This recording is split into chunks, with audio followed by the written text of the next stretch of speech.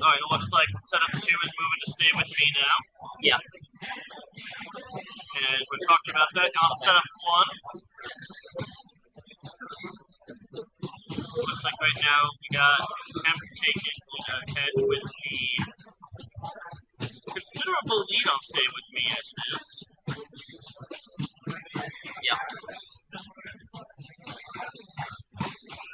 It's definitely the strongest performance we've seen after Sweet Witch Girl was a little crazy. Yeah. Of course, that's just a song, you know? Yeah. Sweet Witch Girl is a song that you... It is in the pack. You either are prepared for it or you're not. There really isn't an in-between on that song. Mm-hmm. If you like swing, it's amazing. If you don't, you feel it.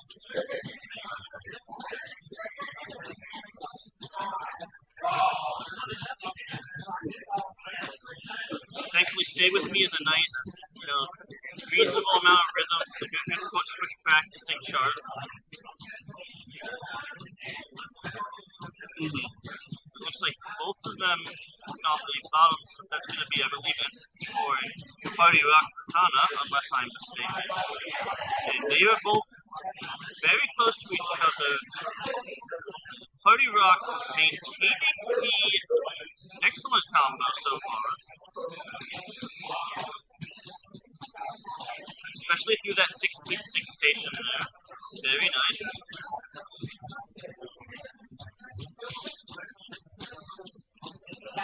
That one's at 64. Ah. Yeah.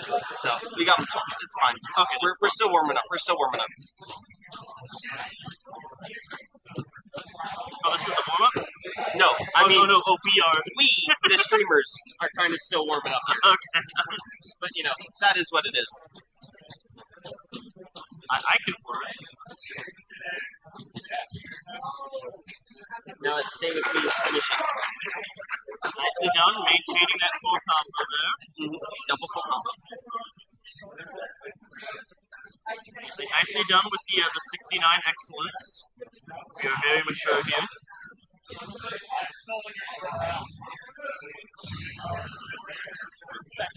Also,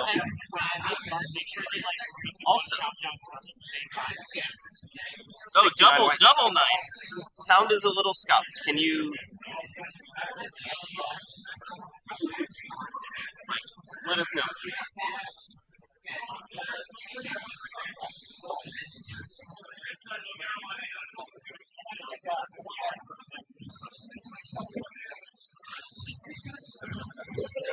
I'm hoping it might have just been because both setups were going off slightly different times. Yeah. Future songs, it should be a 3, 2, 1, go. No game sound.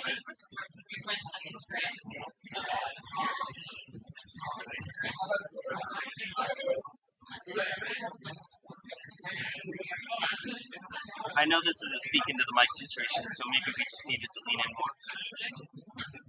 Well, also, if there isn't any game sound, I need to double check that. But as it stands, our current standings are N64 and Temp tied with 7 points. Party Rock Katana with 4. Little DC still has a chance to make us stand, though. Yep, we're only halfway through it. And, a big part of tournaments is adjusting to that.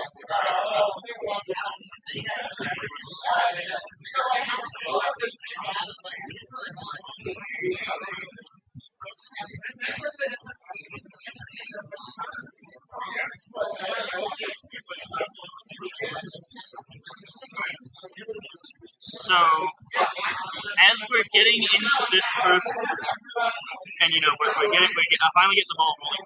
What are you looking to see out of the plays so far? What are we looking to expect here? Well, when it comes to whoever is the most practiced, it's always a matter of, are they ready for the things that are going to stay in their card draw as they move up? Have they looked at any of the tier 4s? have they seen anything that, are they prepared to move on and move forward?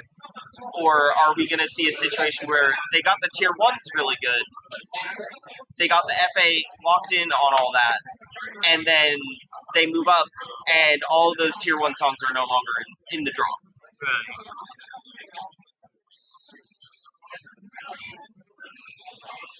Because we have 10 tiers here, but they pick up very quickly. Yeah. Even as low as tier 3, you're gonna start seeing some mod charts. Even we have some mod charts. I want to say there's one as low as tier 4. Lala's in tier 4. You could argue Pleasure Seeker has some things resembling gimmicks in tier 2. And the other but they're much more tame. The thing worth noting is that this is an M mod no C mod enforced tournament. No C's allowed. None of them. You're allowed to use M mod. You're allowed to use X mod. If there's another type of mod I'm aware of, you might be able to, but I don't think this engine supports it. I mean, we are on Z mod, so Yeah. Okay, fair enough. I walked into that one.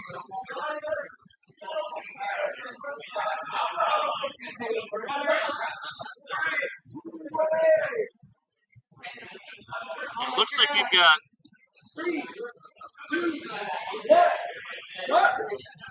about to fire it on Chase the Light. You gotta be pretty fast to do that.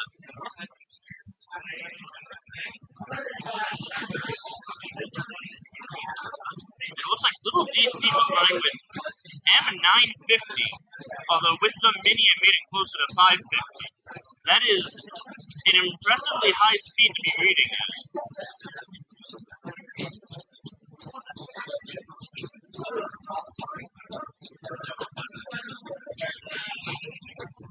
It is, but in the jack heavy parts, sometimes it looks like we're just trying to keep up. Yes.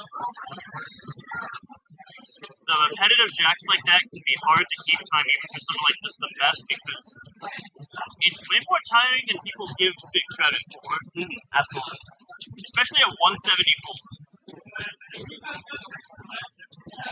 Right in the middle.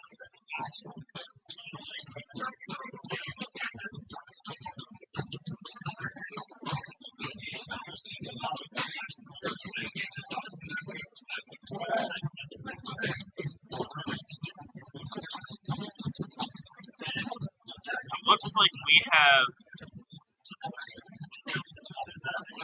got Party Rock maintaining their combos still. Maintaining a fairly sizable lead. We've got everybody else though is still a very valiant effort. Yeah, this 88, 92EX is running away with it a bit now. And we've got, I will say it is, nice, excellent combo.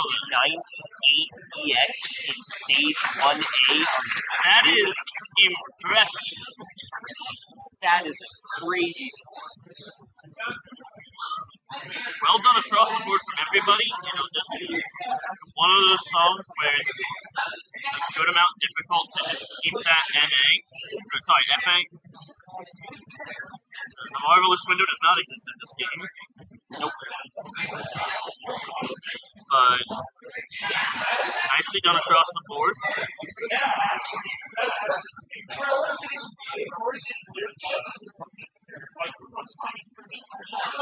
Oh, all audio is going through a random line. That would explain a bit. That's really funny.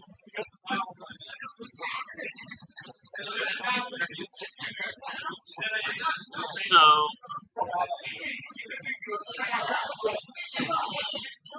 something that's a little bit interesting is just seeing the options here. M950 with 80% MIDI. That is tiny. It's a little crazy. And then, I guess it's not that crazy if it's what you're used to, but it certainly is impressive to see, especially considering right next to it we have M625 -10 MIDI. Yeah, the -10 MIDI. That part's funny. You don't usually see negative mini used seriously.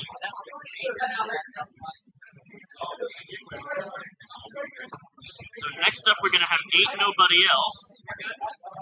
One of my favorite warm-up charts.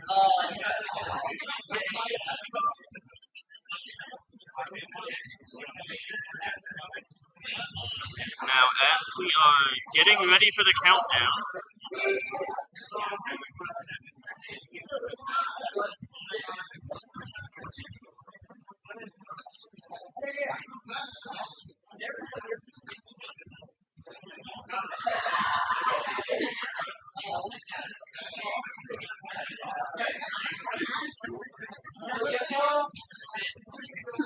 so with this coming up now, the thing we gotta be aware of is. Oh, we're getting ready to start, so we can hold off on that discussion. Alright, Ain't Nobody Else. But you. Pretty basic, just crossovers. This is, I believe, our first. No, Sweet Witch Girl's name, right? Am I misremembering that? Sweet Witch Girl, I believe. So this is our second 8 of the event. So we're gonna see a pairs tick up in the difficulty compared to the past few songs. Chase the Light is actually also. Oh, it is? Yeah. Well, I apparently cannot read. I'm cheating. I'm using my eyes. Ah. Oh yeah, you were a fair bit close to that one.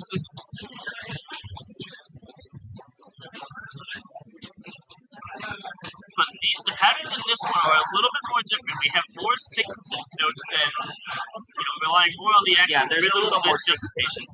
more on the rhythm than the speed. As we see, there seems to be tripping just about everybody up in varying amounts.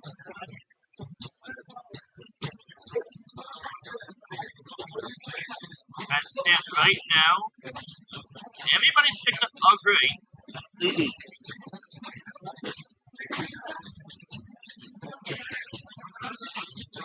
As it stands right now, I believe Temp is currently, though it's going back and forth.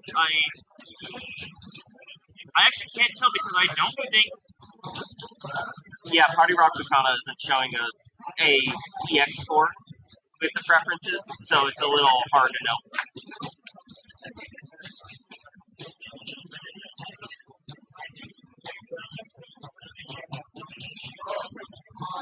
I guess just by going by the blue count, though, Temp is really far ahead.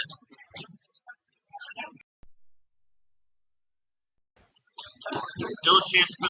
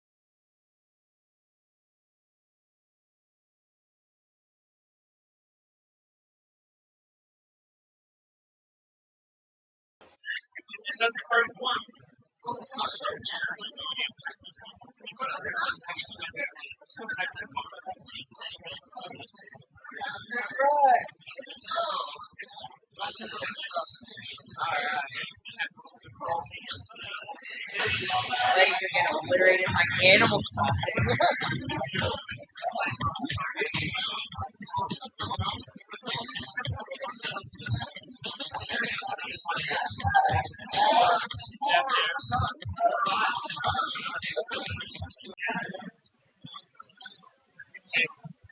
I think we just got it sorted out. We gave up on anything.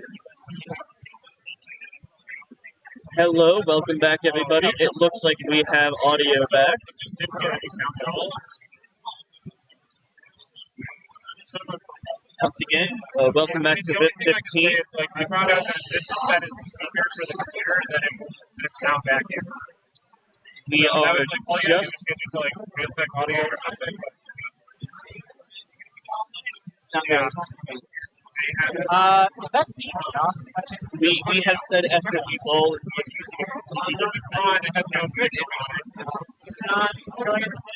That's what we're working with. That is how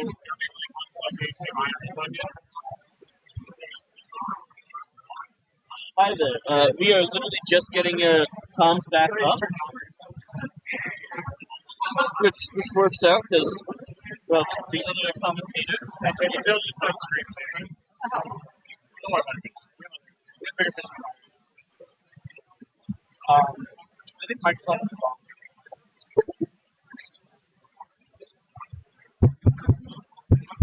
That is coding over. There, it's on now. Yep.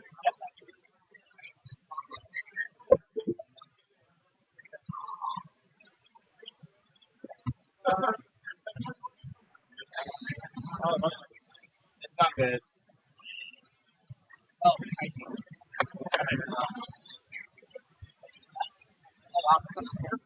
I think it's like a cheap like a mic. I think when it's like we move it plugin.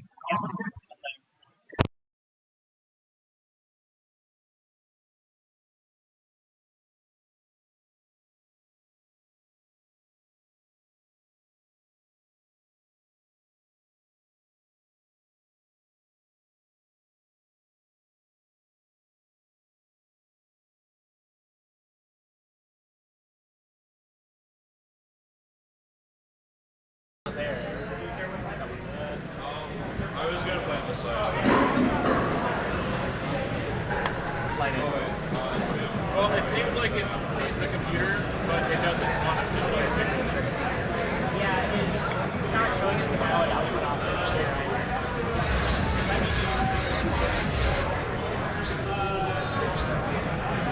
I think I'll be able to get it. We at least have audio and a screen, which is better than we have.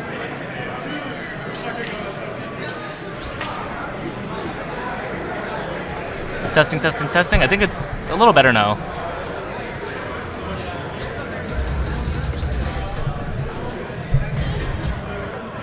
I walked away like a hundred times, but I just went to eat.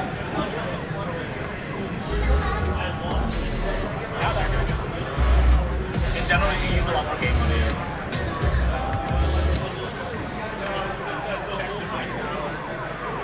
It's like it doesn't see the connection.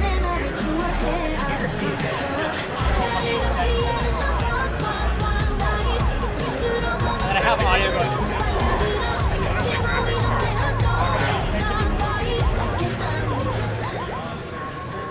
I come here as an attendee, I still gotta work.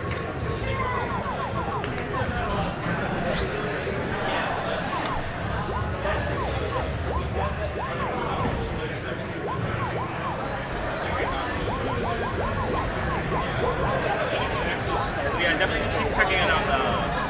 Like on your own. Preferably with headphones.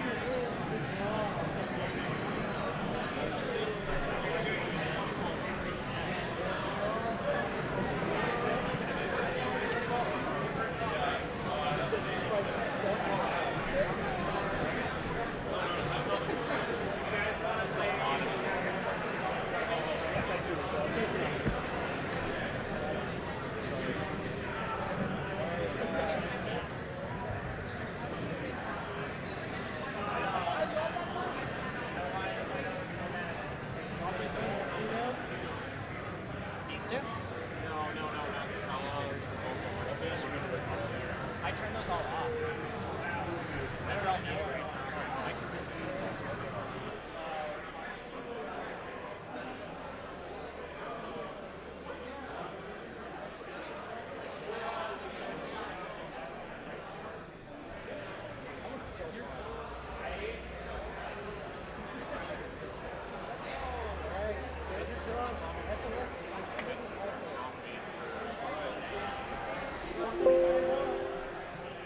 That's why I like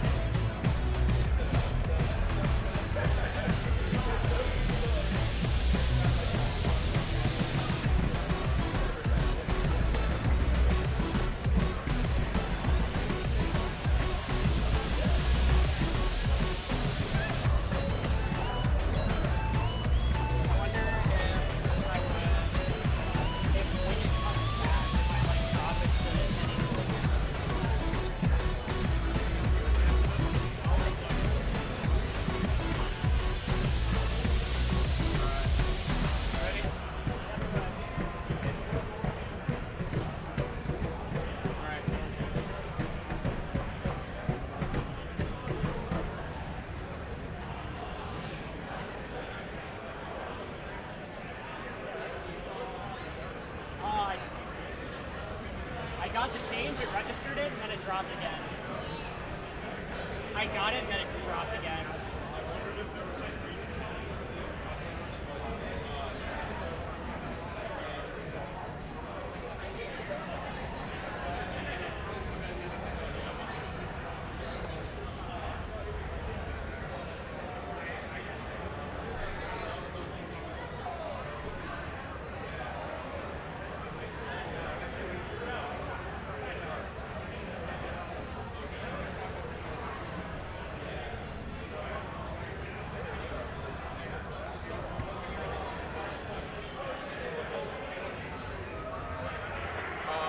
Yeah, I guess the only other thing is I could try to get a laptop up here and plug it in. Yours is just like mine's a big one. I do.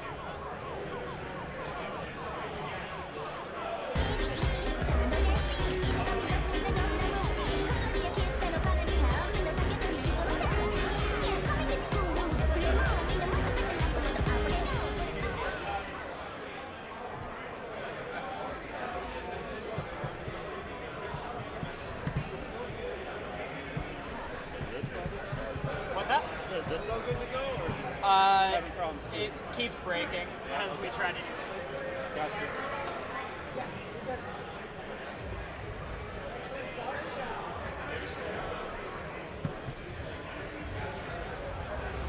Here's the cable.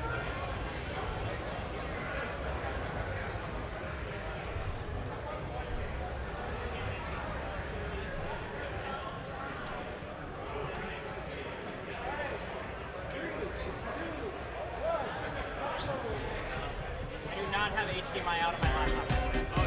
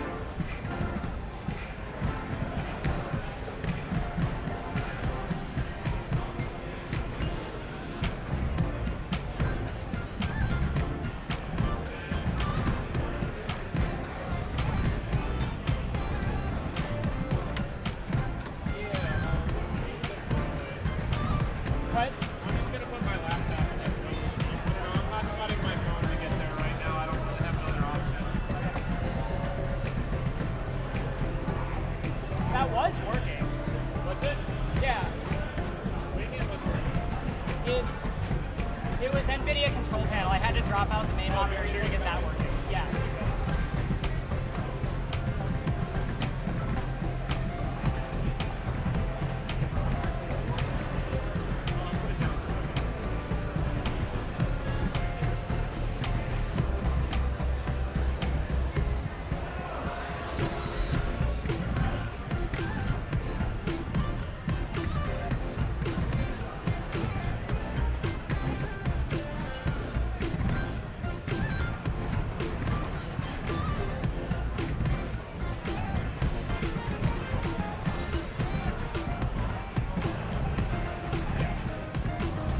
Boys, we're good.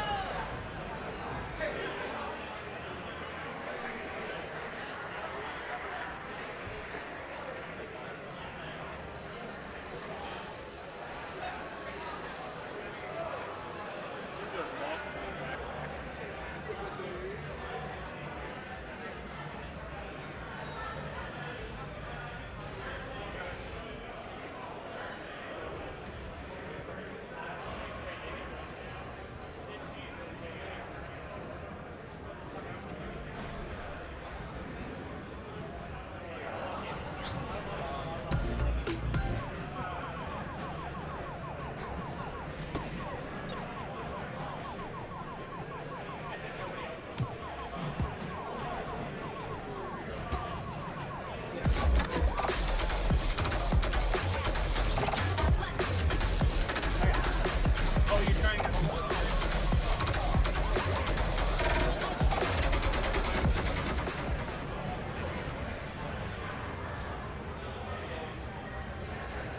Okay, jank is fun, but I think everything is there. Okay. Where is the second? Oh, geez. Are you?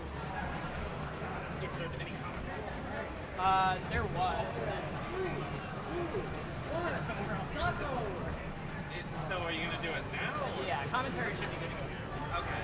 Oh boy. So to get everything back in place. Do you want me to get there? I don't know where we are in the commentary technically. I'm here for it. I'm here for the commentary. It's just like you're trying to do it. I'm running CNC over there. I'm looking for photos real quick. Or actually, I am not a bracket. Yeah, so that's different. Barry. Right behind you. I think we're good. I think everything is ready. Yeah, if you want to start commentating, go for it. He's all live.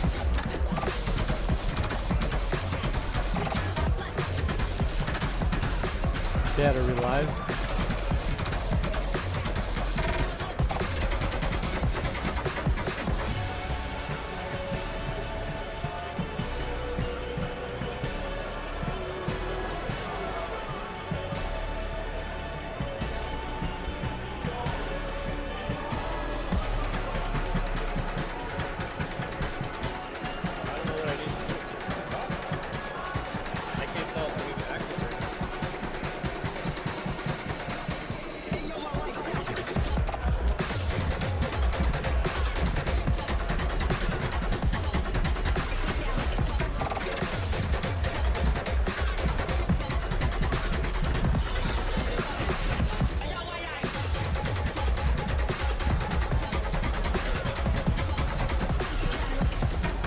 Okay, I've seen something that's commentary is live.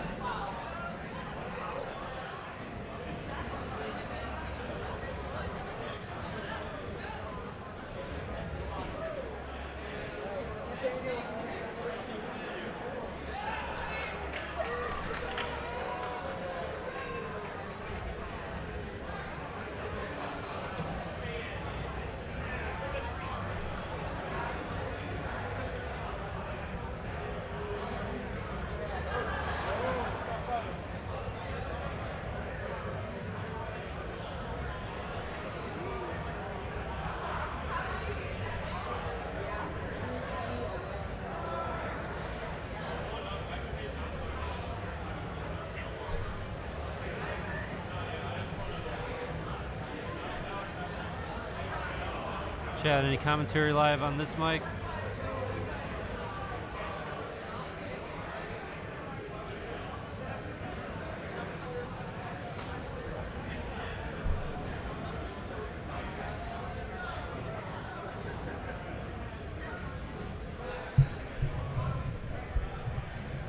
All right, this one's live. Hello, chat. There was a lot of behind-the-scenes work here. We're pretty far into one of the pool 2 sets here.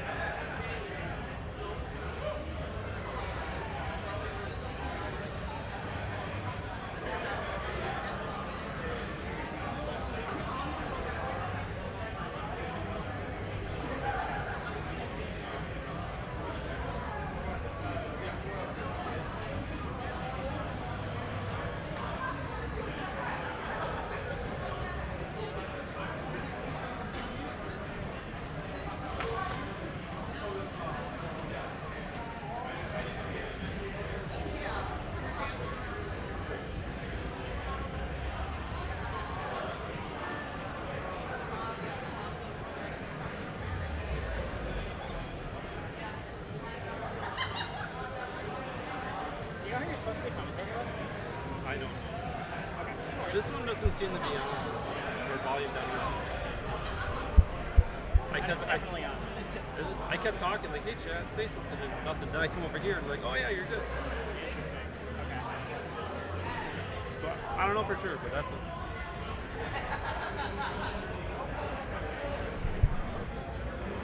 This one was good. They were answering me on this one. Because I tapped this one immediately. Yeah, that's reasonable.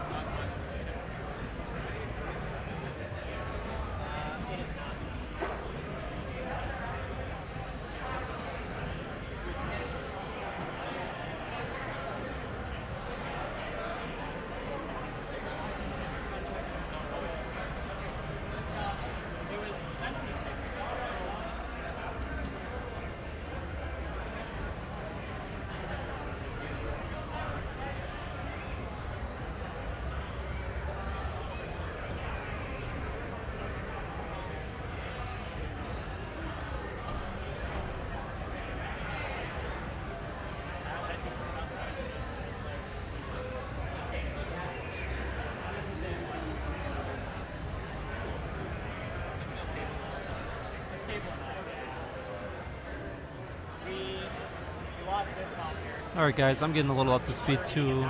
From what I'm gathering, we finished pool 2A now.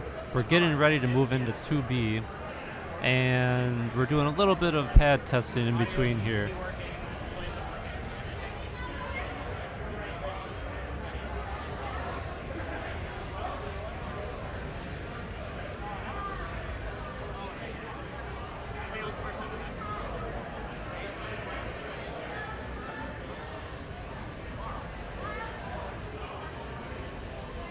Did not get a hug earlier, I don't think. No, I tried to salute you and turned around and walked away. Oh, sorry. It's okay. Do we have commentators right now? Oh, do we need another one? There's someone else scheduled, but I don't know who they are.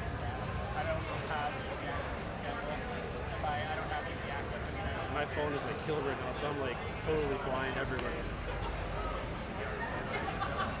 We have too many stab channels and too many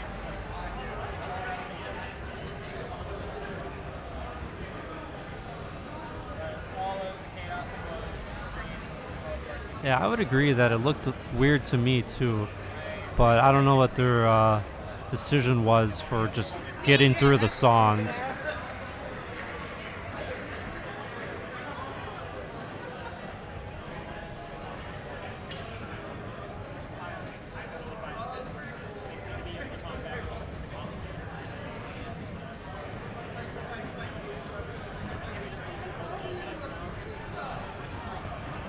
If ITL's tomorrow, I hope we can put it on one of the setups here and start.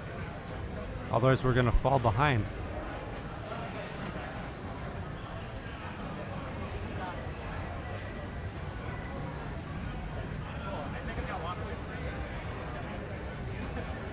Yeah, I don't know if Sopra was bringing up the pad or not at all. I mean, some of those were pretty significant miscounts.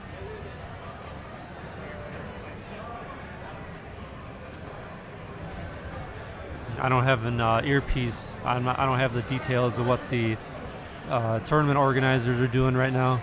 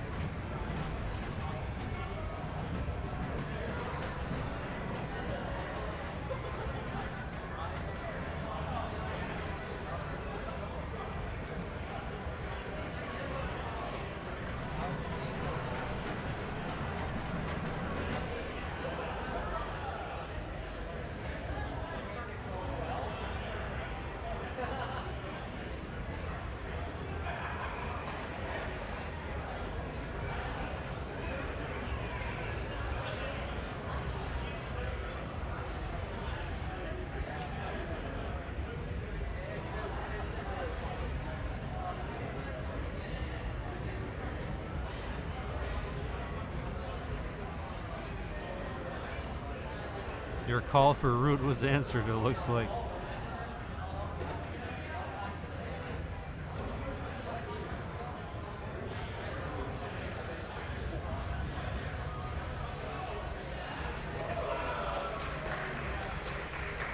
We're doing pad maintenance. We got nothing to do.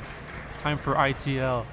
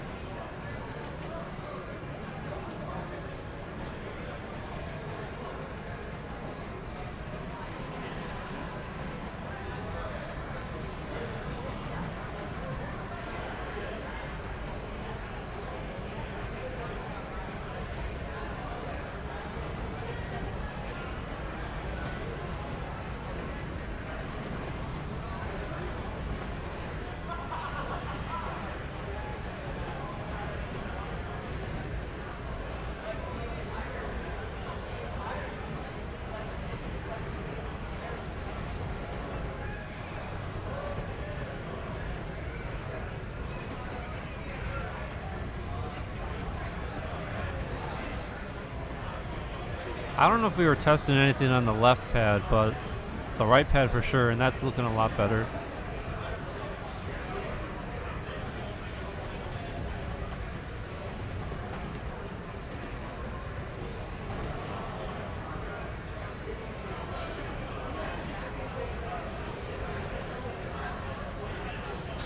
Hey, Famos.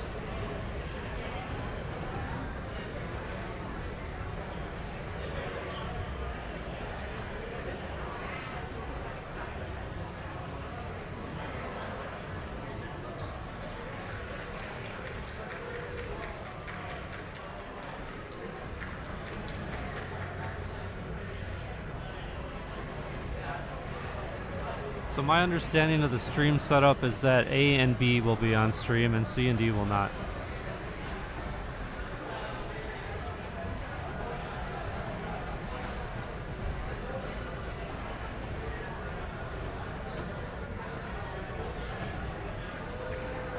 Because we are running 4 setups at once for singles.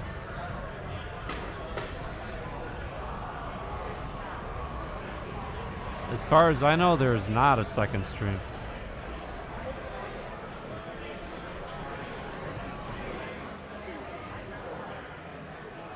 Staged.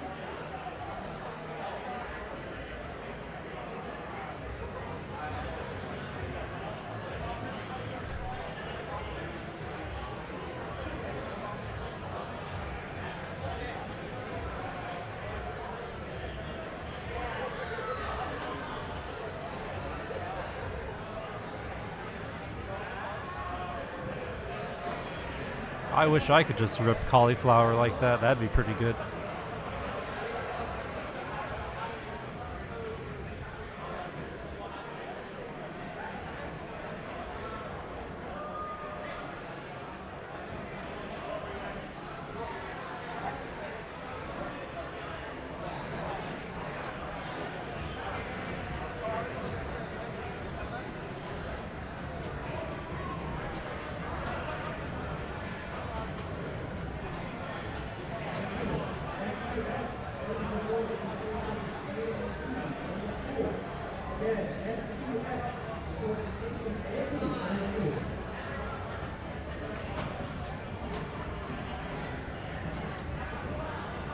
Hearing calling some people over on the PA, so I think we're getting ready to actually get into 2B here.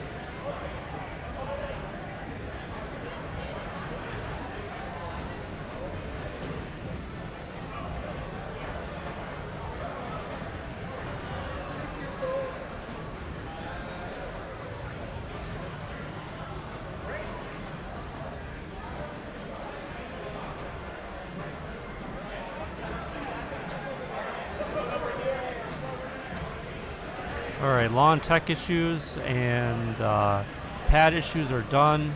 So to get everyone back up to speed, here, this is Tori, aka T-Money, as one of your commentators. We're getting ready into Pool 2B. We have our other commentator here now as well, if you want to say hi. Hello, it's CJ, aka CJoda. How's everyone doing? Hey Chad, is that Mike live? You didn't say anything when I tried earlier. Okay, see, you guys were just ignoring me. Shout out to Nate. Shout out to Root.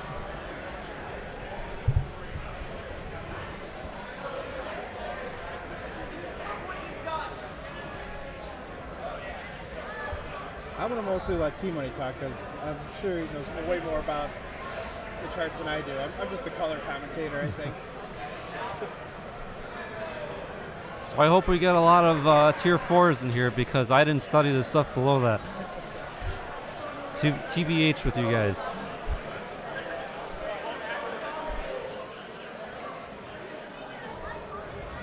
It's still there. Still got our wrench over there. I didn't know we had a load-bearing wrench there. I thought that might have just been to adjust the feet. No, that's structural.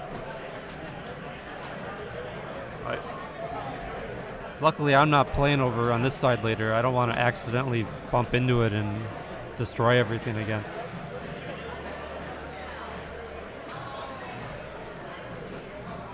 We got some players coming up, so it's probably warm-up time.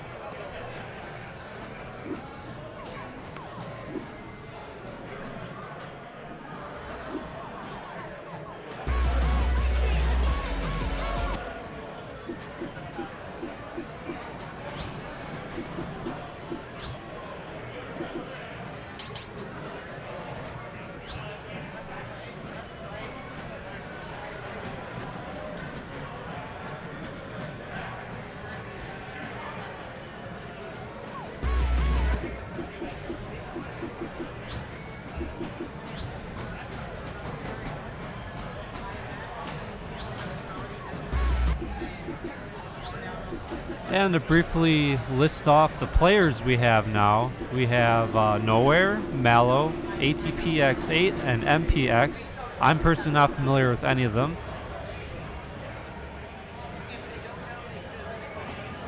Nowhere streams quite a bit. I think a lot of people recognize Nowhere. Very energetic person, very nice person. That's always good. I believe MPX moved up from the below pool.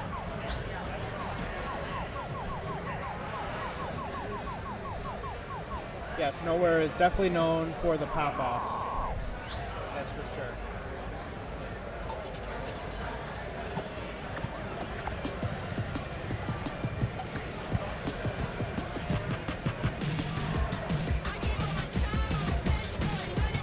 I don't remember that, but I'm going to trust that you know what you're talking about.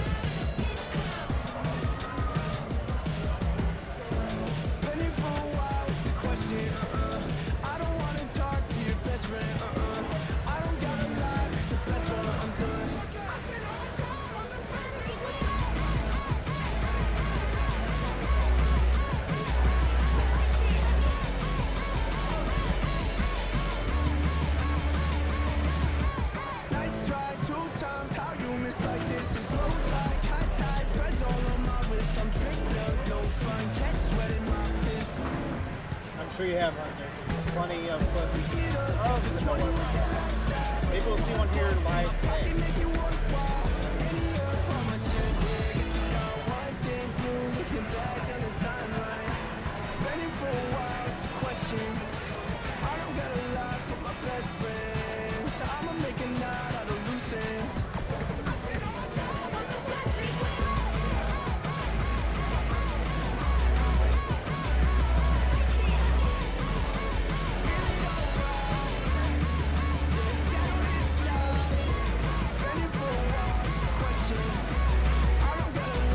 As soon as I find that ICL button, I'll be sure to put it. I've searched so far and come up empty-handed. So, not sure if it might not be here. It might be somewhere else as a decoy. I don't know. I also don't know what it looks like.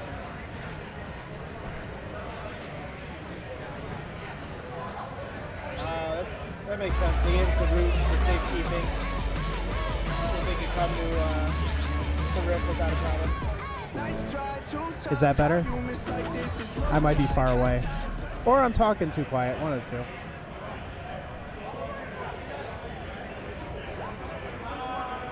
Yes. Well, it wasn't a yes or no question, I don't think. Was it? Maybe?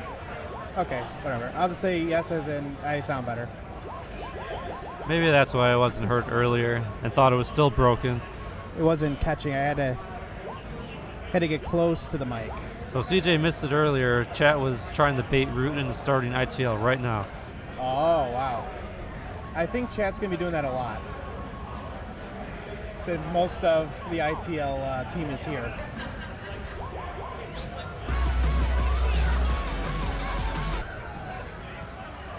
All right, so we got our card draw. I don't know. I do apologize for the quiet mic. I wasn't close enough.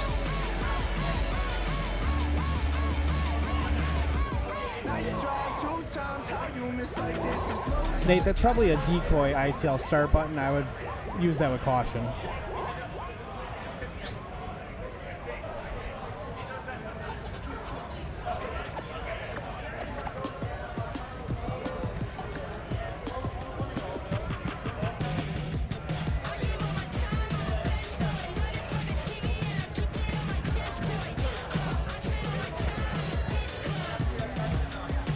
Well, and that is the end of Nate, as we know it. Don't hit the ITL button. Boy.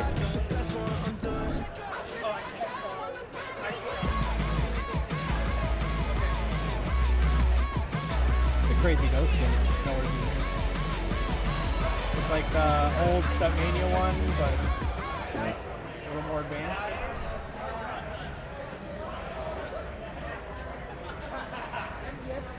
I think we're doing a quick check for some other setting.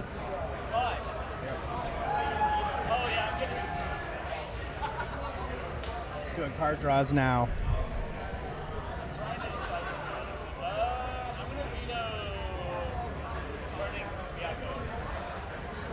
Now, if I'm remembering right, and for people who don't know, we get a 10-card draw, and we all 4 of us veto 1, and then we're left with 6. And that's what we're playing. No protects or pocket pick shenanigans in this.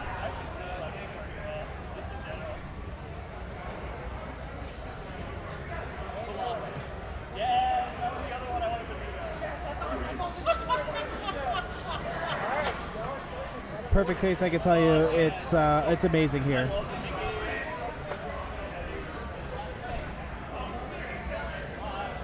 Some of the players sharing sentiments about vetoing certain songs. Like, yeah, I wanted that one.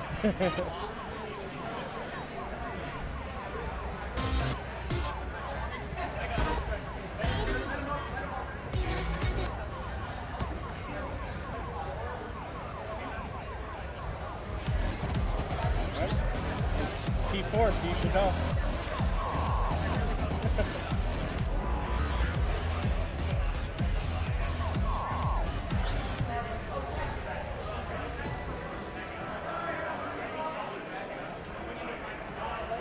Oh, jumped the gun a little early, so we're going to try that one again. Because we're staying in sync between 2 cabs here, so all 4 players can go at once.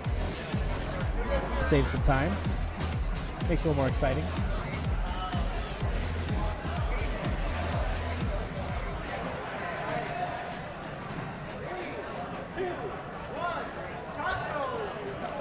All right, here we go.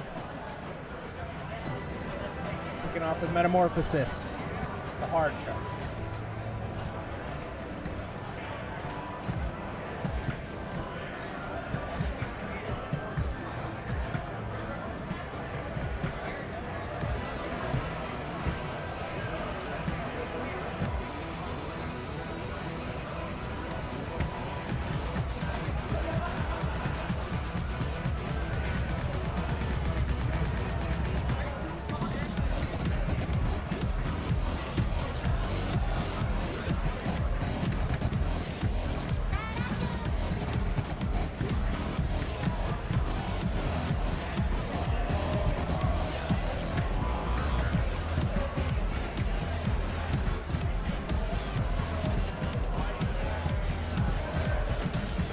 Seeing some rhythmic parts and some of the speed gimmicks starting. Another fun fact, for those who don't know, in this tournament, it's a Force No C-Mod tournament. So most people are going to be on M-Mod the whole thing. You gotta be really good at reading those gimmicks or studying those charts in advance.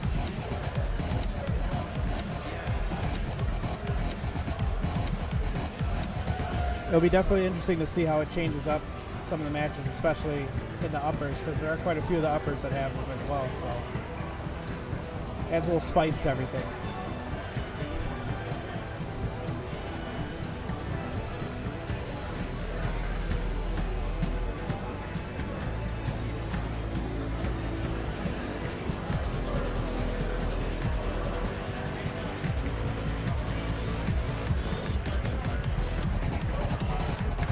Had a nice gradual speed up there, getting back into the 16th notes.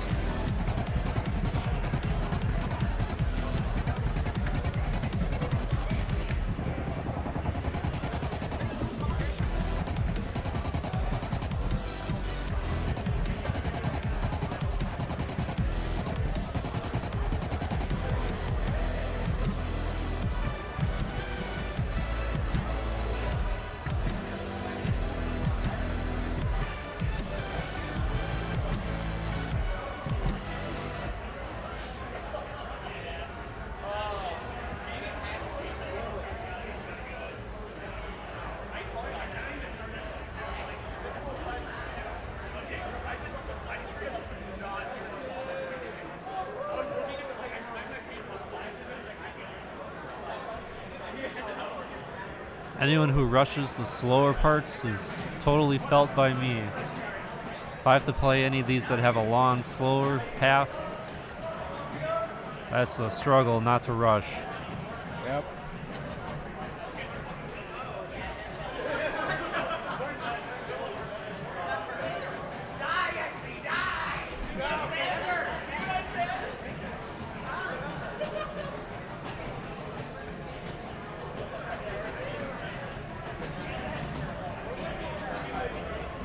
So a good start to the set, just a few percentage points between everyone. No total runaway.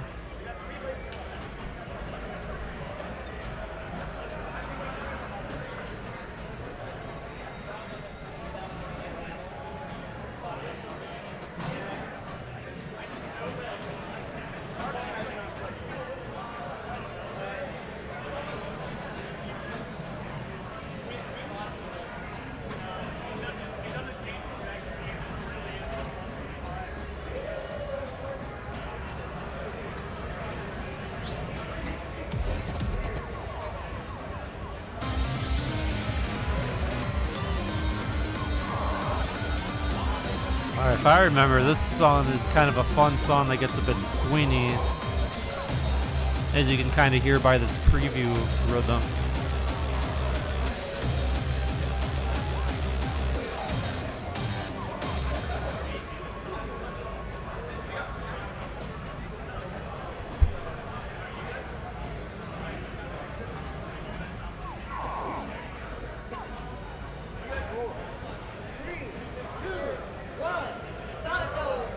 Oh, we got the better sync this time.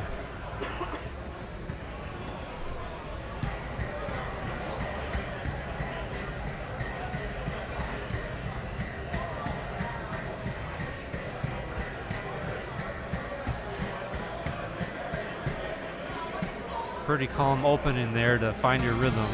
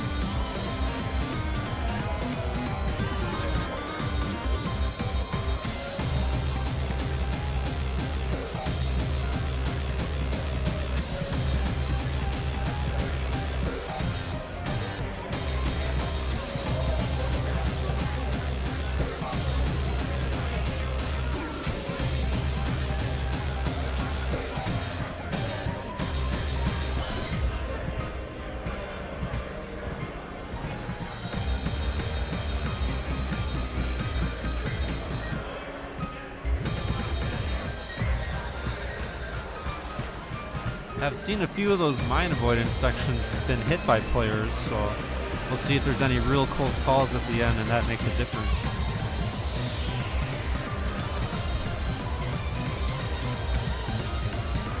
I think this song goes way too hard for what the name implies. Like, it sounds like it should be nice and happy.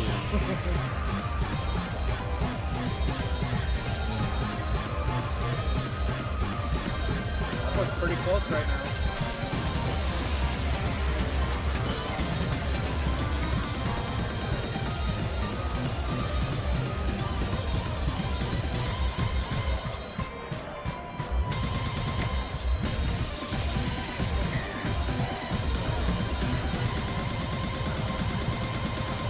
Longest roll in the universe. There you go. Oh, and some more mines. Some of those scores are pretty close. Let's see.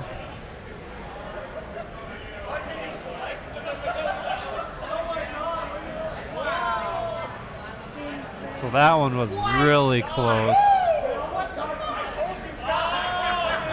Very, very close. Top left and bottom right, 0.02.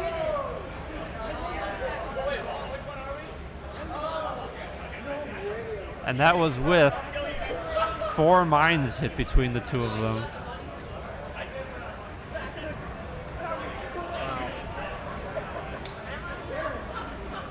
That was very close.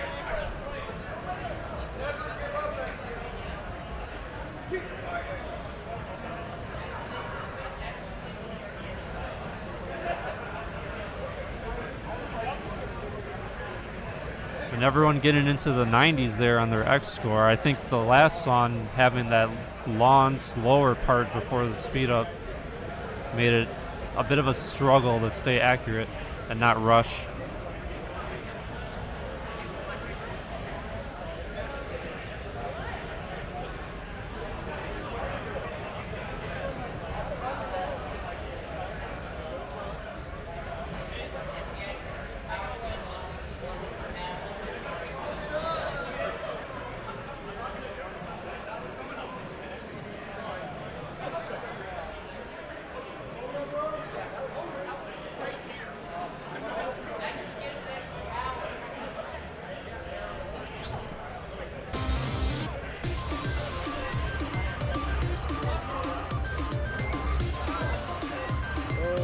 Some crossovers.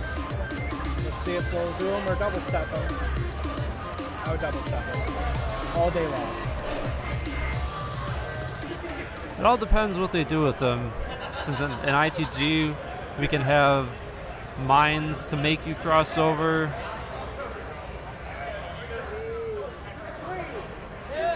Oh, it's going to be out of sync again because only one was in the options.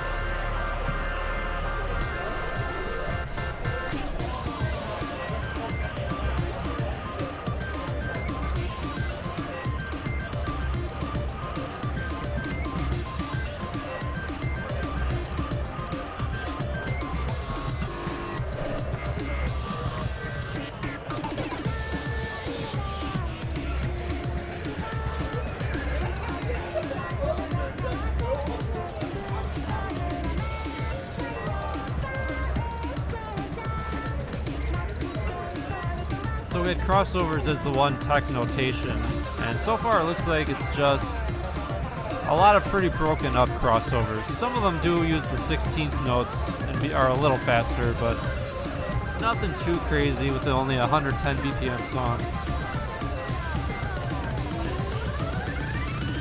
So you gotta keep an eye on your favorite players and see what they're doing.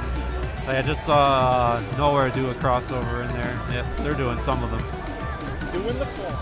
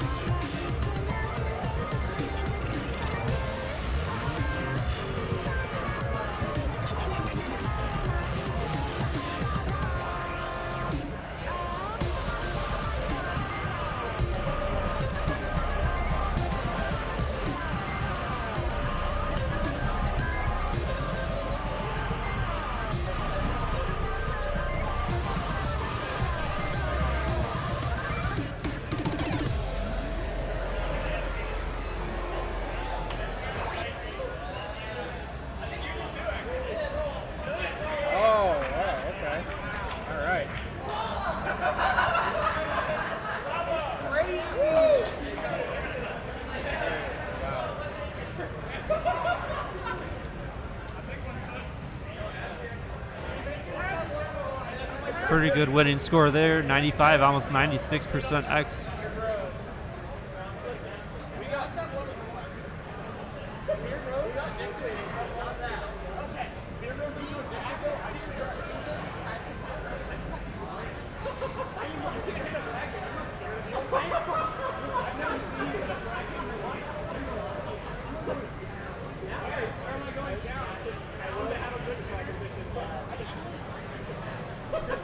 I think the competitors are friends and are arguing about bracketing.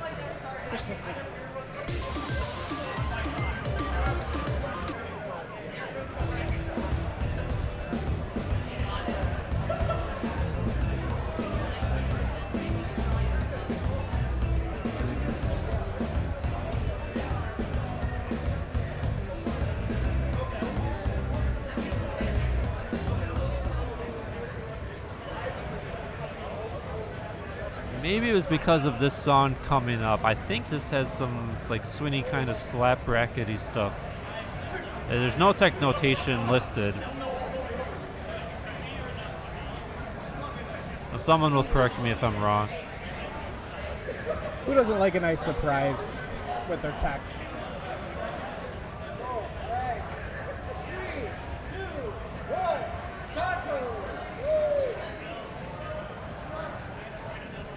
It has brackets? Okay, I'm remembering sort of right.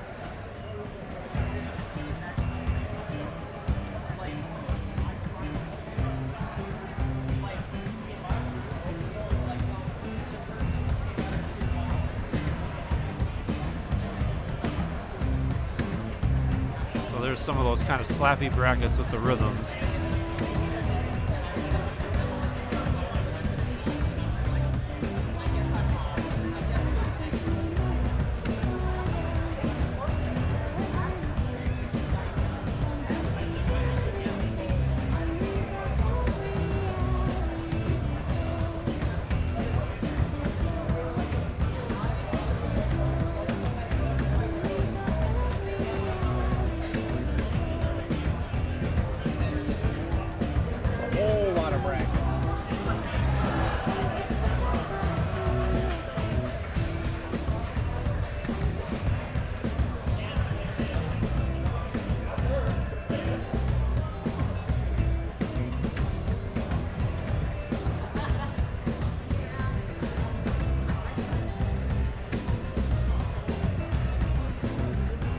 Definitely a test your bracketing, and if you can handle some pretty fair rhythms, since it only goes into 16th notes.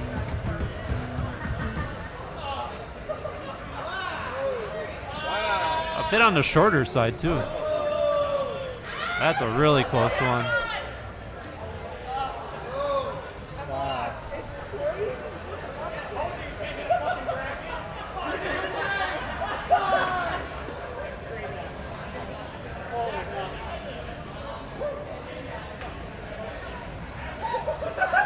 So you can't see it on camera, but all four players kind of meet in the middle and realize what everyone got as their scores. So it's kind of funny watching them meet in the middle and react.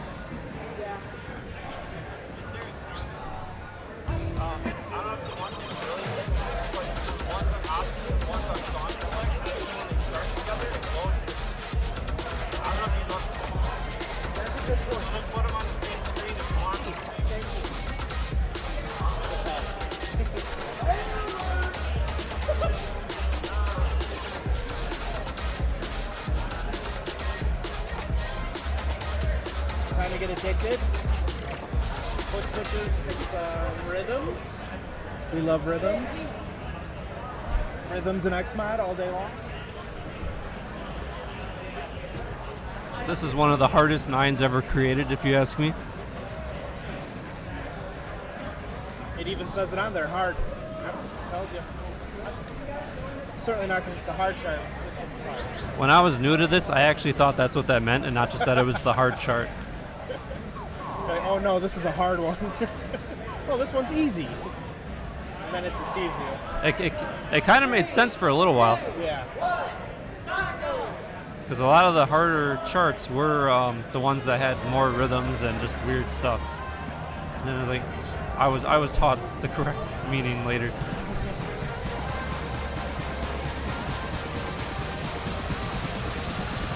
From what I remember, there's a lot of nasty foot switches in here. There we go.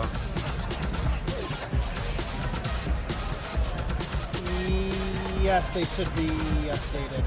Yeah, those should be updated. So ATGX, I think currently.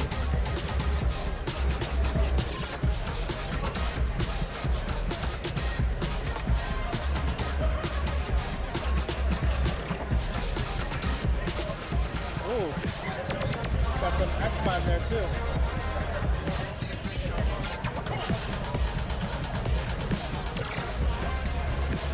I know that some step artists will not mark X-Mod because they don't want people to run away from the chart. So that could be the case here. Got to be on your game to get those up foot switches in quick succession there.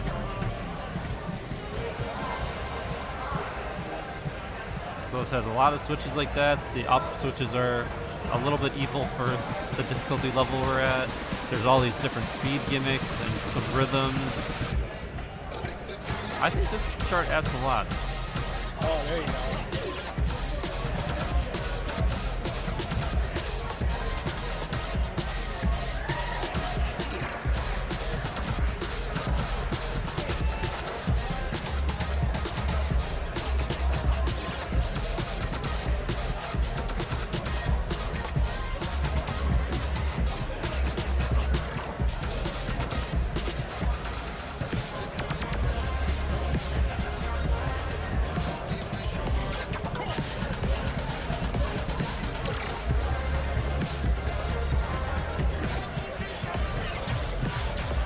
Oh, even a few Skittles in there.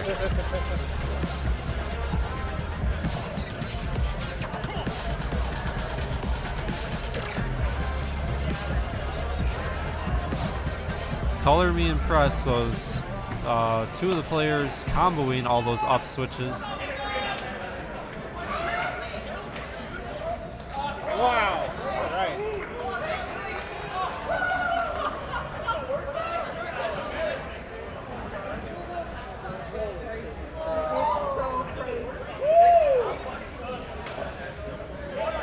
To be this close this early, it's some good pool creation done.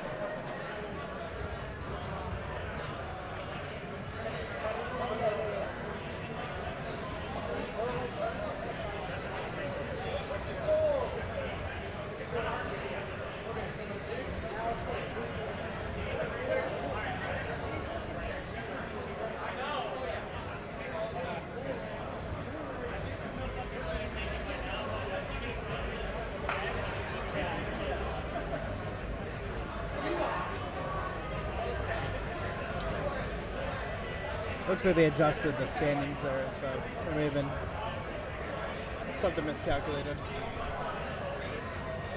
We're good now.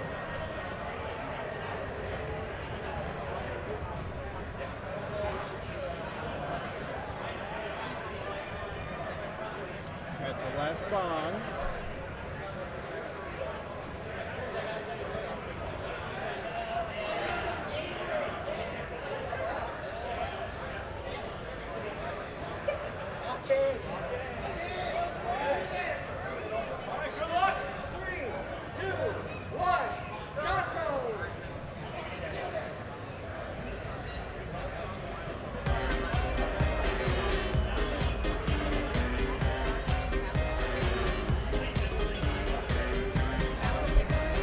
Very true. Maybe we should encourage that more.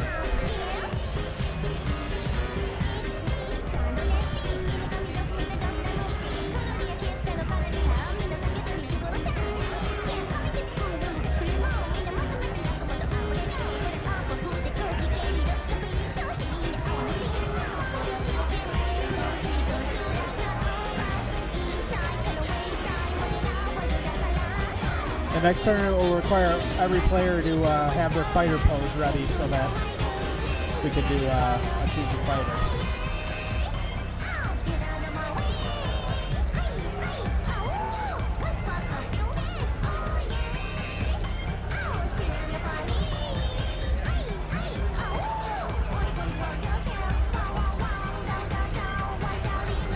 So it looks like for this song we had a bunch of jumps and a bunch of different rhythms and even something going beyond the 16th notes and these other off-colored arrows, so some more precise rhythms. All players doing good. Everyone has a full combo.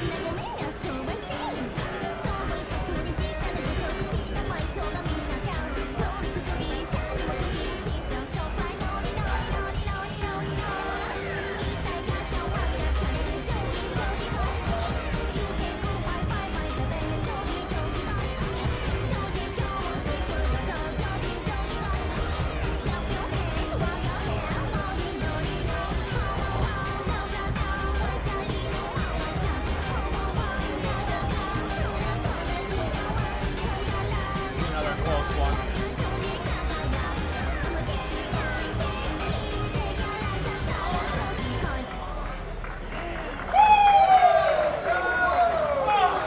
Wow. Nowhere takes that one.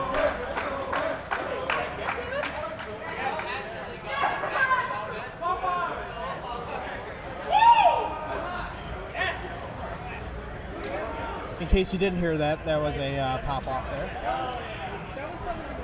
Sure you did though. Whole pool's popping off and shaking hands and hugging it out and everything.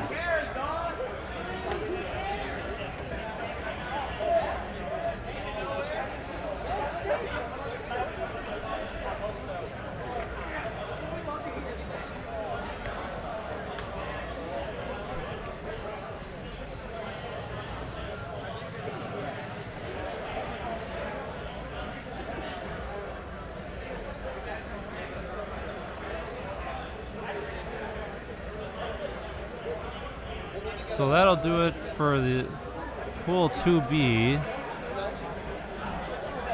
which means we might be moving on to 3A over here once we're ready.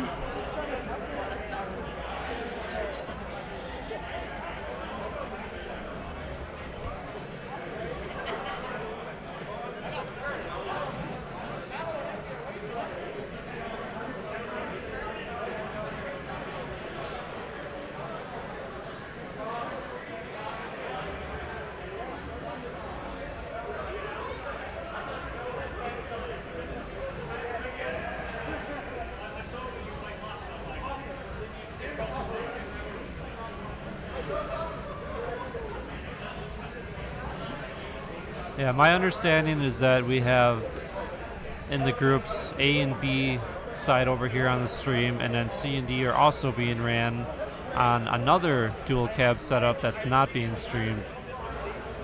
And then that handles the entire group all at once, or in two sets.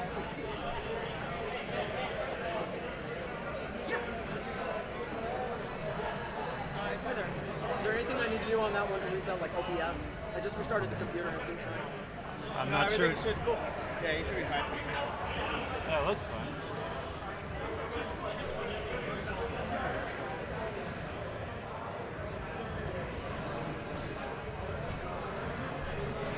You jump it on? Yeah. Okay.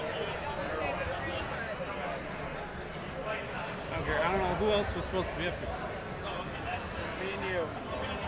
Yeah, who was the other coming up? I think yours is shorter than mine. I don't know if you have. Oh, mine was coming up. 5, so Oh, was it? yeah. So All right, Tori, aka T Money, heading out of here. Thanks for my listening to my scuff commentary. Be playing off stream, I think, later. Bye bye. I'll still be here though. Don't worry.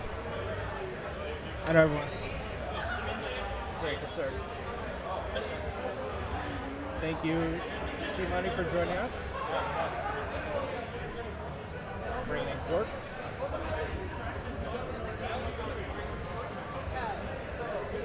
I am not competing. I just came to hang and help out. So you won't be seeing me playing, unfortunately.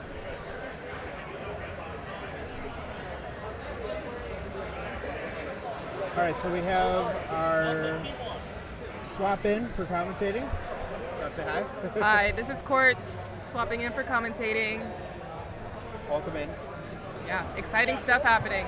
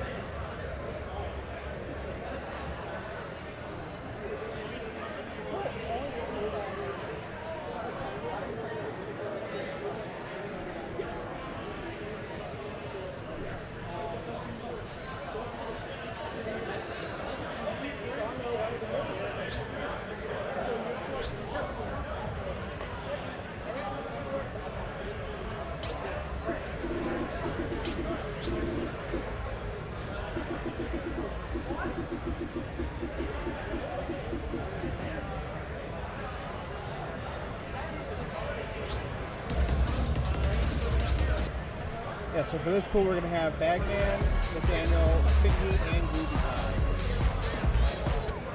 This is 3A. Could certainly be wrong, though, but I think it's 3A.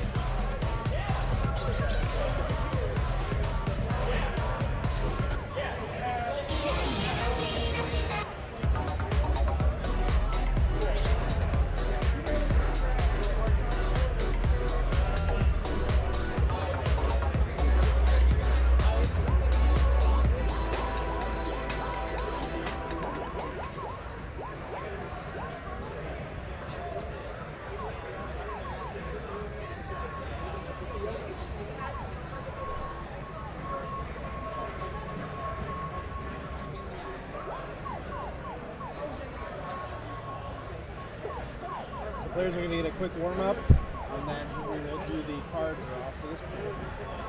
Oh, I already see a soccer note skin. That's going to be fun to watch. Oh boy. That would just distract me, so that's brave.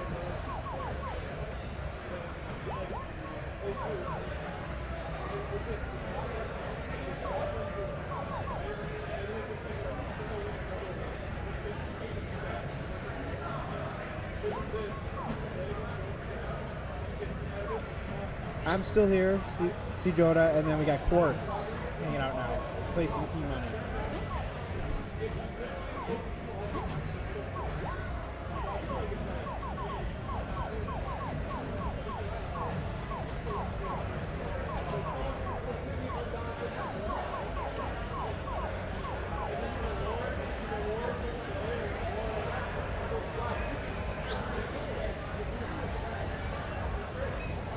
Here are electric.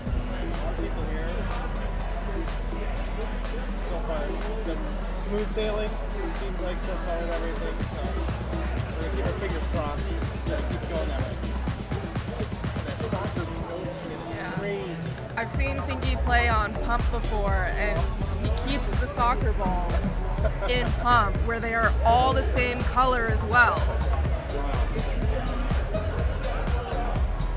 They even have an animation on them. They look too much like the mines. They gotta make the mines like squares or something. Yeah, cue all the ball jokes. Get them out of the way now. Get it out of your system.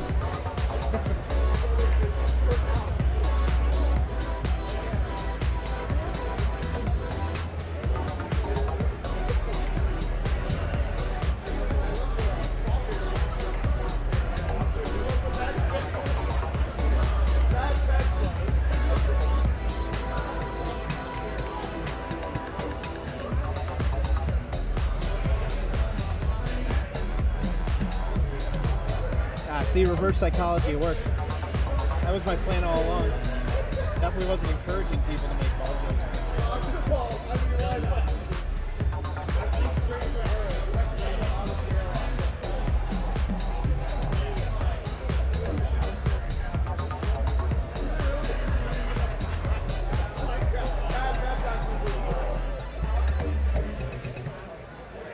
Alright, looks like we're done with the warm-up song, so players will go into the card draw next.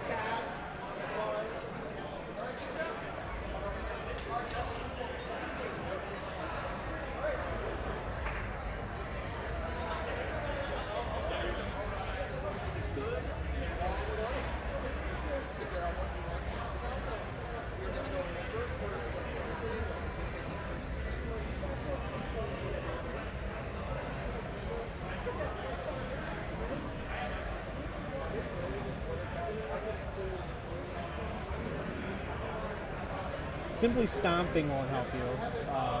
Certainly, with other things could help, but otherwise you're just being loud.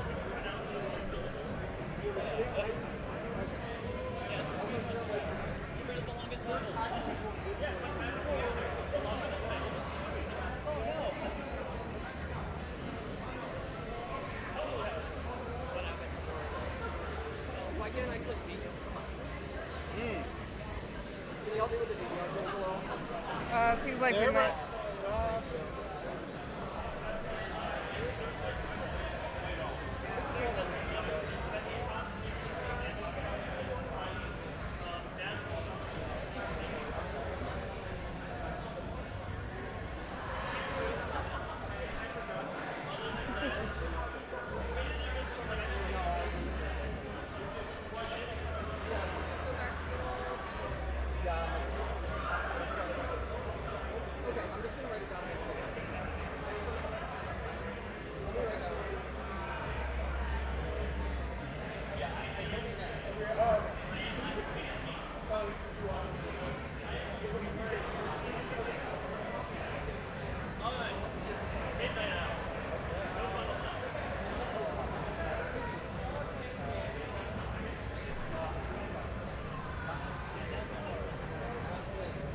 Seems like we're having some issues with being able to veto the songs in the card pick, so Drillbot is just going to write down the picks, and then we'll see them pop up on the screen as the players get to them.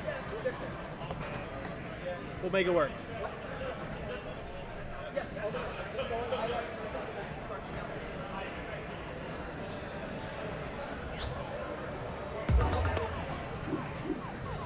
Alright, first pick looks to be Surface. I think this is the higher BPM song in this tier.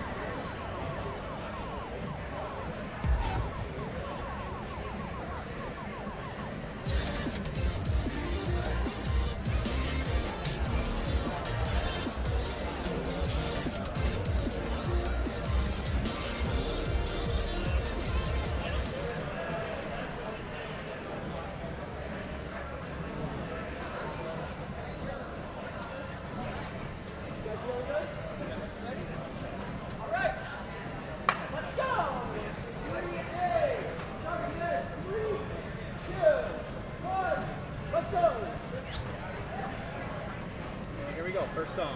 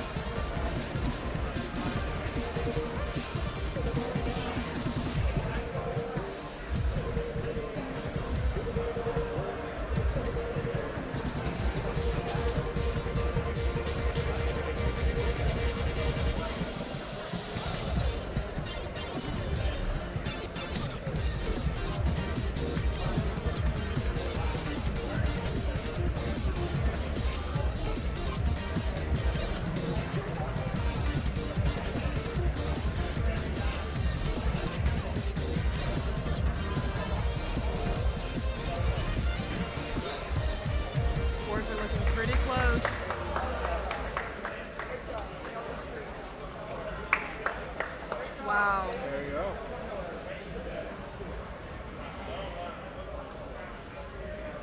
Very close. Looks like that first one goes to Fingy. Yep. Great job, y'all.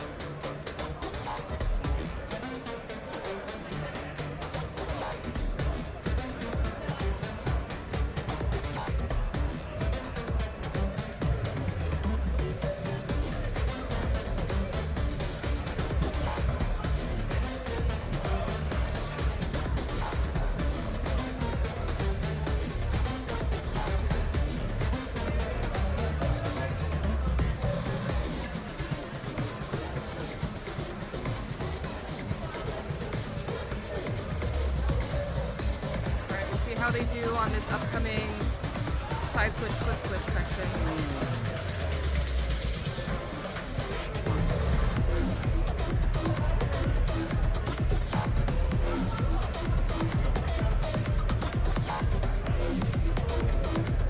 A little bit of scroll gimmicks sprinkled in there too. This one definitely feels very opposite to the first song. Yeah.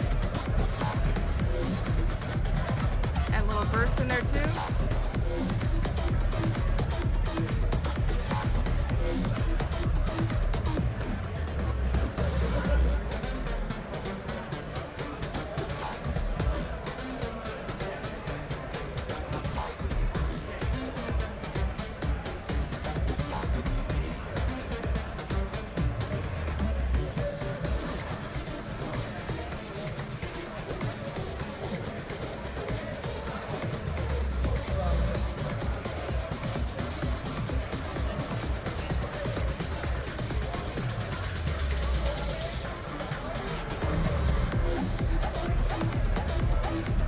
Seeing a couple mines getting hit.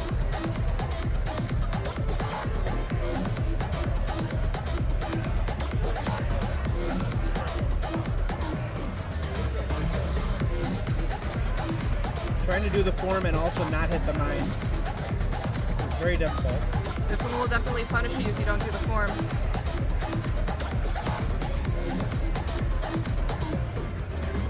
But as close as it gets a forcing attack.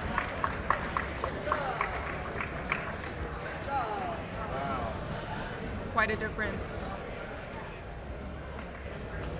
I think that still goes to Fingy. That's 2 for Fingy.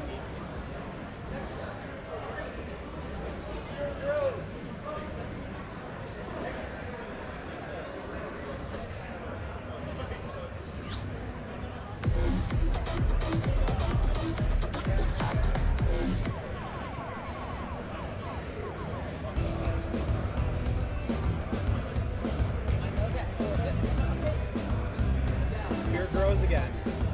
I know.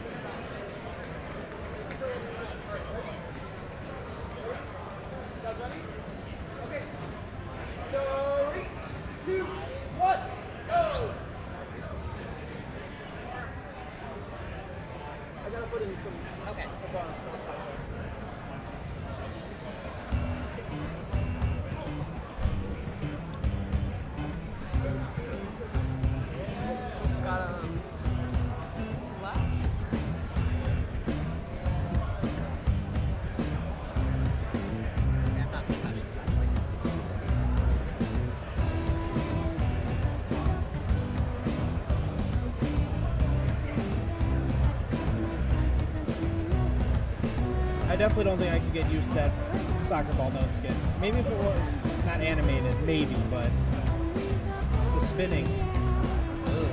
Makes you a little dizzy. Yes. Yeah. I think what's extra crazy is I've seen Fingy play with same color white and black soccer balls on pump doubles. Oh, wow. And I think the most common question is, how do you do it? I still don't understand. There must be some secret to it. Yeah.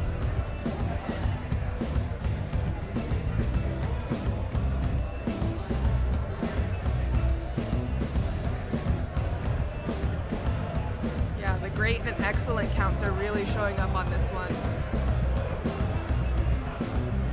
It's a tough bracket chart, especially for a 10. Yeah. Ooh, 2 full combos. 3 full combos.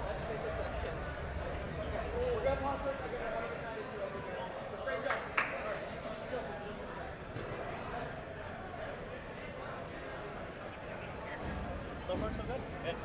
As far as we know, at least. I keep trying to watch the stream on my phone, but I haven't been able to get it to actually load. So I So don't. it's not working on the browser. Like if you're trying to watch it through like a web browser, it just like won't work. Like just all of Twitch right now? No, well I didn't try other streams, but when I was trying to do it with the ITL one, on the this channel.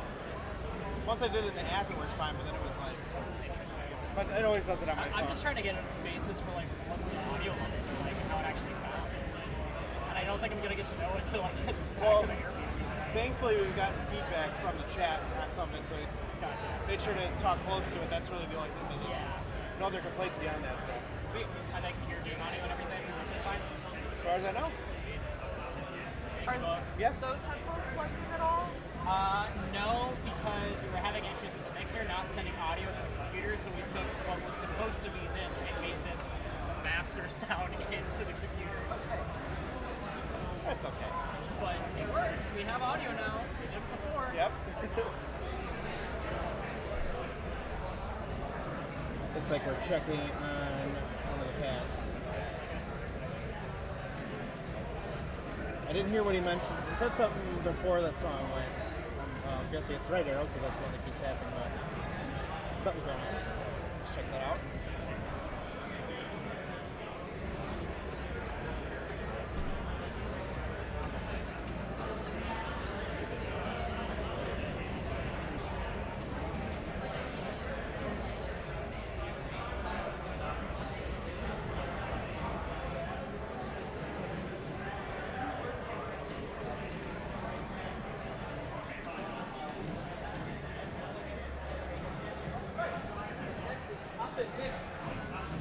All right, looks like we're continuing.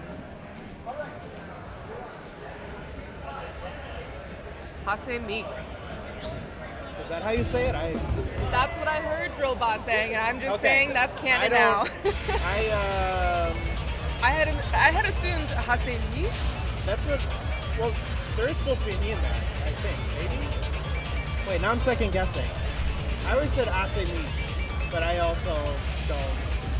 We'll speak go any with what sort we of got. any other language, so I have no idea. We'll have to ask Kyle Ward. He can tell us. Yeah.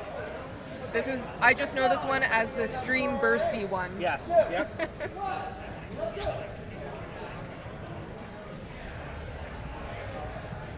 Because this is also in Pump 2, I believe. Right? When Pump Pro was in there. Would not know, but I'll take your word for it. I'm pretty sure almost every ITG song went into Pump Pro, so. Or at least the ones Kyle Ward made, so. That makes sense.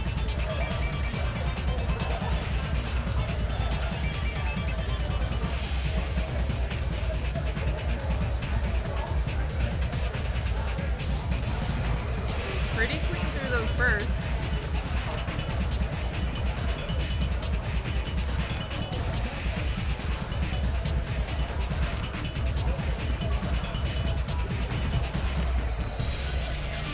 Yeah, I don't know how all that works. I just know at some point it was a Pump song.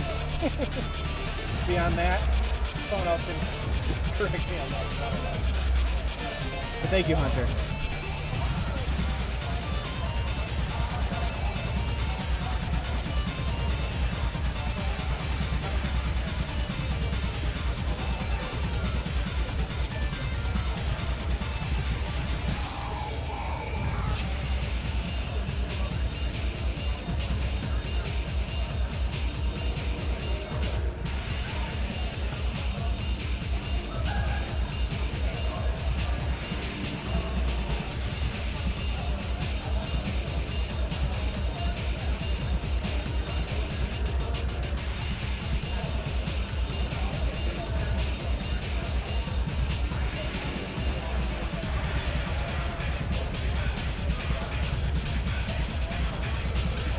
last stretch.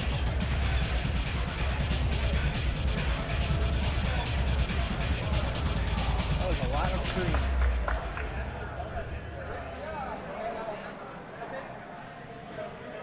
Great scores all around.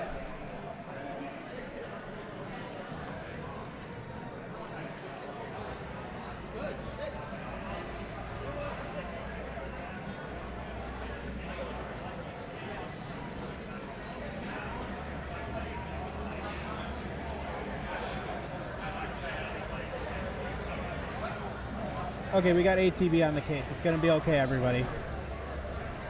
He will take care of it. And agreed, the soccer ball note skin, gonna get him every time.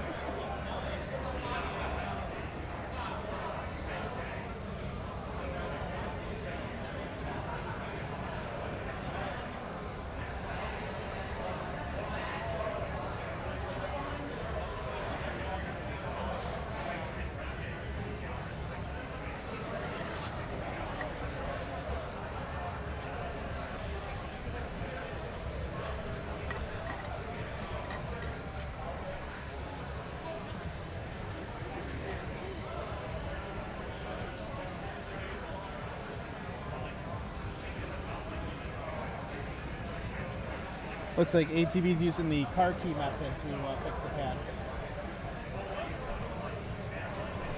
Whatever works.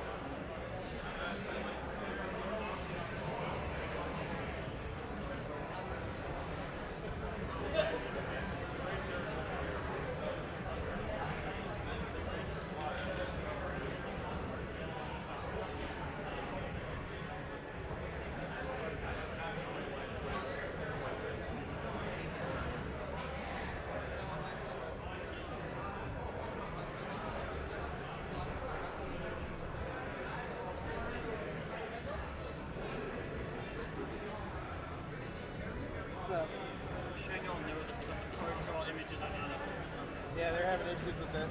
So we just have to wait until you guys pick the song before we know what's the next one. Okay, fair enough. After this, it should be. I want to say it's Juggle. Oh, okay. I don't think either of the two bottom ones got banned. Okay. But I also just remembered which one I banned, and that Hosmich did not get banned. Yes. Yes. Is it Hosmish? I don't know what language is pronounced in, so I can't really be any authority on how it is said. Okay, so Bagman has also confirmed we do not know how to Yes. pronounce the song title. I'm assuming it's Hosmich.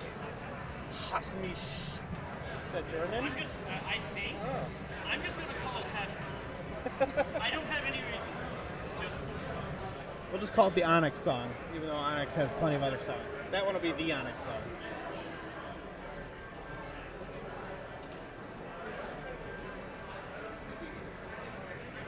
Thingy is so far taking the pool. I believe they've won every single song so far. I believe think. so. And I do think the scores that we have on the upper right across all the songs is up to date. It's just not the card draw that's accurate.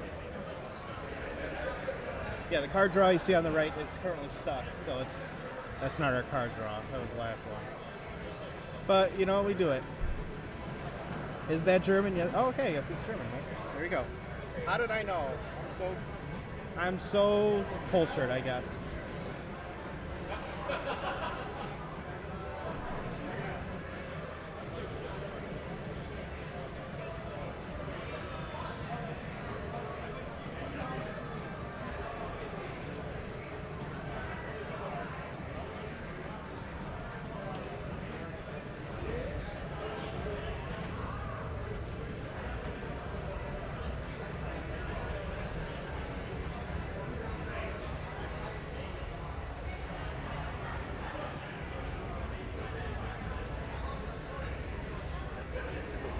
Hasamik. I was not even close then. If that's Hasamik,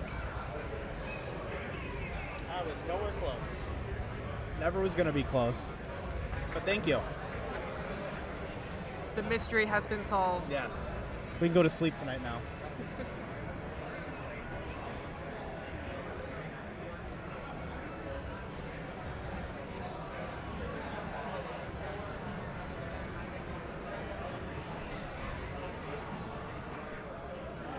Good night, Hunter. Thanks for watching. Make sure you come back tomorrow for top 8. It's going to be exciting. Get your cup of coffee, whatever you got to do to stay up.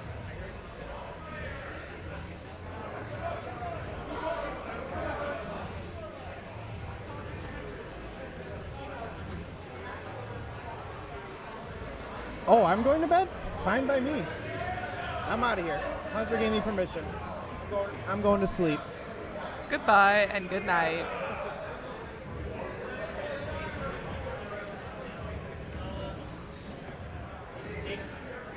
For the pads? yes.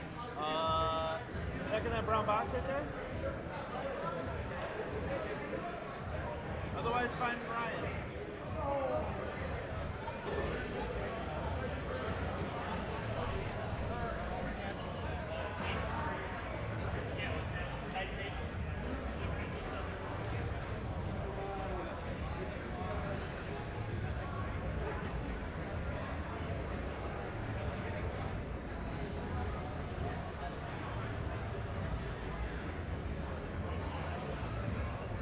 They got some.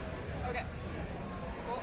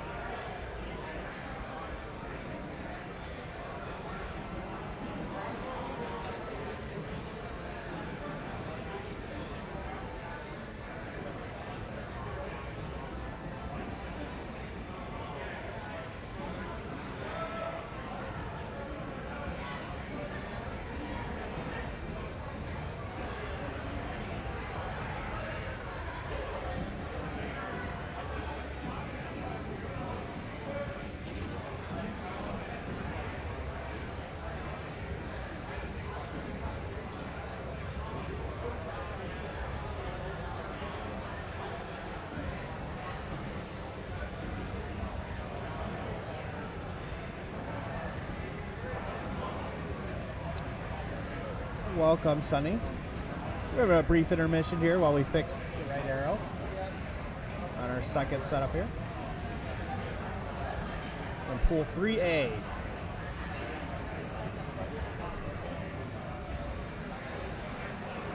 We're cruising on through.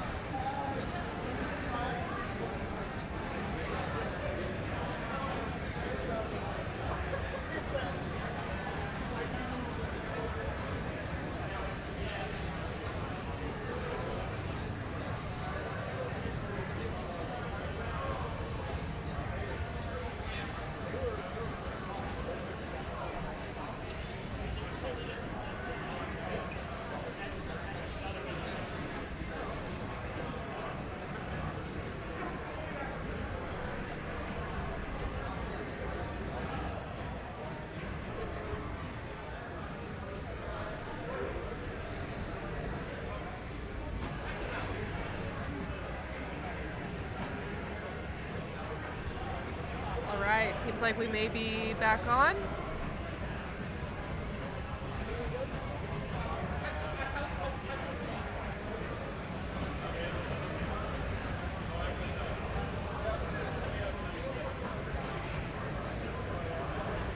We're gonna do one test just to make sure it's okay, and then we'll get back to the pool.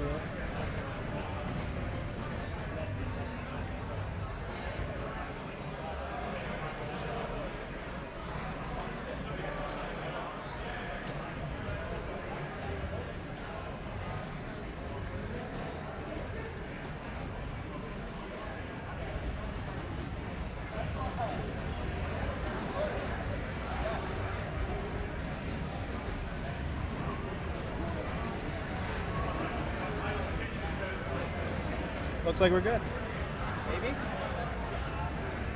We got to get the ATV stamp of approval first.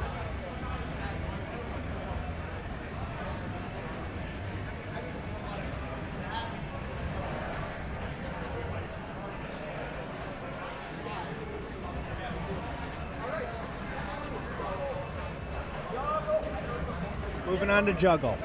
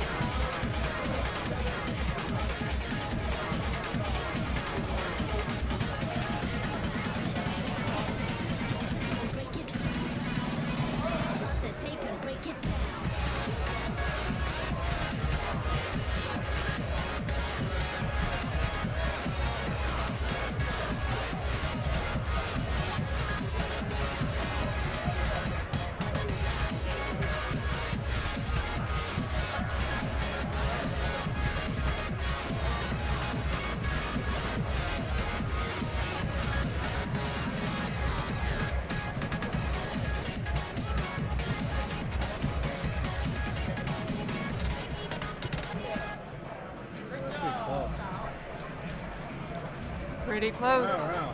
There you go. I think Nathaniel took that one. He did. The ATB pad modding buff right there. Overpowers the soccer ball buff.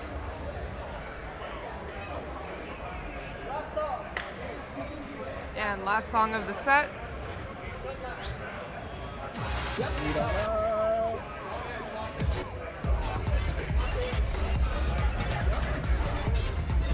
I'm not even trying to pronounce that.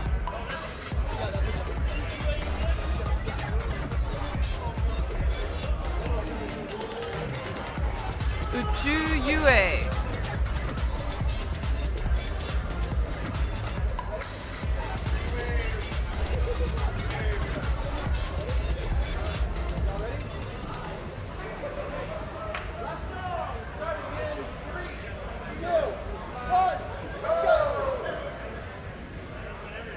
Right after this, we'll be moving on to pool 3D.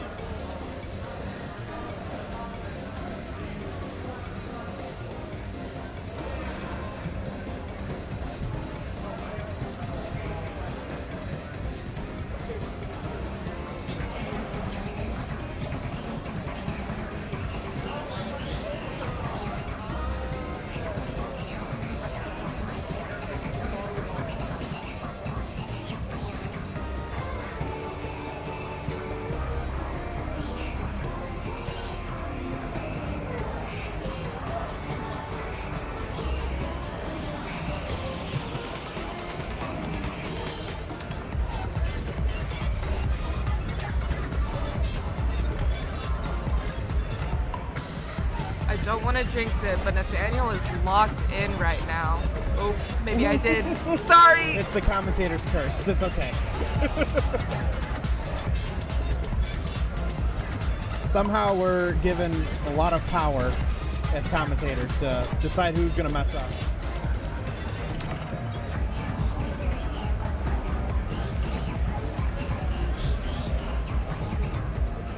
I curse so many people during Shine because I just be like, oh, they're good. Oh. It's so tough because you want to say something. Yep. But you feel like if you say something bad is going to happen. Right.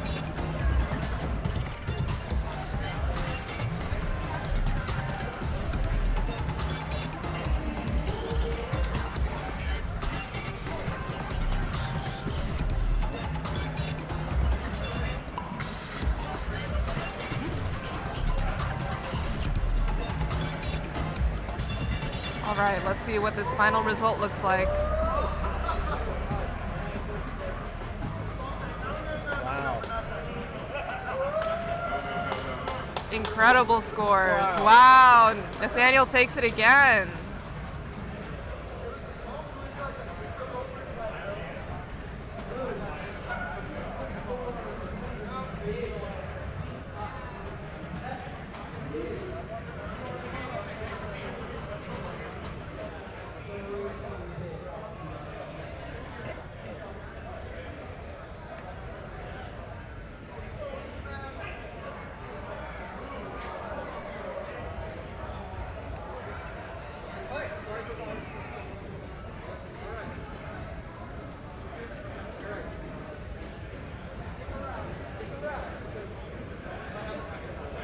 Oh, we may have a tiebreaker.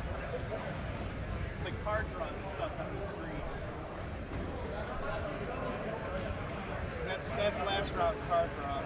Which one are we on? We're on 3A. Oh, we have to switch it on there? What do we need to go to? Just whatever the card draw is. What is the card draw? And I think they might be going to a tiebreaker.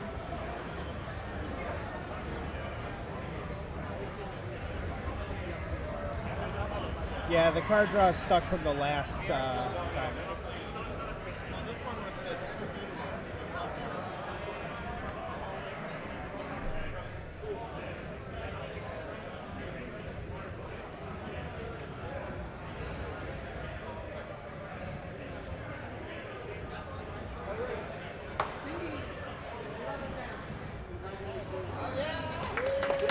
I think that's the decision. It seems like Thingy is going on to the next stage.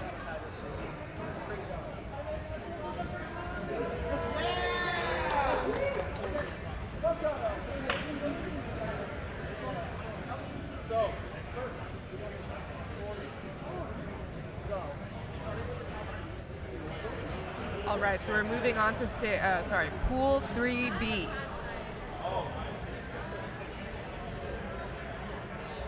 Players are currently picking which setup and which side they want to be on. Is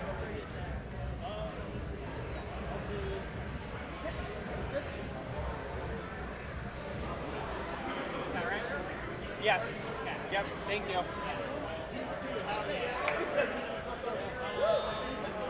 Card draws are being done over there. Yes, this TV. Yep.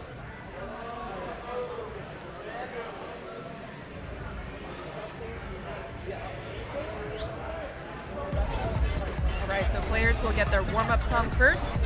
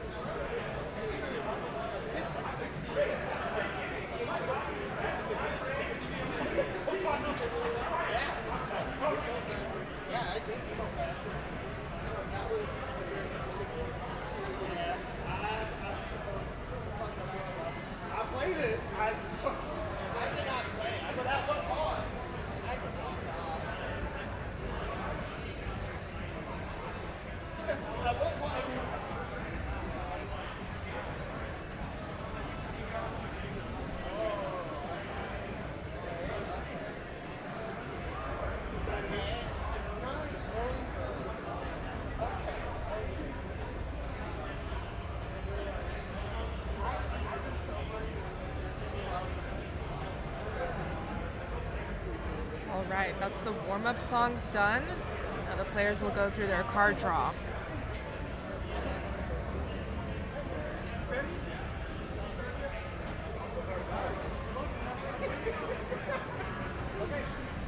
Everyone take a good long look at the 10 song. 1 second. We're going to go in reverse order. So first will be B. Okay. All right.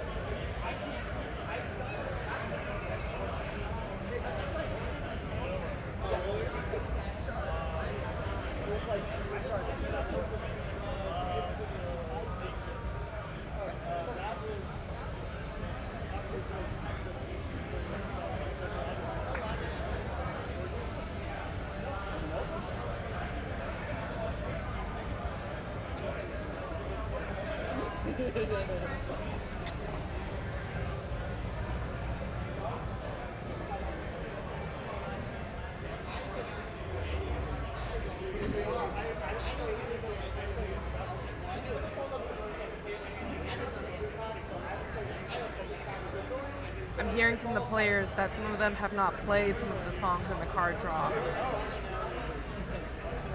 This should be an interesting round.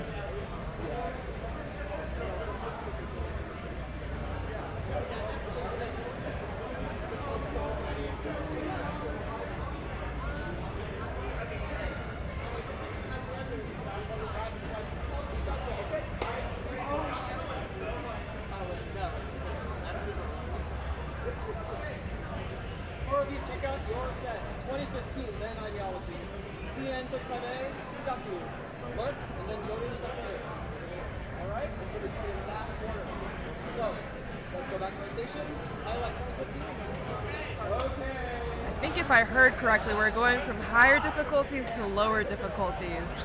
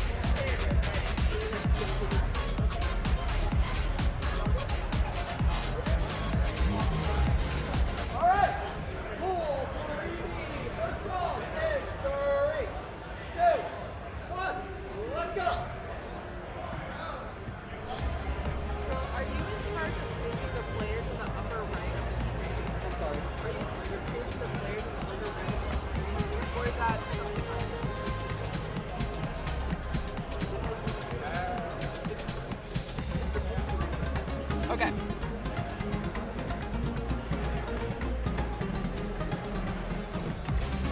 I'm not gonna mess with the stream settings. We'll find somebody, but just for chat to know, we are actually in pool 3B right now, and this is the first song of the card draw.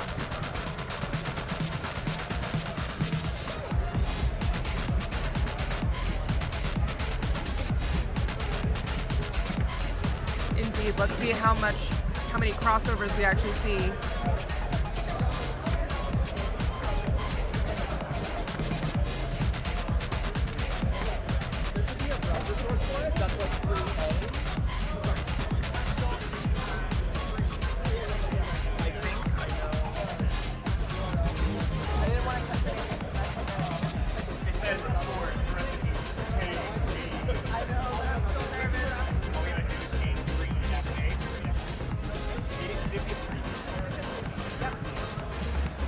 Okay, Perfect. We got to change to 3B in the upper right. No way. It's possible though. They are wizards. Maybe someone clicked something. Maybe they snuck behind us and did a switcheroo without us looking. Not for your service, so stop that. Thank you. No problem.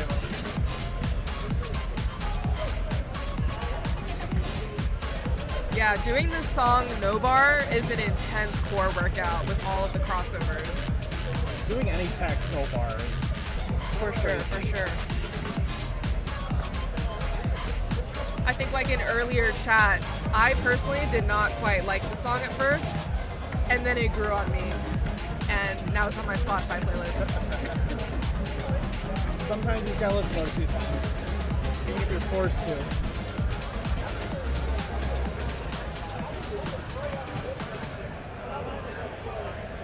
Wow, incredible scores.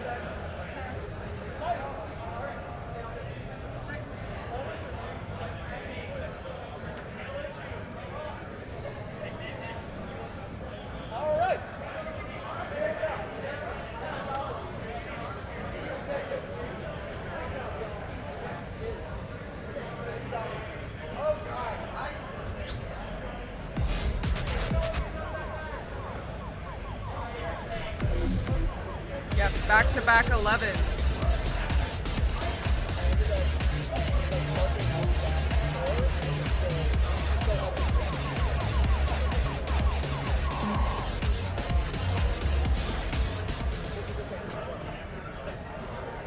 I think it depends on what tech you consider easier. That definitely plays into which song you think is easier. I personally agree ideology is easier, but I know other folks might disagree.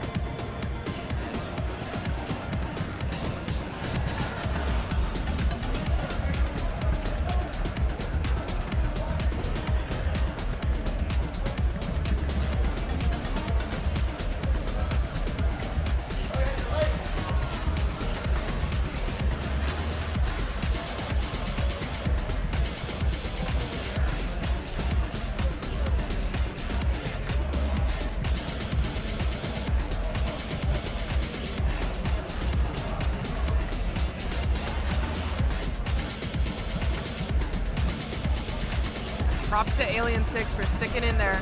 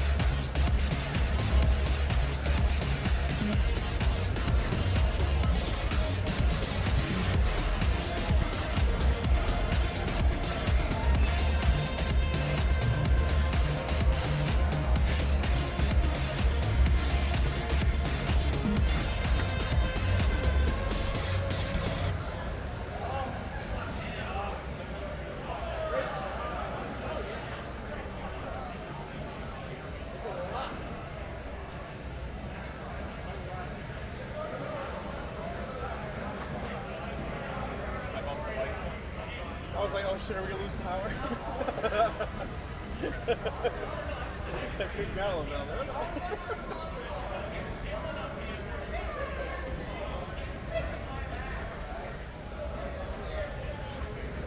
no. Yeah, that might have been Alien 6 and ATPX8's first time, or one of very few times playing this song, so props to them for sticking it out.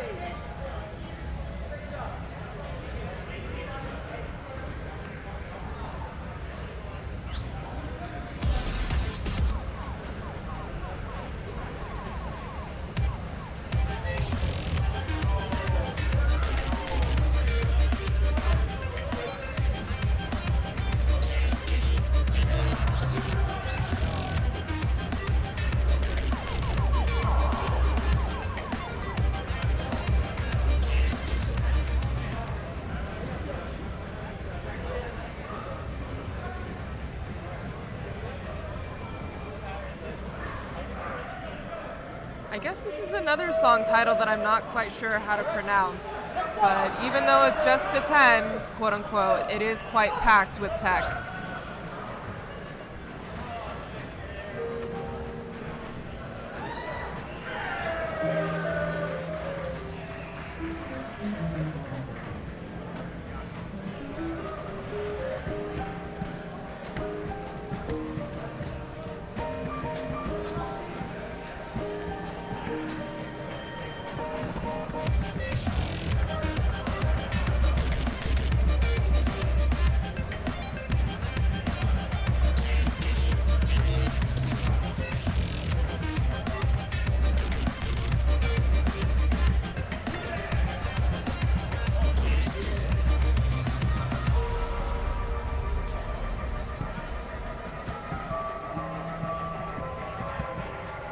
A nice little break till we get back into it.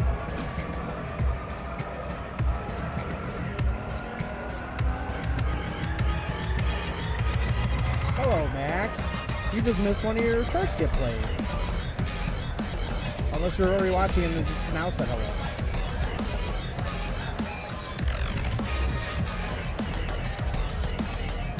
Where is Goomba? You know, I don't know. Somewhere else. Walking off the pad. Ha ha ha ha ha ha. Get it?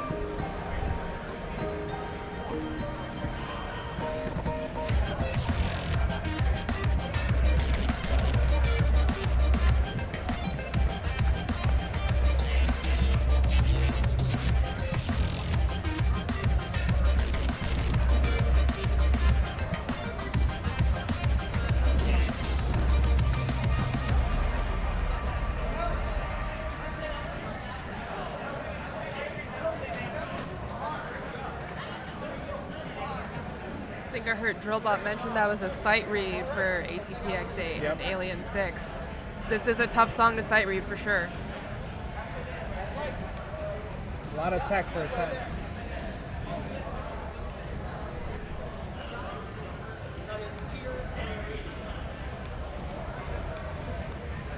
All right, we're going to Igaku, which is one of my favorite songs in the pack, I'm not gonna lie. This one's a lot of fun. Mind Dodge Plus.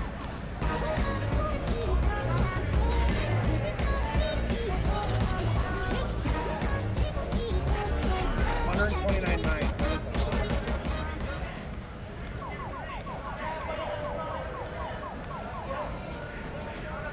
Oh, that's funny. I just noticed that the next to the tech notation it says use caution. That's smart.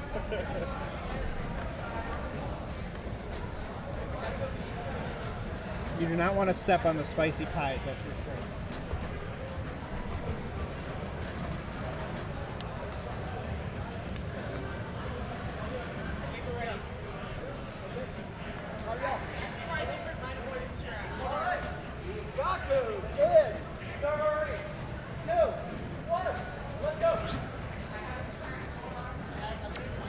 I hear ATPX8 saying they have a strat for the mind dodge. I think a good strat would be to not hit the mines. Sounds like a good strat. Okay. ATPX is going to treat them like shock arrows. Just jump over it.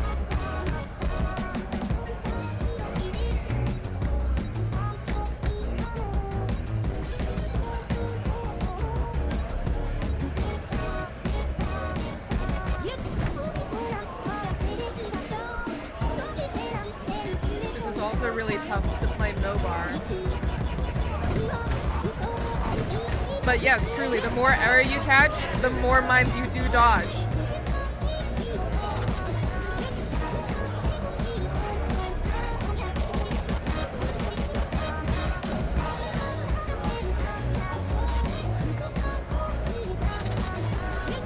I'm also realizing I've never seen this song played on down scroll, which means the U's are flipped. A nice visual. It makes no sense if you're a reverse player.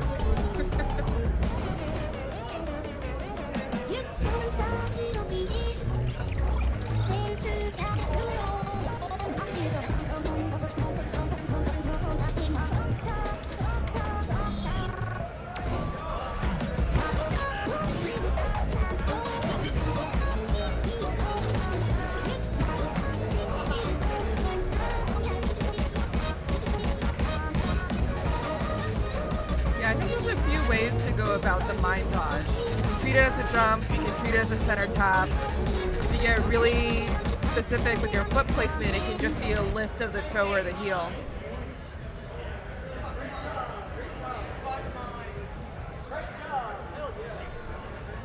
Wow, really close scores for Hamon and Biggs. Super close.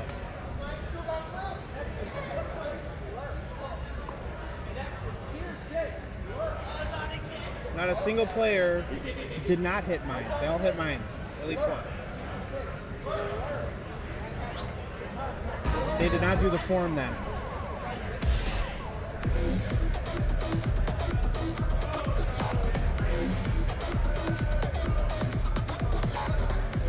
All right, we're going back to Lurk, which is another very technical 10.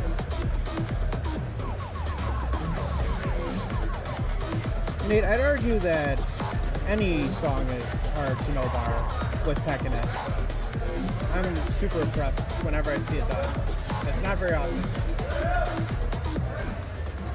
Next round, 10, 3, 2, 1, let's go.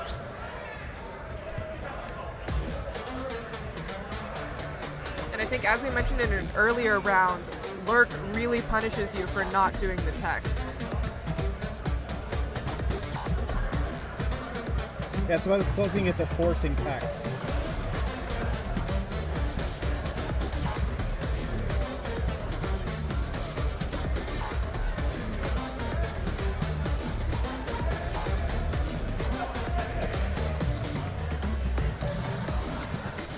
No bar side switches could also send you off the pad, so. Yeah, definitely be very careful about where you're putting your feet and your balance. All right, first side switch section coming up.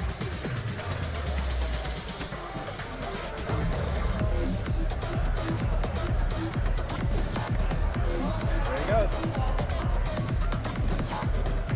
I see we're double tapping the side switches. Not a bad strat. Side switches are just really spicy double taps, so it's okay.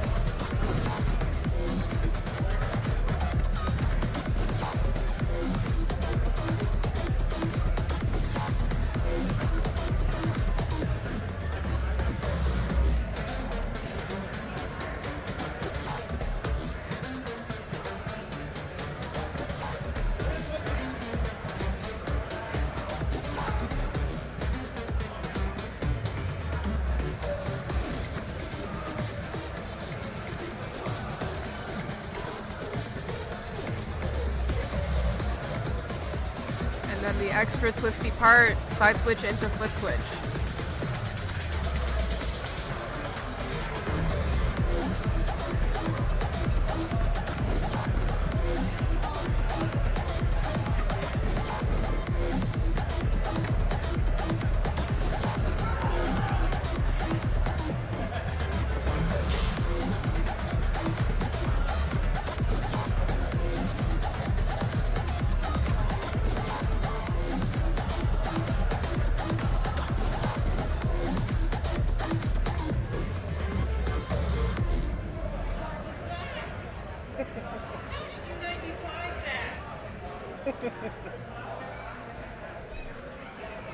That is a hard song. A lot of tech in a 10 again.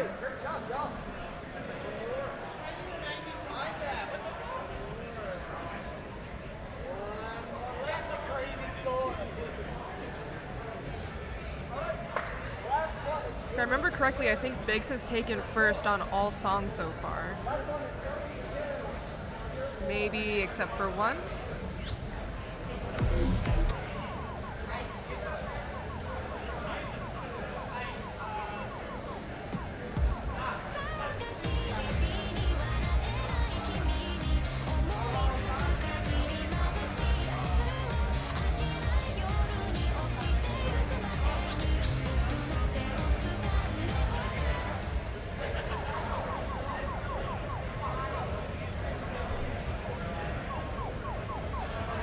Yeah, again, huge props to Alien 6 for doing no bar on all the songs and trying to stick with the tech. And doing most of the form. Yeah.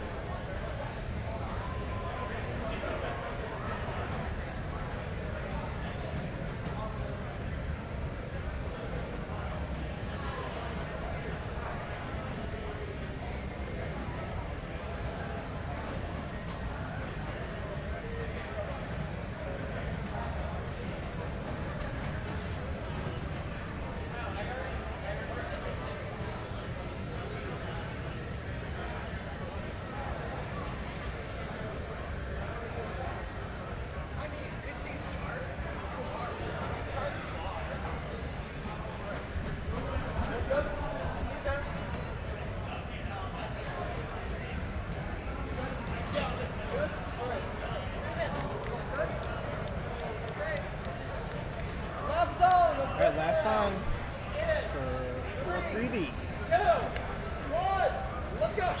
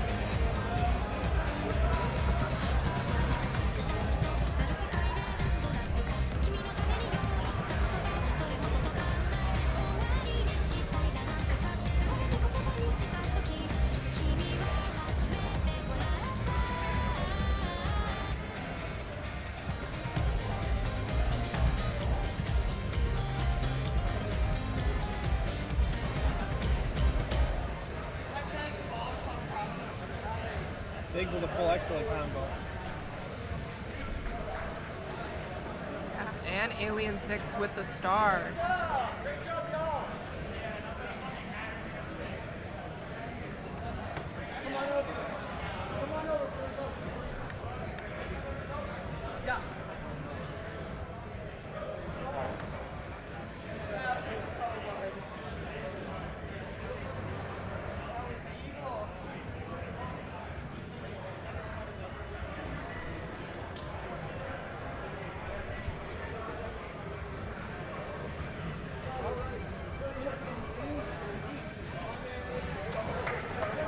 All right, looks like Biggs is going on to the next pool, or next stage.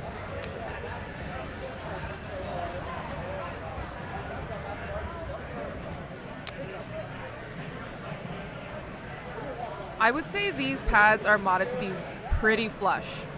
I think the place that I've been coming from, they're definitely a little bit more DDR style, where they're much more sunk.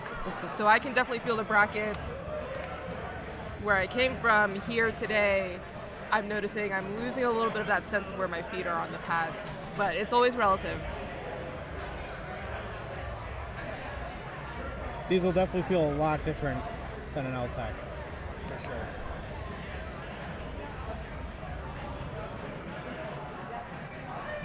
But it's also personal preference. I mean, some players like to feel where they are, some don't. Some like it flush, some like stepping craters. So you just got to find what you like. But if you're going to tournament setting, then you got to get used to however they have it, which is usually flush. Yeah. And if I remember correctly, I think LTECs out of the box are exactly flush. Yeah. Yeah. Yep.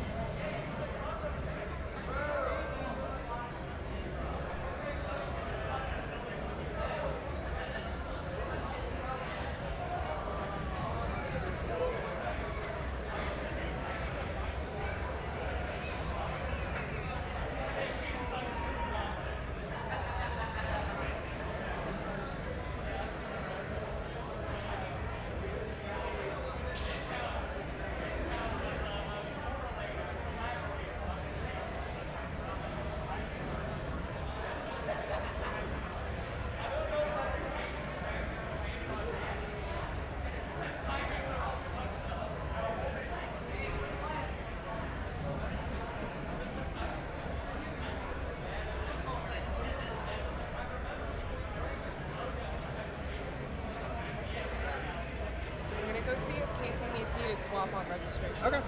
May or may not be back. Sounds good.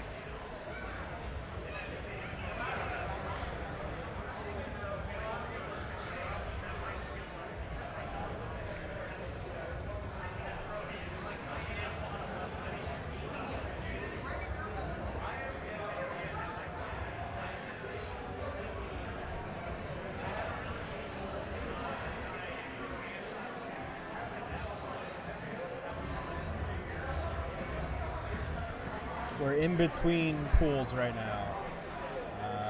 Taking just a short break, gathering up everybody.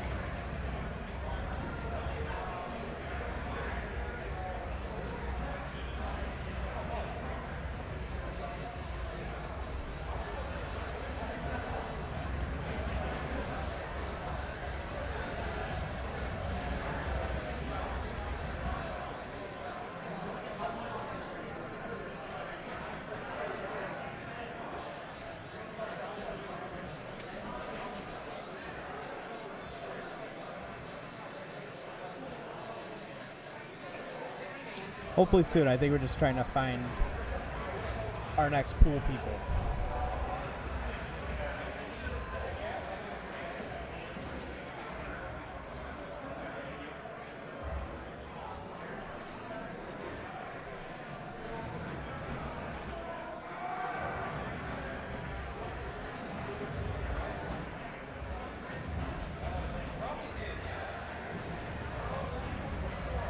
We're kind of ahead of schedule somehow, so.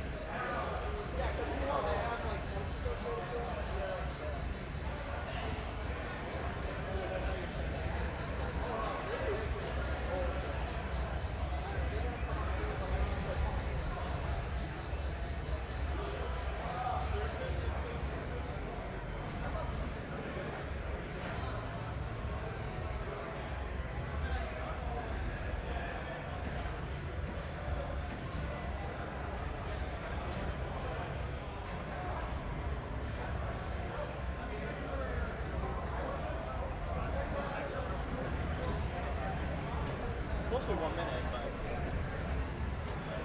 it's also ahead of schedule, so we could probably just chill it.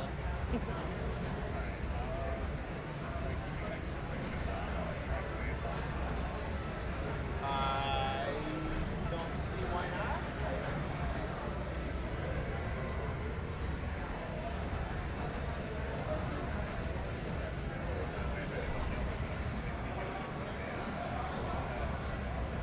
Yeah, and they'll be like, why did you listen to CJ? CJ is negative authority. I don't know why you're listening to him for. They're going to question all your life choices after that.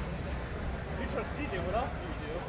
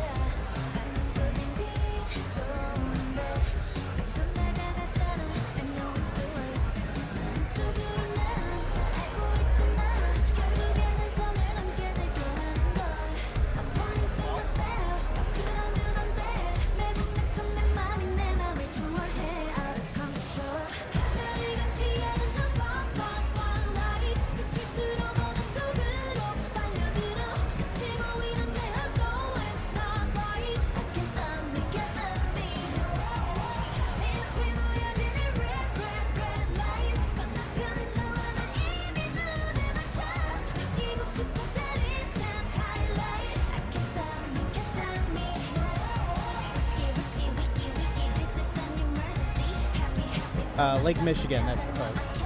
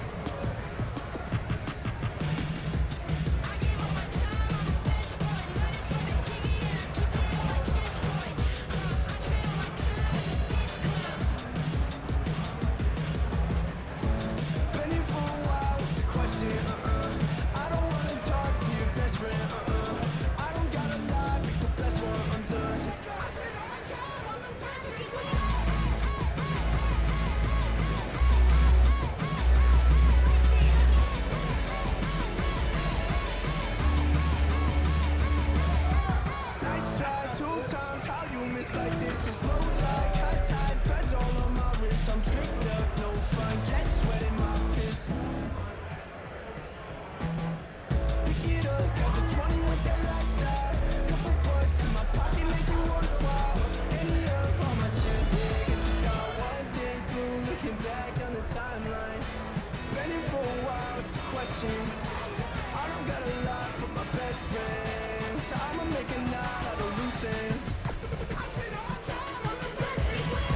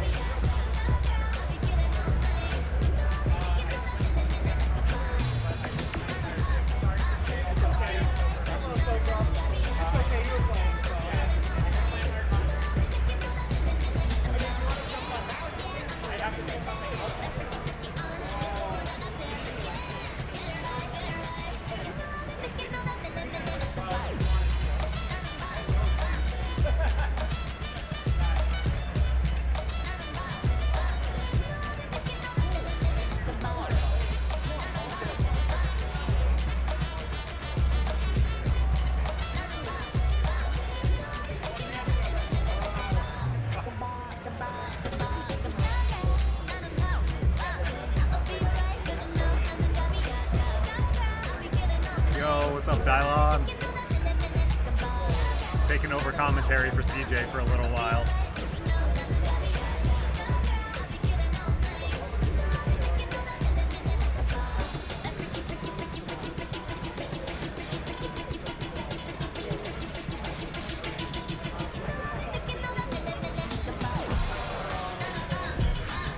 Hey, this is Glitch Bear, taking over comms for CJ.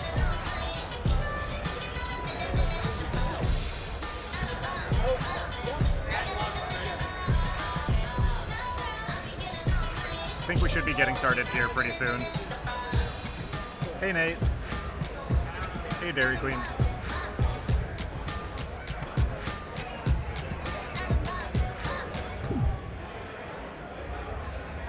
We are currently rounding up competitors for this next pool.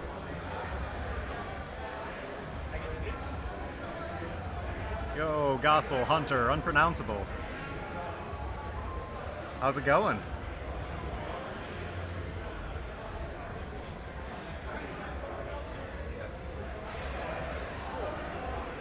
Thanks, guys. Yeah, Heavy and I were sneaking in some warm-up. We are playing after this pool, so, or after this stage. So, we'll be,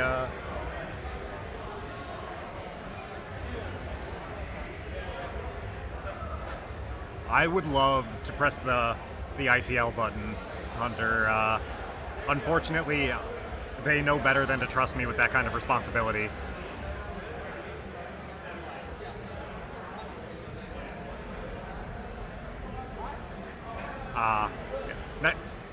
Next tournament, Gospel. We'll see you there.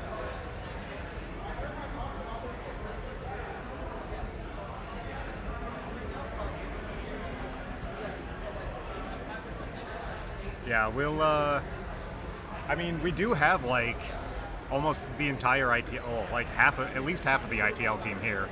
Surely someone can press the button. We'll go harass Vincent next. Yeah.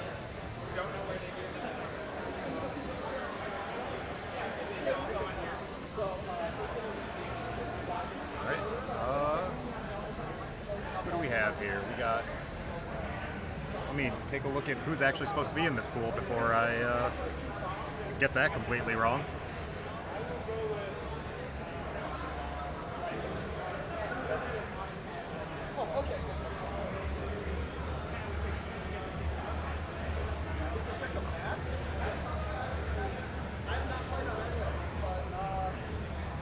All right. I think we have rounded everyone up. It should be Copper Puppy, Pat, Sunny, and Fingy. Fingy moved up from Stage 3 with some super impressive scores in Stage 3. So I think this is going to be a bit of a dogfight in this pool.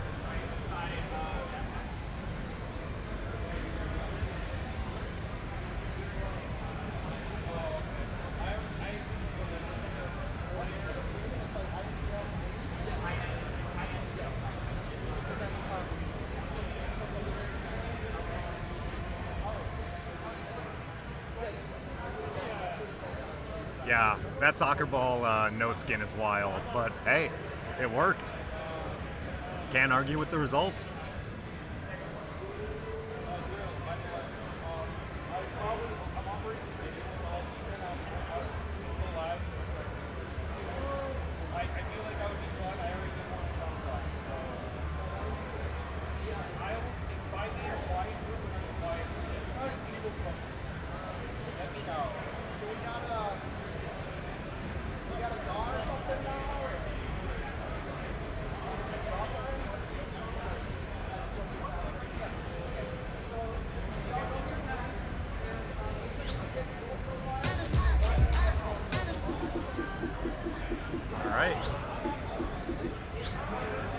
All right. Thanks for stopping by, Gospel. We are set to start the warm-ups.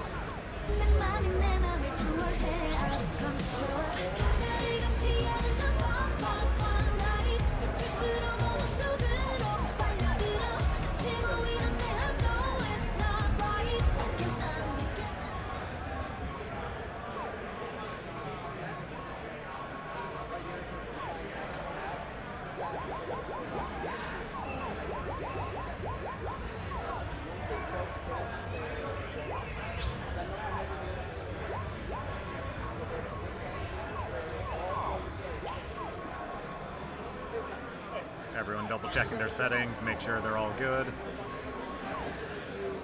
I did like that Rip gave the option of like sending in your like preferred profile settings and all of that, so at least it gets you much closer than the stock new profile does to your actual settings.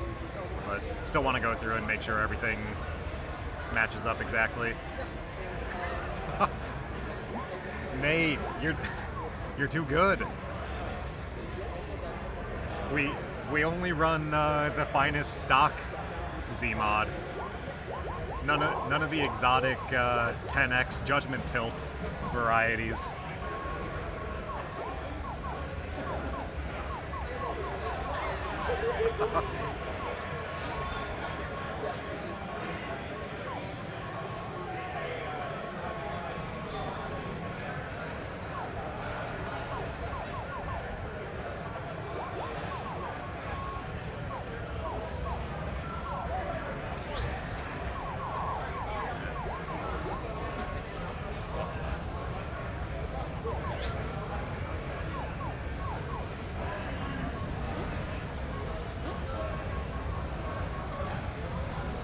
Got Bingy and Pat warming up on the bottom setup here.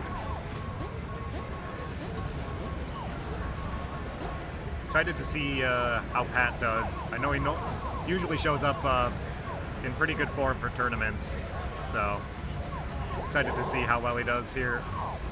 and I know he's been practicing because I've been seeing some of his scores on the leaderboard there, and they've been looking pretty good. Yeah, same here, Nate.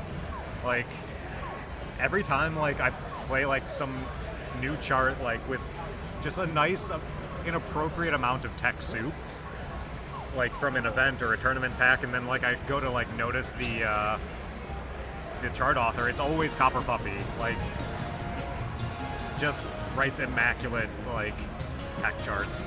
So fun.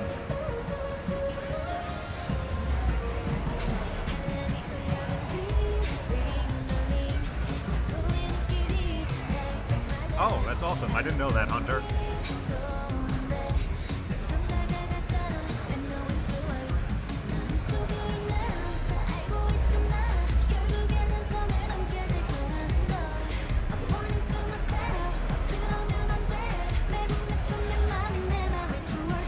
Always soccer season somewhere.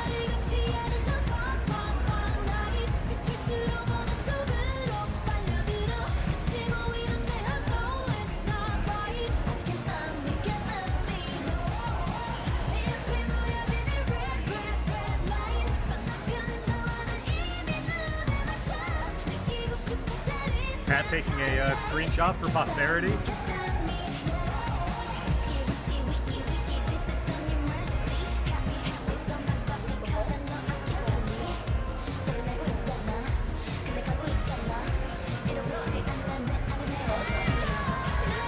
This card draw is...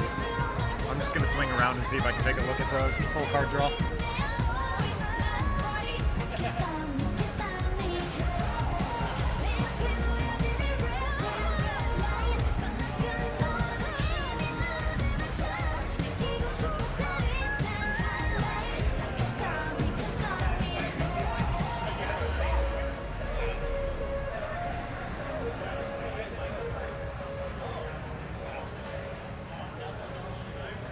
This is I'm gonna go grab a picture of the card draw, but it's a fun one here.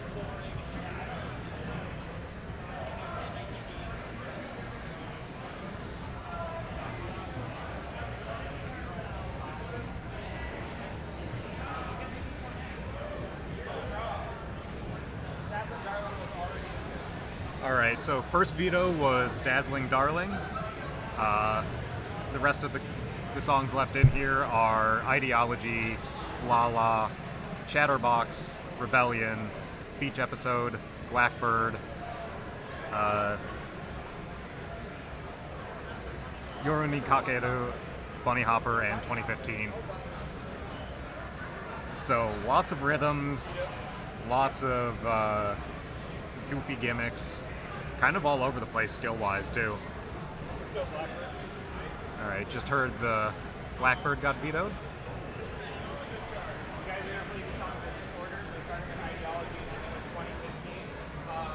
And we have our draw.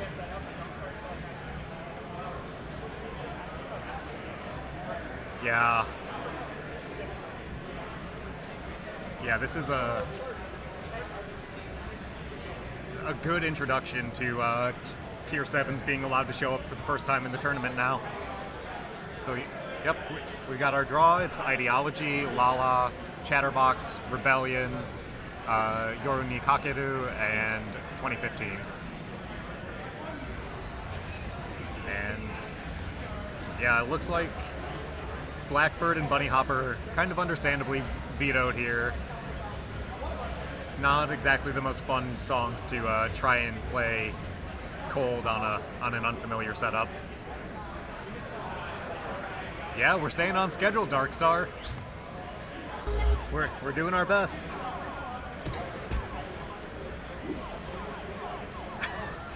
I agree, Nate. They're fun songs, but I understand wanting some consistency and something a little bit more straightforward on unfamiliar setup.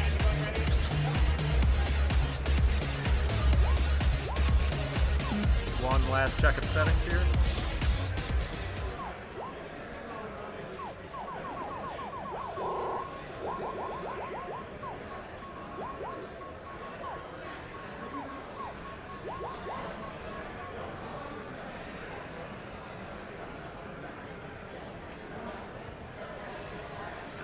Ideology is a great song to start off a set, I think. Get you warm enough, but not overbearing. You're not going to get killed right out of the gate, like if you happen to draw Diablosis or something like that first.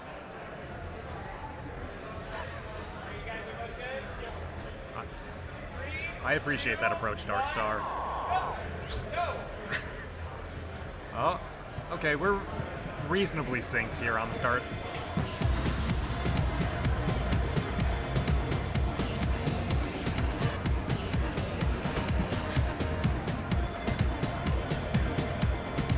Yeah, that's definitely the most fun way to play it, Darkstar. Looks like Sunny had some issues with the brackets there.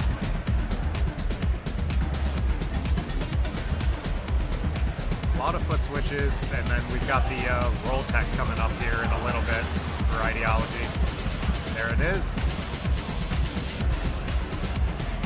Nice little roll stream, and then it changes it up again later in the chart, adding in some crossovers. And on the bottom there, it looks like Pat and Thingy are having great runs here. Oh, and there's that commentator curse. I apologize. Looks like we're going to be pretty close here going into the end, or the second half.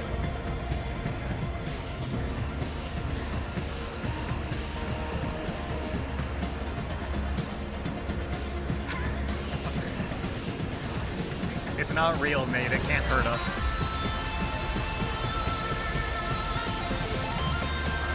Getting through these bursts here pretty clean.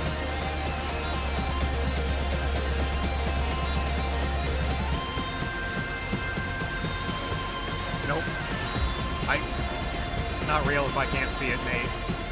Gotta close my eyes and it's not there anymore. Alright, here we go. Oh, tricky little slowdown there too. Super easy to forget. But looking like Pat Thingy did pretty well there, and then Sunny and Copper Puppy having a little bit more trouble here going into the end.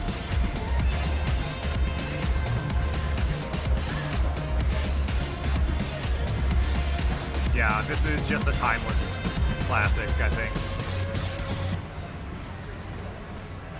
Alright, let's see. Ooh, super close there between Sunny and Copper Puppy.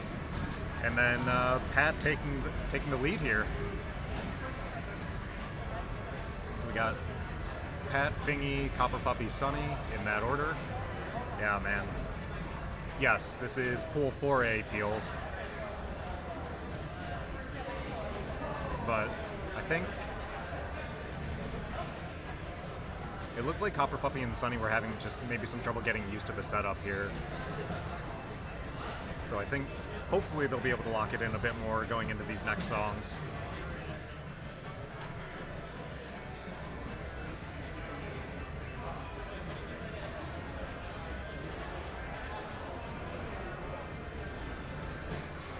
Yeah, it's really, I think, really one of the underrated skills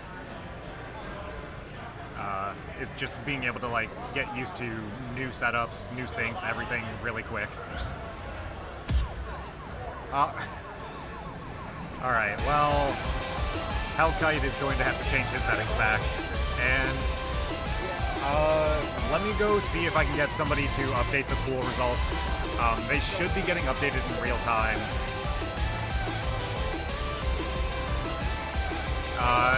No, Mio. ITG score or money score isn't used for this tournament, only EX score.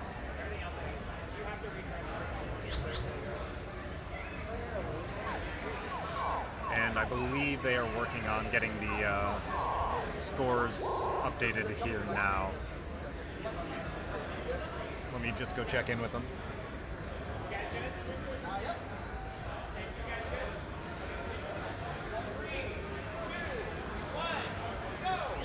And we're off for Lala. Yeah, I was like, where do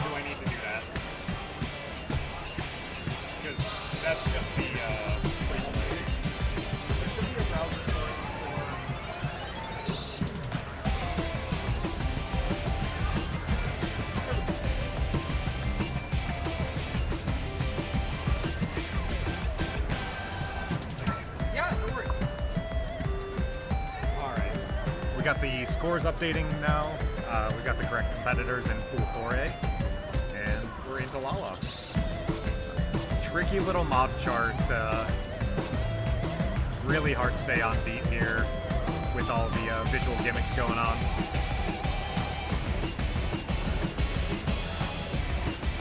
And Pat's holding on strong here, and everybody else kind of pretty similar scores here. See how we do going into the section. Oh, Sunny doing well with the gimmicks here. Copper Puppy as well. Yeah, everybody doing really well with the kind of crunch gimmick going on here.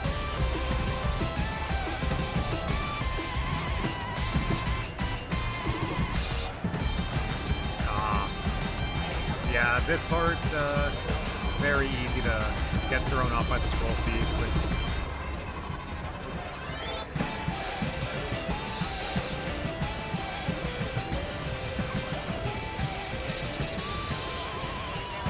Looking like Pat's got a slight lead over Kingy at the moment, maybe about 10 whites, and then another maybe 20 white lead from Thingy to Copper.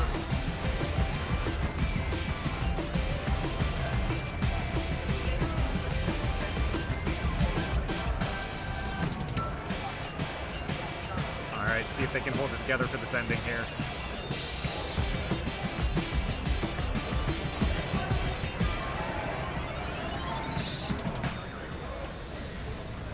Alright, yeah. It's like Pat held on to that one, I think. Yep.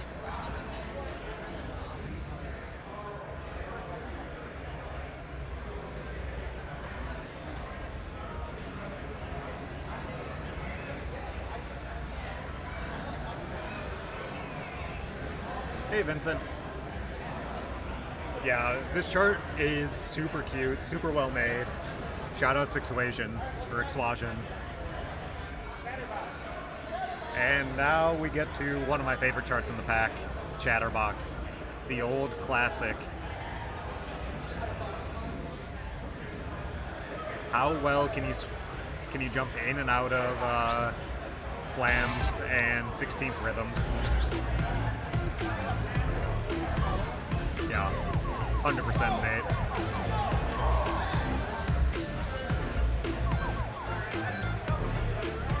We got Sunny changing up his visual delay a bit there.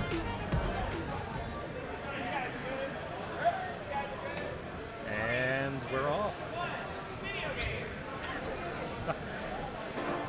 Oh yeah. See how everyone's rhythms games are.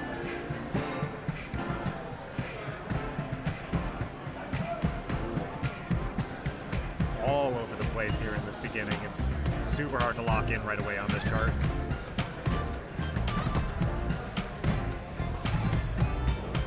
Doing pretty well through the 24th little bursts. How are we all doing on flams?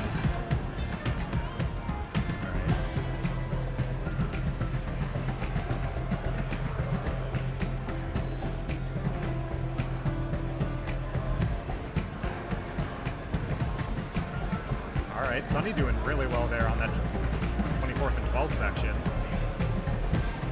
This is so close.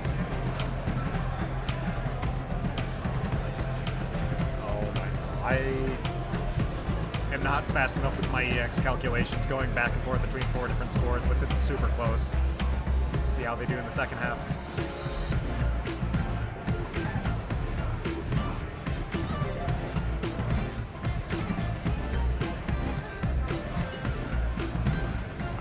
Copper Puppy might have the lead on this by like a couple whites.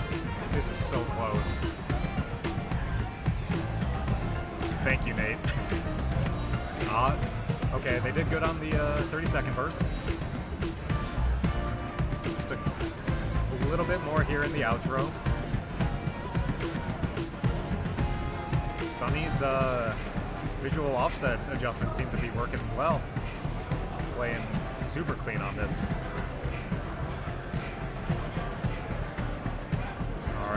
Would he drop whites here? Come on.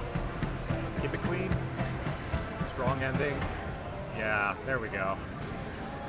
And don't hit the mine. Wow. Holy.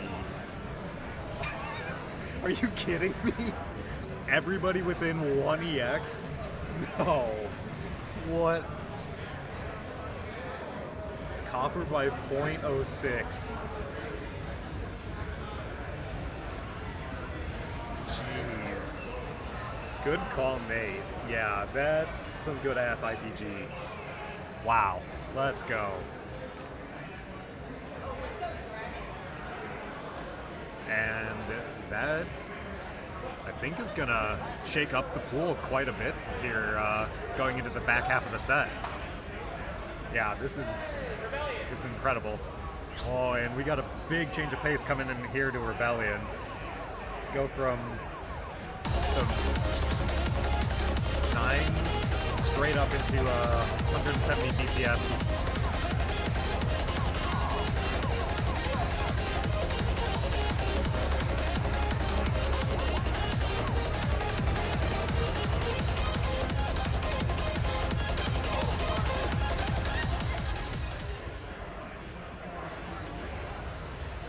Yeah, I think Pat, once we get the standings updated here in just a bit. Yep, there it is.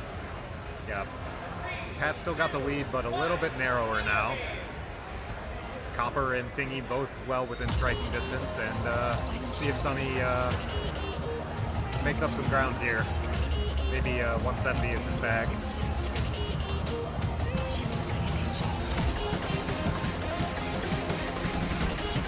Mostly just a lot of syncopated 16th rhythms here in this one, if I remember correctly. All right, yeah, this might be.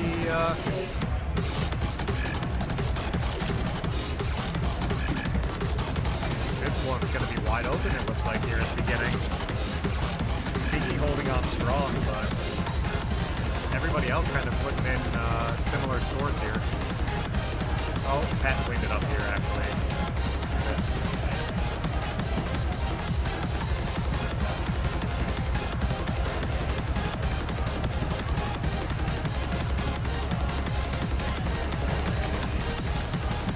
Got a couple of 16th runs coming up here, and these weird foot switch brackets. I think they're just honestly easier to jack. Oh no. That burst is brutal right at the end of that stream. Hope you practice your 255.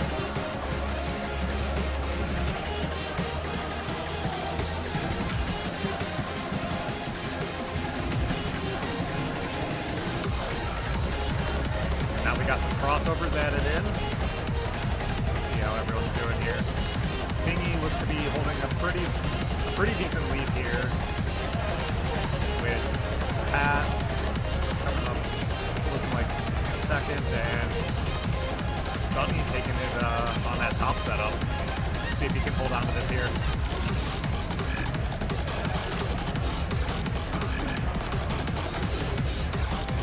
Looking good. Thingy staying strong.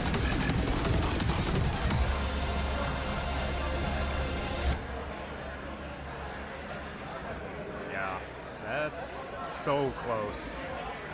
Oh, that ended up being so much closer on the top setup than I expected. Copper Puppy really locked it in for that ending. So we got Thingy taking that one, Pat in second, and then Sunny just barely edging out Copper Puppy there on the top setup. And now we've got everyone's favorite YOASOBI song coming up next.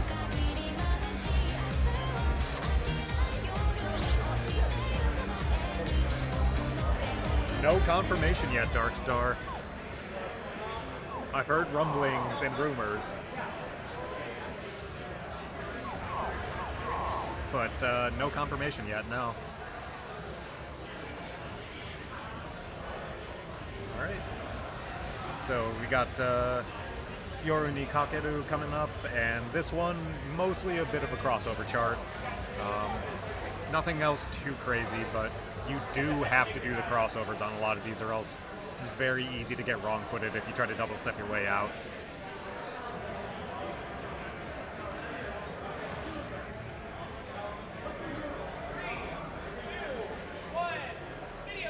I like the way you think, Hunter. Alright, see how everyone's crossover game is. Haven't seen a ton of them so far in the set.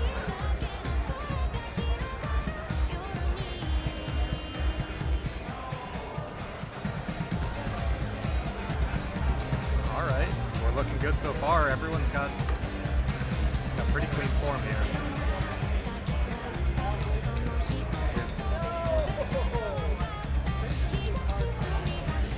Copper Puppy with a little bit of a lead here, but everything is so close so far.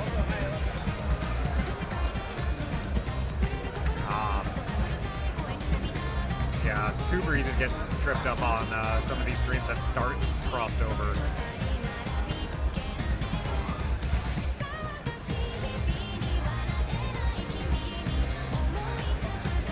Pat and Thingy holding on to their FECs, and Copper's white count is still good. I think everyone's still in this. The ending gets a little bit tougher, so lots of opportunity for making a comeback if you can keep it clean there.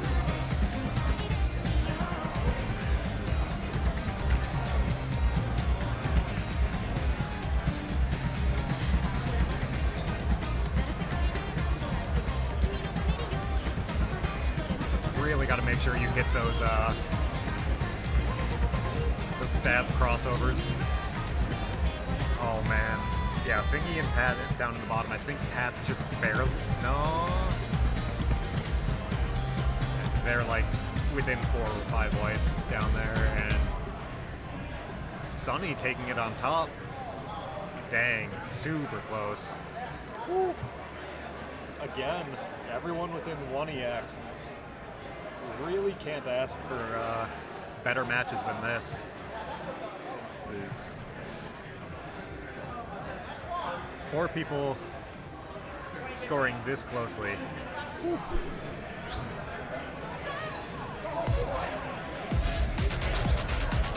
And we got 2015 coming up next. Man, I still can't believe how close some of these have been.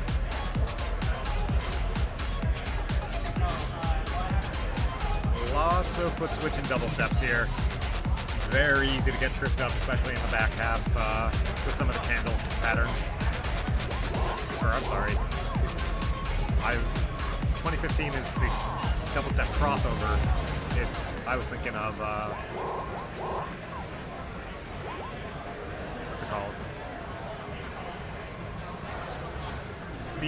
One of the other Altic songs in here. It's, I believe, T5 or T6. And I am blanking.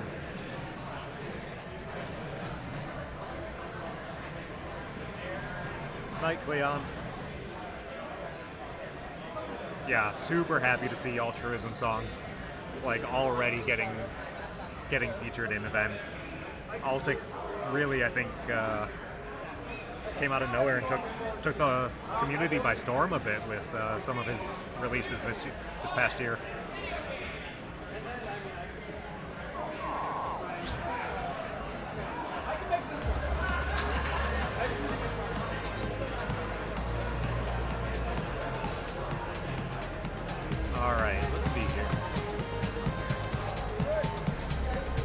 Nice little easy intro to get you into it, and then the double steps just right away. Yeah, agreed, Fanta. A lot of fun, fresh ideas, and just super well executed for that altruism pack. All right, Sunny looking good here.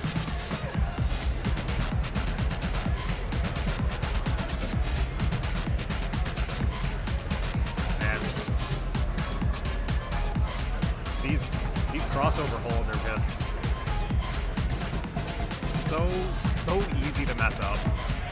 Just not get your foot quite far over enough, but everyone's doing really well on them so far. like Pat edged his way into the lead here, but still very close on whites and excellence for everybody.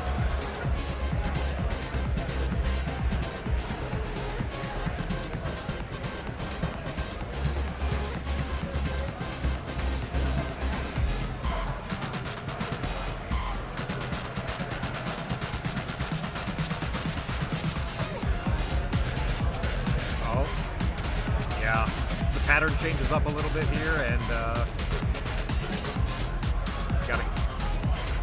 gotta not make sure you're not on autopilot going into this.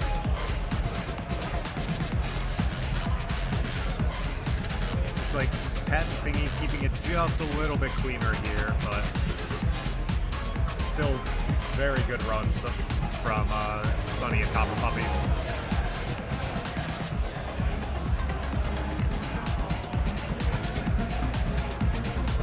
Like Pat's pulling away with it here now, going into the ending. Looks like he's going to wrap that up. And a little unfortunate we didn't get to see a tie here, because who doesn't want more good-ass ITG? But super well played by everybody here. We got Pat taking it, Thingy coming in second, and Sunny taking it on the top setup there. Edging out Copper Puppy by just a little bit there.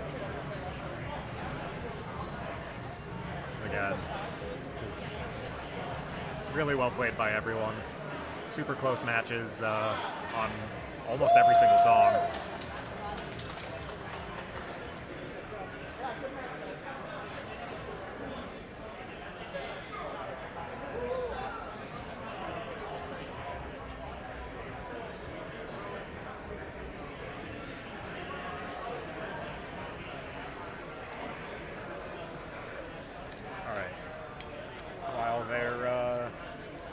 Swapping out. Gonna take a quick break here and have a snack. Yeah, I hadn't really been aware of, like, I wasn't familiar with Thingy's game, and they really surprised me here. Like, very impressive.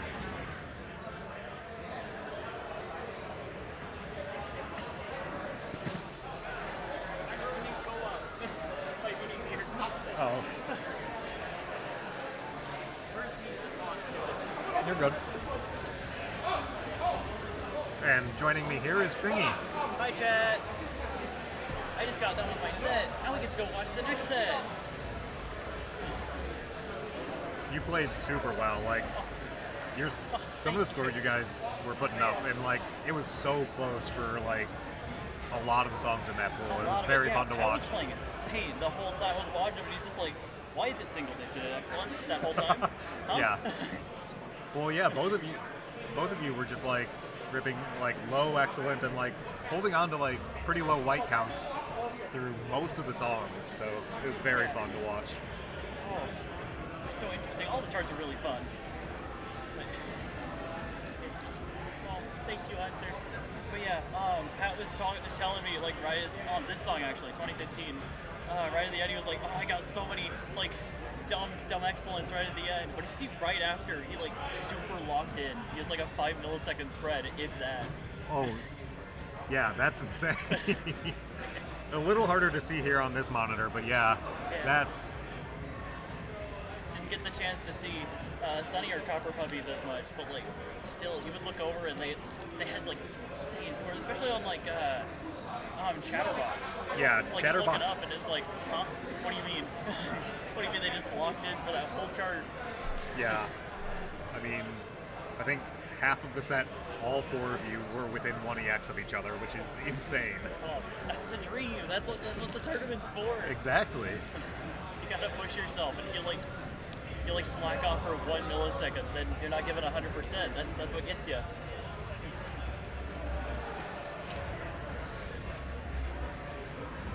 Well, I'm excited to see what they pull for the next one, like the next pool, because like now that we're in tier 7, that's when the charts start getting real funny.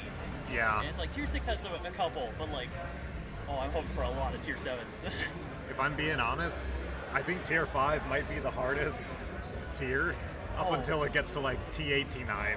Yeah. T5 has some tier 5 is like wacky it's charts. cards. Or it's that exact level where they're like, okay, we could try some weird tech, but we're gonna make it slow and nice. But if you don't know like side switch tech, Yeah, it's like, can you do weird tech, and can you deal with a bunch of gimmicks in terms of like scroll, visual mod effects, like. Yeah, I mean we have a couple like Lala's in tier 4, and that's a pretty hard one to do if you're not used to what it's doing. Yeah. Like the flashes, it can be hard to read if you're not prepared for it, and then zooming out messes me so much. Yeah, that one, that's the section that like really gets me. It's like, that's when I learned I'm much more of a visual player than I like to tell myself. Yeah. I think everybody likes to think that they're like more of an like oral or auditory player, but charts like Lala will really test that. Yeah, a really good indicator that is also like stock charts. So if you have to like just memorize this one tiny section, you will instantly realize how visual of a player you are. Yep.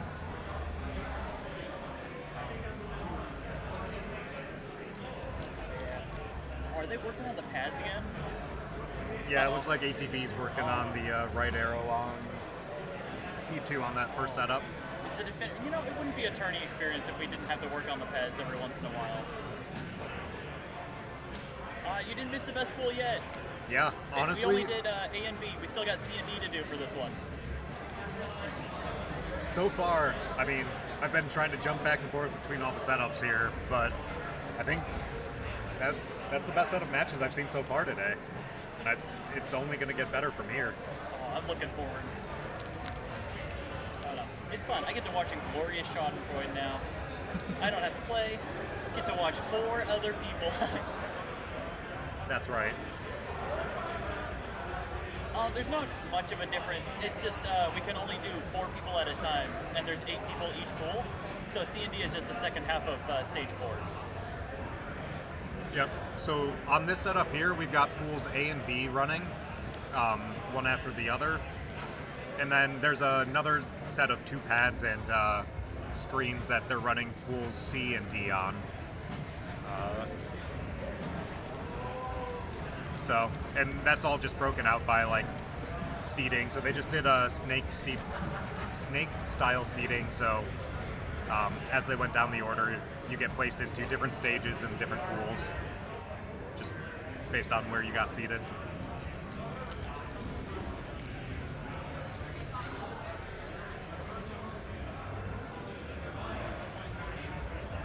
I wish you could see what was going on the other side. I know.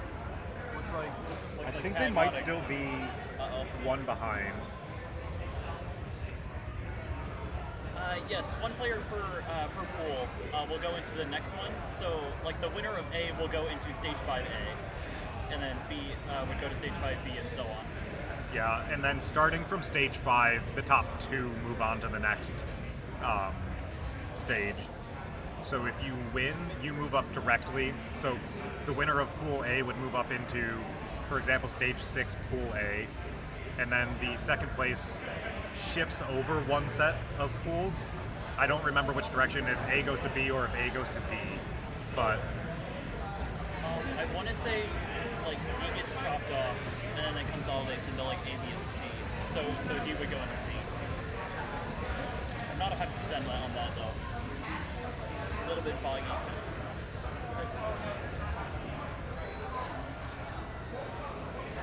I don't think that's Oh, but it's okay because it's me.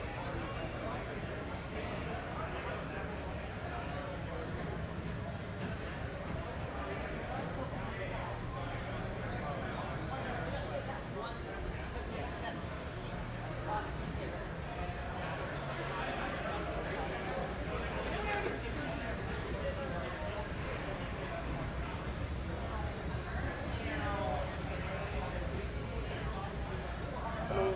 Have you guys seen my jar of screwdrivers? Oh, I love you. Thank you. never a dull moment here at tournaments, and very thankful for all the TOs and EOs that work so hard to keep things running smoothly and trying to deal with issues as quickly as they can when they come up. So I know it goes unsaid a lot, but very much appreciated how much work goes into this. Yeah, it seems like they're having the time of their lives over on the C-Cab. They've got the whole crew over there trying to fix it up.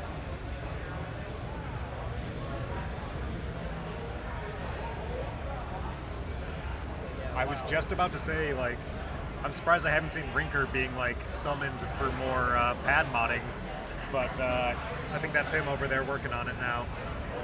Yeah, the whole pad modding team's been on it. Like, there would be times where, like, oh, pad needed over there. I look up and there's already, like, 2 or 3 people going in, and they're like, okay, got my screwdrivers.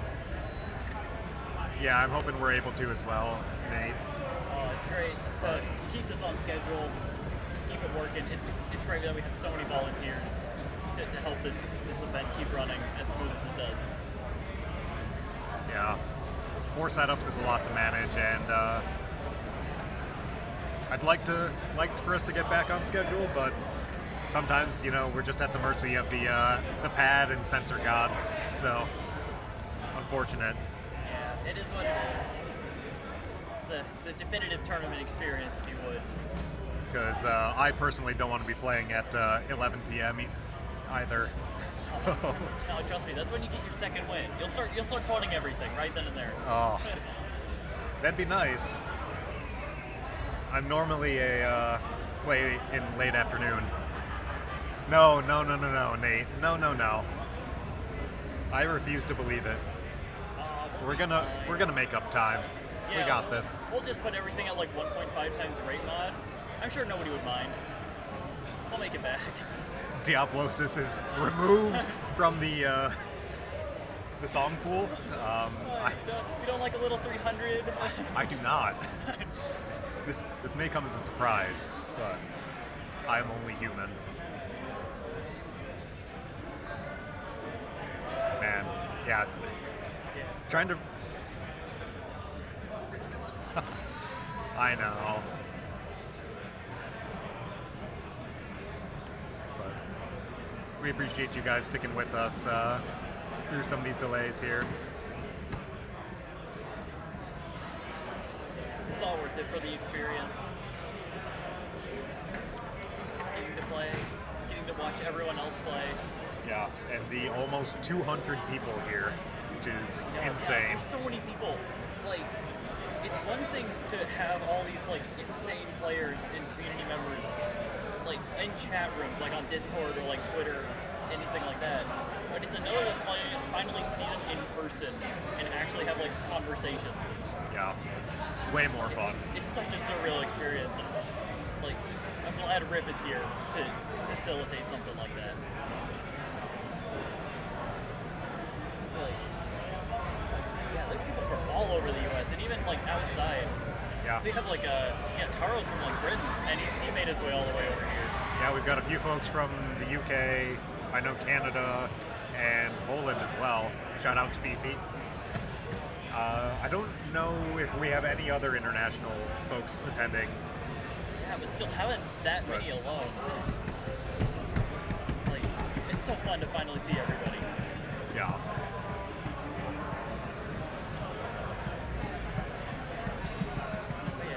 Alright. It looks like we're finishing up on here. Yeah, okay. Yeah. ATB looks like he's happy with the modding and fixing there. Yeah, so we can finally get into the next set of pools. So we should have Coffee, Terry, Snooze, and let's see who came up from the lower pool. I believe it was Biggs that moved up from pool 3B. Boy, that's a good lineup. That's fun. Yeah.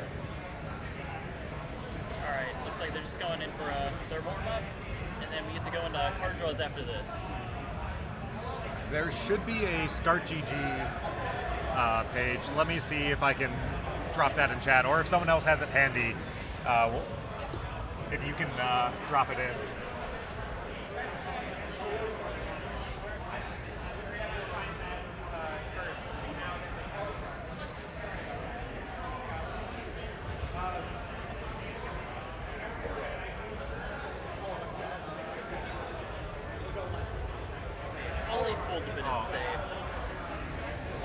Thank you, Hunter. But yeah, this is like starting with like stage 3 is where like you get to really see some of like the different expressions and skill where like you can see people trying to play to their strengths as they're like going through the card draw selection. So like someone might be like really good at crossovers, you get to see them try and focus on that more. Other people trying to keep them away from crossover songs. Same with foot speed, stamina. It's a lot of fun.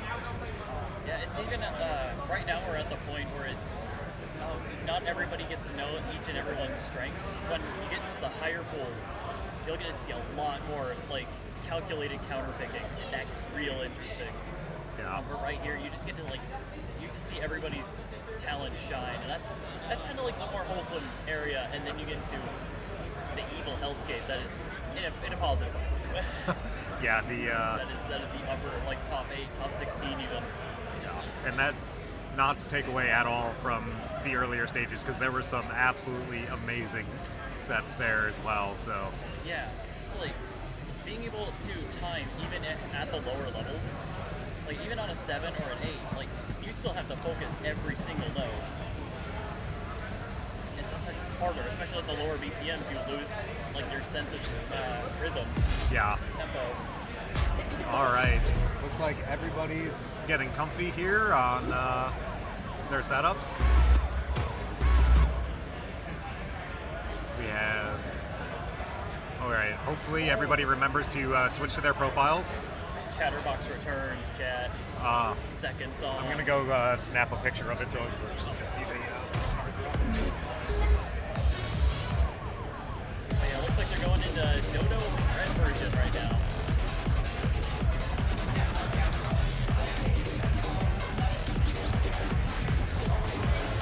Never mind, chat. I might be dumb. I think they're still doing the warm-up. Yep, we got warm-ups, but we got the draw here. So Dodo, Chatterbox, Yoruni Kakeru. We've never met, but can we have a coffee or something? Lurk, Dazzlin' Darling, Neon Kingdom, Damager, Lala making another appearance, and hopefully Bunny Hopper stays in this time. Oh, Bunny Hopper's such a fun chart. So we've got some similarities with the last set, a few overlaps. Well, the best part though is that a lot of the ones that showed up in here, like Lala and Chatterbox being the exception, some of these got banned last time, and there's a chance they don't get banned, and we get to play peak charting. Yeah, I am very excited to see what everyone plays or wants to keep in. I know Coffee has really strong FA on lowers especially, and then I know he's been working really hard on carrying that up through beyond just his lowers. I'm less familiar with the other competitors in this pool, but I'm excited to see what they choose. Yeah, some of these people I've seen around a little they've done some crazy, insane things off camera. And I'm excited to see what they do on camera now that they get their chance to fully compete, not just warm up.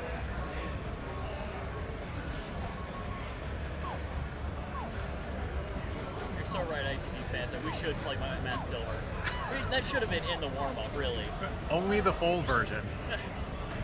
True, yeah, the 15.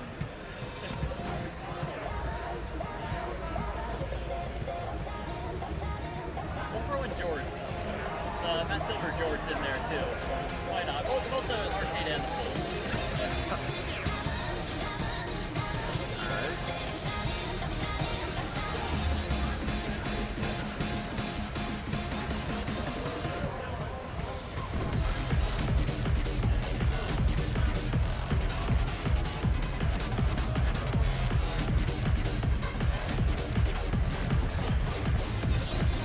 I love all of the cheering going on in chat. Love to see everybody having fans cheering them on, supporting them. Fans and friends. Alright. Looking like Looking like Coffee was leaning a little bit early there. Hopefully he adjusts his visual offset. Yeah, he's taking a look at that now. Yeah, they're already at -3, so maybe they're going to go to like probably -7. I'm thinking he's probably going to go to +4 because he's going to want to add positive visual offset there, or visual delay there. He was rushing pretty early there. We got Heavy Mode providing some advice over there for Coffee, talking him through it.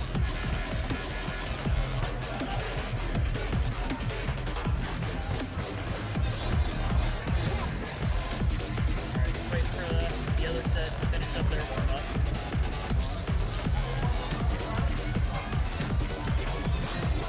Here's hoping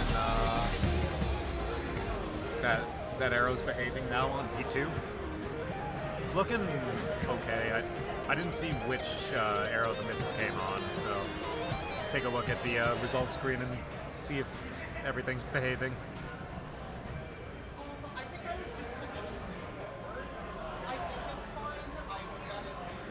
Okay. At least it doesn't sound like a pad issue. Yeah. That's always good. Okay, yeah. Snooze is saying they think it was just a form issue, so that's good.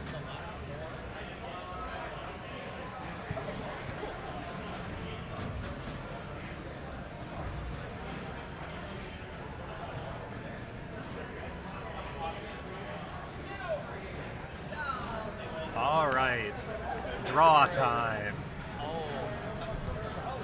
What are they going to ban?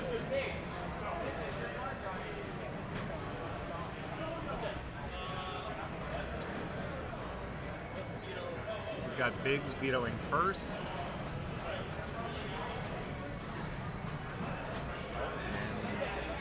Did you catch what? I didn't remember the order. Snooze vetoing Dodo. Rest in peace, the dodo. Extinct once again. They never stood a chance.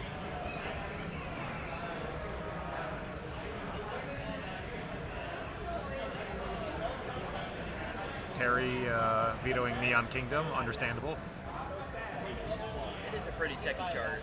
It is fun. And Lala's gone. Coffee vetoing Lala, so we got Bunny Hopper still in the mix. Chatterbox somehow surviving yet another day.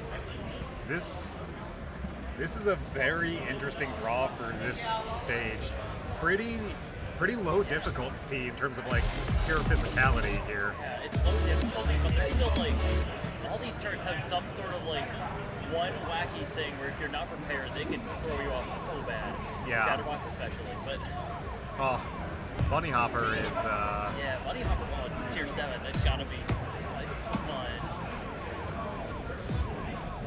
So Look forward to Bunny Hopper chat. I haven't kept an eye on the other setups to know, but this might be the first Bunny sighting of the tournament. And ready to get in here with some Chatterbox. Permanent stable chart. It's got the bursts, it's got the rhythms, it's got the double steps. And like 2 crossovers just to keep you honest. Yeah, you know, just to keep you on your toes a little bit.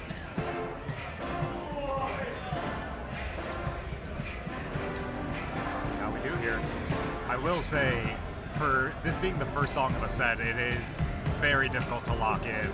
Yeah, especially for a 9. Oh, give me 1 second. I'm just gonna.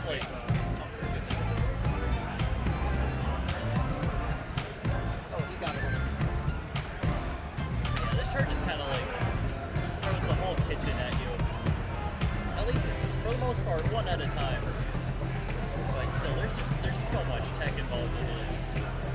Let's see how we doing here. Pretty close. Going into these 12s.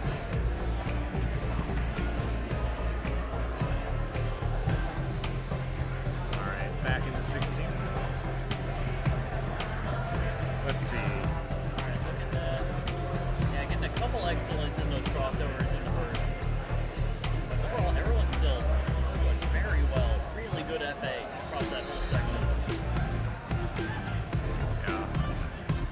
looking like Terry might have the lead here for now, but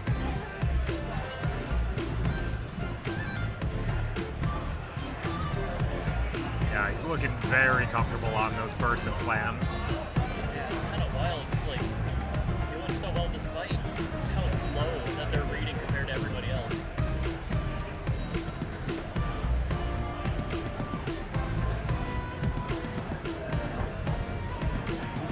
Oh, Biggs. I'm sorry, I had the names mixed up there.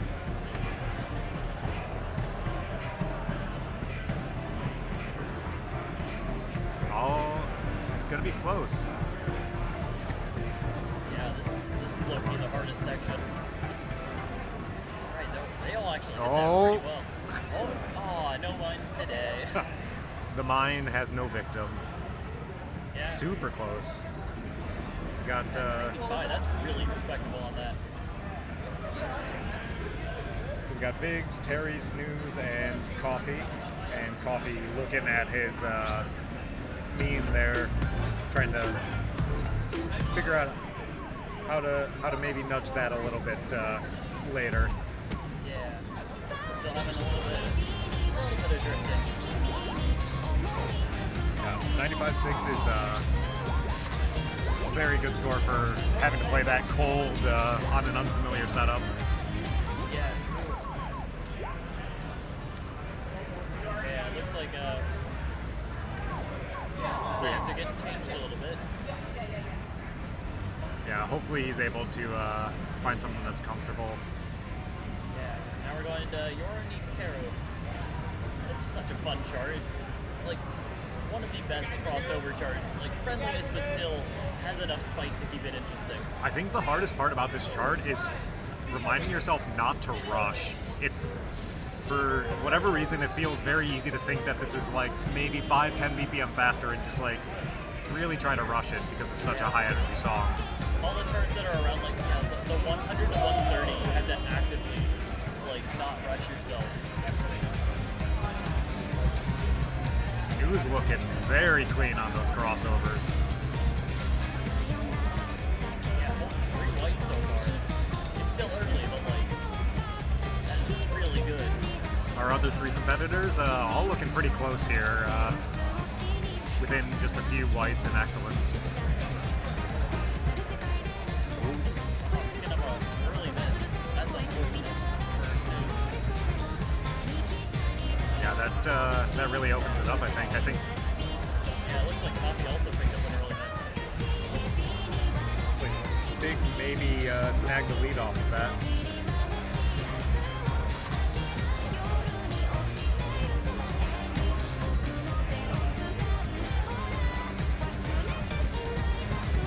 Holding really, really steady on these. Yeah. Despite all the crossovers, all the like the 16-3. Ooh, doing the lateral, Terry. I love it. That's what we like to see. We love doing the 4. Yeah, Biggs looking very comfortable here. Really making sure to hit those cross-unders. Yeah, Snooze and Terry both going through one of the hardest sections of this chart, and like it's completely like no problem for them. Yeah, Terry maintaining a full combo with 0 grades. Gonna stay locked in for the ending there, and there it is. All right. Yeah. 98 the is. 70x, 98%. That does explain it, Mayar. I'm sure these ITG crossovers feel like child's play then for Biggs. Yeah, he definitely crushed that one. Dang. Coffee, Snooze, and Terry all within 0.3 EX. That's Insanely close. Coffee taking second on that, followed by Snooze and Terry. So we got a nice little. Now we get to go into Coffee, which is the longest name for a chart ever made. It's How so do you good. feel about line dodge double steps? Well, center taps, really, if you do the form. I feel so bad every time I butcher the form on this because I just refuse. I do it for the first half and then just refuse after that. Yeah, it's you lose yourself in this.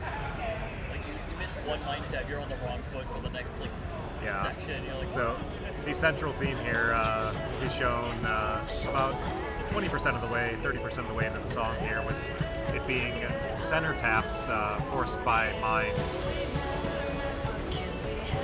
And then we've also got some crossovers, and then we rinse and repeat for the second half. But a little bit trickier during the center tap section in the second half. yeah, that begins to slow down. It gets so many it looks like students get a couple of the mines. Then there goes a couple others. Snoo's doing the form. It's like everybody's pretty much doing the form here. We like to see. Yeah, and not a whole lot of mines picked up there, so love to see that. Yeah, it is possible to double step this the other way and not mine entirely. But it looks like everyone's opting the correct way. Yeah, this crossover stream here is deceptively difficult for 101 BPM. Very tempting to double step it.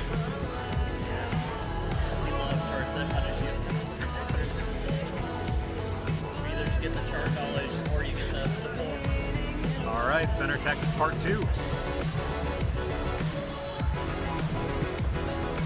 a lot of mind hits across the board here. Yeah, It's really easy to hit those, especially right here.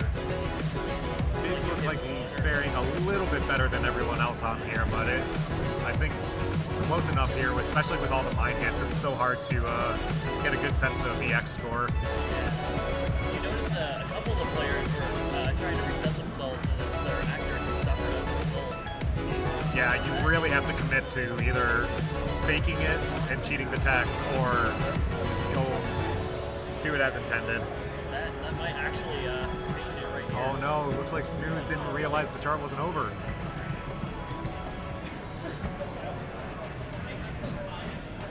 Terry with the GFC, but still. Yeah. Oh.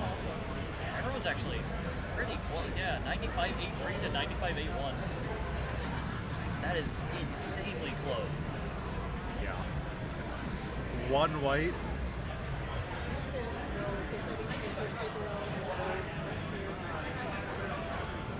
I don't have my backpack. There might be some pump actually. If not, check SRT, I think. What was that we were looking for? Painter's Day. Let me see if...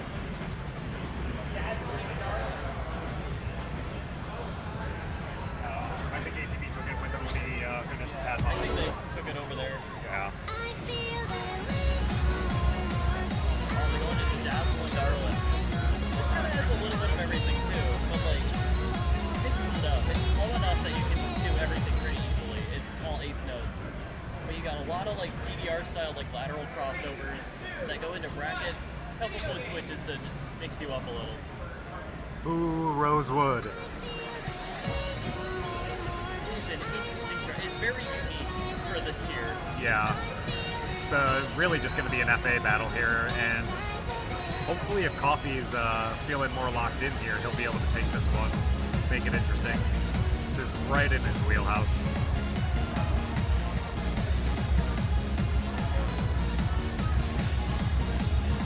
Yeah, so far, looking good. Very easy to get tripped up with the brackets and foot switches here, though.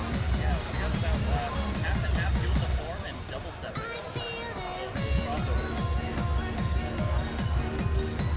Snooze has a really good white count. Same with Biggs. Can you stay clean? Avoid making any of the bigger mistakes here, because everybody's going to be so close here with their accuracy.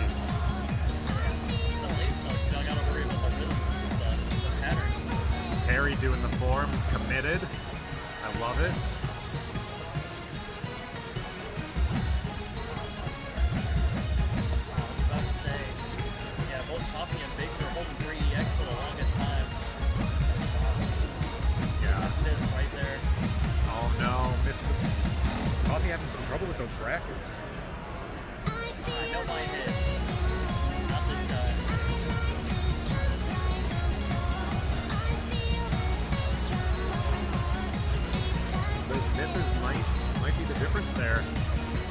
goes into the ending, but looking like Big's gonna take this one.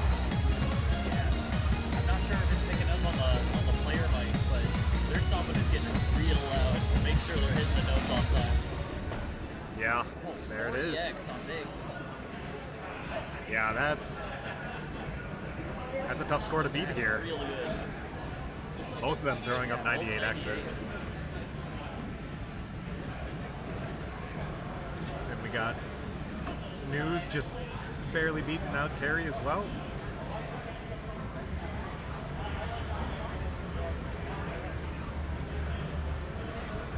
Only one great and then one great, one decent for Terry and Snooze. Yeah, they're not making it easy. But yeah, very, very good player off the board. all right, next up is Damager. Damager from beloved Ultic. Newcomer a little bit in like the tech scene, but he's been hitting some really good charts really fast. It's so, I don't know how to describe it, but like it does it so well and it hits balls so smoothly. Yeah, the patterns. I feel like it would be very easy for the patterns to get boring with these double step foot switch patterns, but they just keep changing just enough to keep you on your toes, and we'll see how the players keep up with that.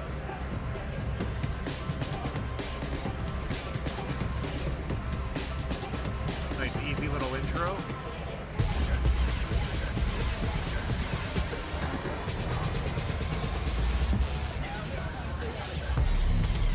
Everyone handling the double step pretty okay for now. So yeah, the tutorial section. Yep. And then the real fun begins. Yeah, incorporating the foot switches. Like a foreshadowing of what's to come. Outside of the misses, Coffee's playing super clean. Yeah, Biggs has a higher white count.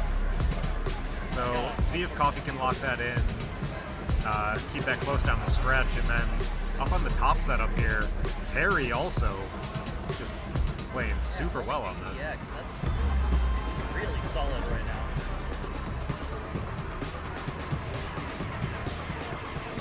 See how they do in the second half.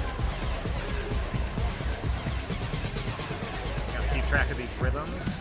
Yeah, Snooze is getting full blues in those levels. In an unfortunate couple, but like, still, if they can lock it, they have a chance to still get like a score out of this. Looking like Biggs is gonna take this. Oh, I would say that, but Terry's actually, I think, took back the lead. Yep. Oh, Terry's a little bit further into the song. Oh, he did get it by .05. Oh, Taking first. just barely. Had a great cost Biggs and the white count a little Yeah, bit. the lower whites. Jeez. That's so impressive. Well played, Terry. And that's gonna set things up to be a very interesting last song. I think going into this. Yeah, it's the tier 7 of this one. Should be pretty close here because Snooze took third, so 7. Let's see after the updates here if Biggs is gonna try and take a victory lap here, or if Snooze or Coffee's gonna be able to push, try to take that spot from him. Now.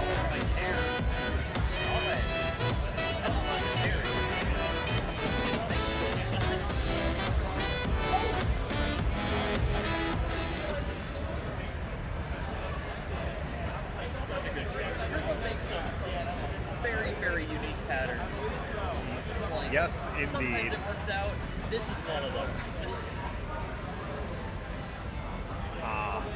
It's so easy to get tripped up in this, though. Never done this shit in tier 7. Well, it deserves that, even yeah. if it's a 10. I think Biggs did themselves a favor by not having to rely on the results of this song, because I think this one could go any way. But I think Biggs is locked in first for this pool here. Yeah, this is the first one of these charts that we have like more of a raw output. In a weird way. Very, very technical.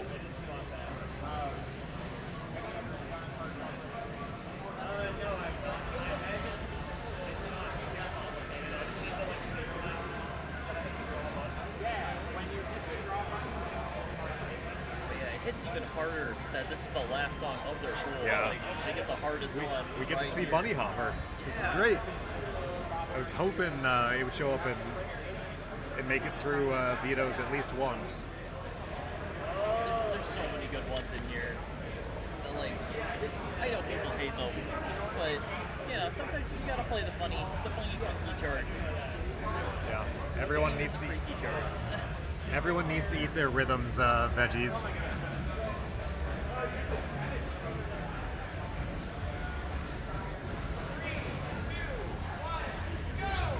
And we're in. I don't think those standings updated correctly. That feels... I thought Stu's already had more points than that, but let's see, here we go. Yeah. Yeah. Hope you like Skittles and multicolored notes.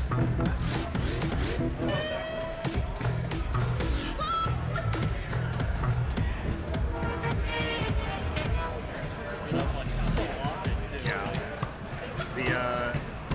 The varied swing patterns really are so hard to stay on top of here. So far, though, it's looking like, well,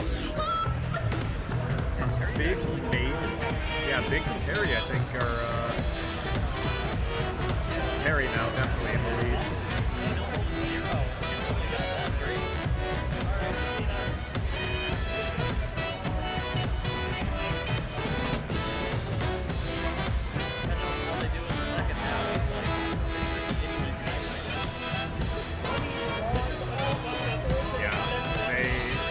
They are handling this like champs, because it's so easy to get thrown off on this chart, but we got everyone hanging in there.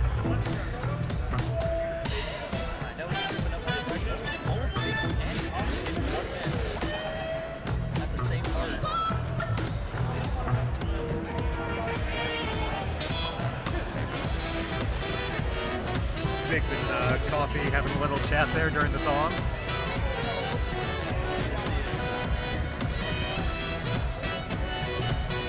Everyone handling those 24th runs pretty well there.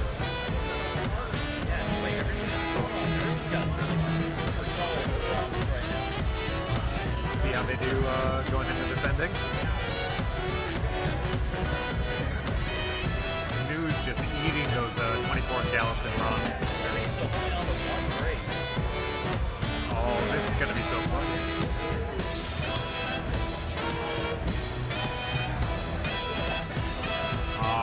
Are those white? Is that lower white count going to be enough for Biggs? Just barely! Are you kidding me? Both Snooze and Terry. 0.02 again. Oh. Look, I know that. Love to see it. Again. These are the closest games we've had. Two. You guys.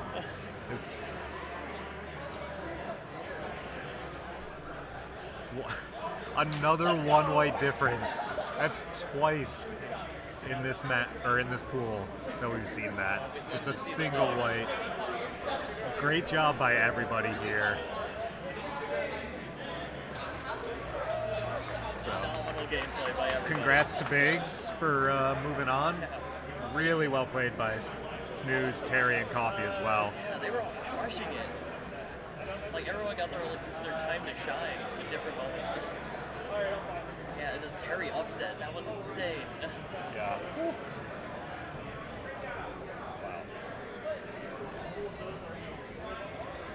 Wow. was a wacky draw, and it gave us everything we wanted out of it.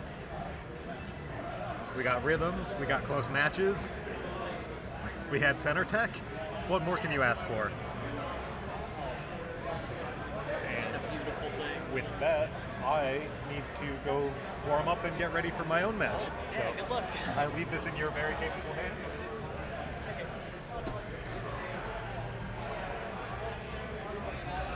Yeah, Biggs has been crushing it this whole journey.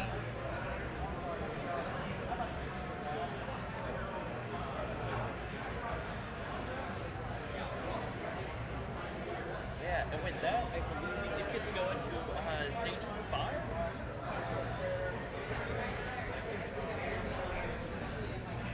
Which also means we do get to start seeing the tier 8 songs. That's when it gets into like, there's some really funny ones in there, Chad. We got Strut. That's the best chart ever made.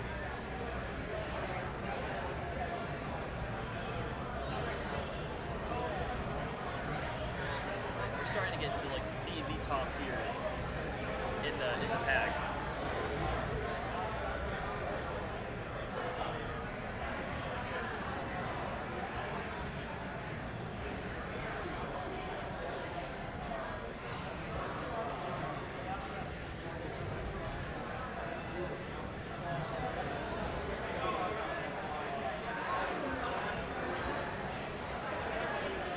We're just doing a little bit of downtime.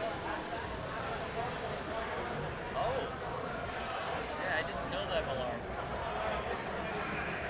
Yeah, it's good to see them here, though. Like, even if they don't go often, it's good that they decided to come to this one because, like, they really do get to show off their skills for this.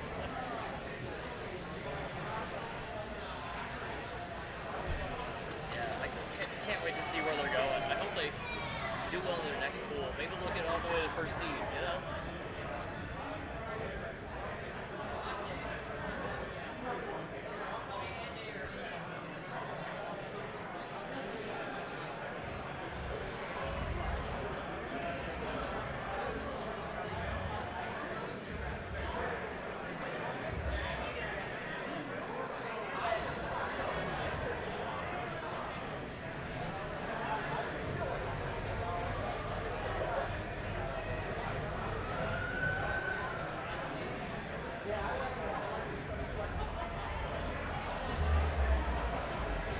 We just got a little bit of downtime for this road for now.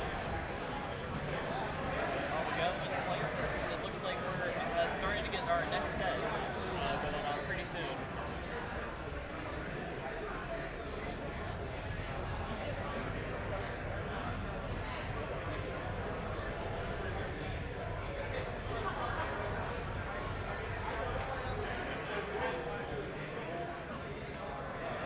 Yeah, this is actually our last set of the day.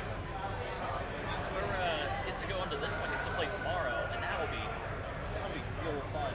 I'll get you there. To move on to day 2 for singles.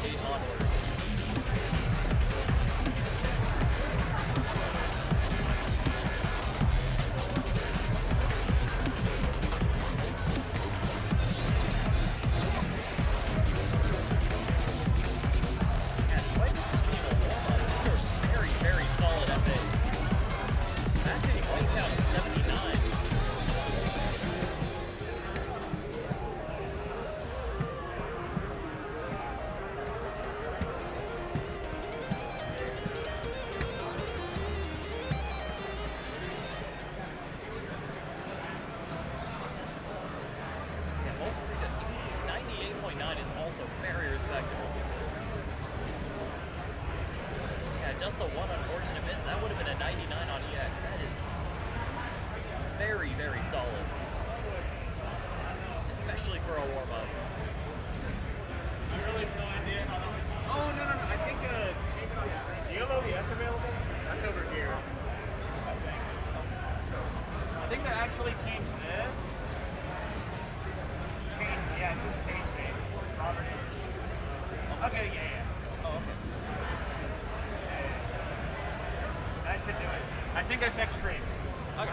I just remembered it. It's really solid. Alright. I had to remember to do that. Why is it not updating this pad? Why is the pad not updating? That's from the same source. I know. Well, why is it not showing up? Whatever, that's not my problem. Yeah, you're 49. Anyway. Yeah, Pat, the winner of A4. He's not showing up quite yet on the actual stream yet, but they are actually the ones playing in this one in 5A. Yeah, Rosewood, what makes you say Mondays not, or yes, this year, are they like, are we going to see some insane scores? I'm excited to see what's going on in there.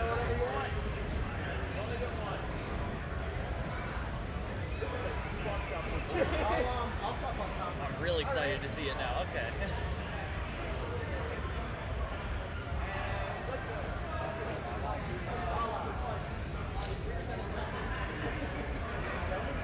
Yeah, it looks like we're going into card draw. The card draw is not updated on yet, or on the stream yet. Let me go fix that real quick. Unreality. And that's also a smart meetup. Alright. Here's your list. Like midnight hour first? Yes, midnight hour first.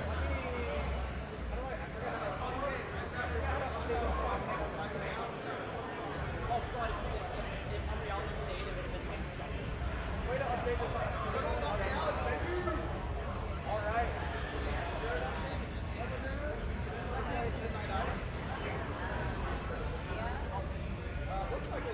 Oh, yeah, that's right. Okay. Cool.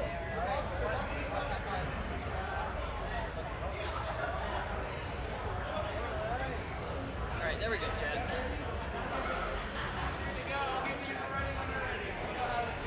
Oh, I see Eeyore in there. We got UFO. Oh, we got a lot of good ones, actually.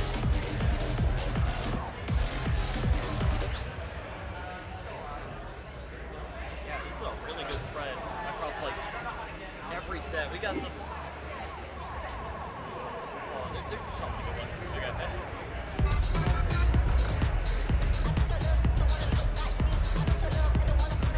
Spicy will be happening in a couple after this.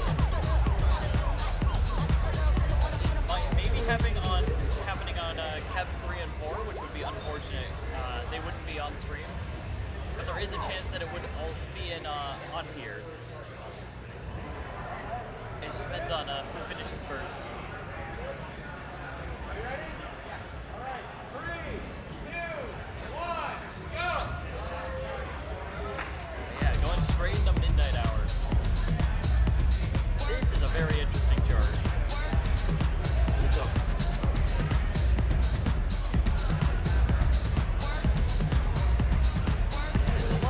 A lot denser than a lot of the other tier 6s. A little lighter on the tech side, but still enough to turn you up. Taking me through all of your phases. How you traded, I'll trade places. Late in the midnight hour,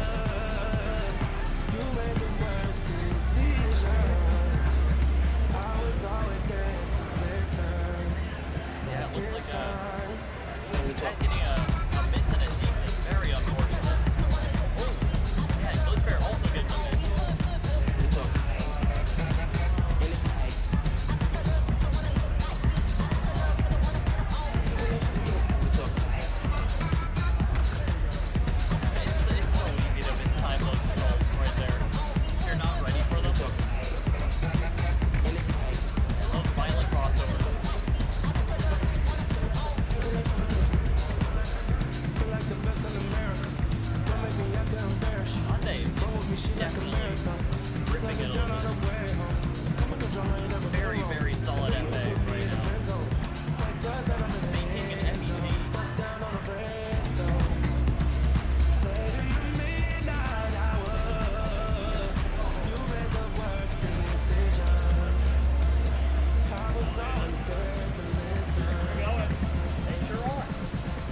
Time to talk. Oh yeah. Now we're only 1 miss. Across the board actually. Time to talk. Only a handful of grades. Time to talk.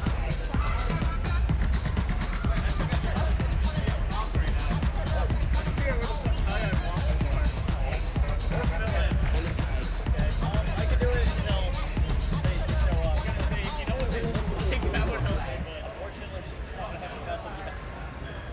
Oh, sorry about that. 98. Whoa. Okay, so yeah, you weren't kidding, Rosewood.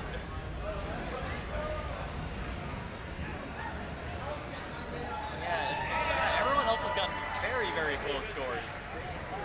Yeah, 5-9 to a 7-8.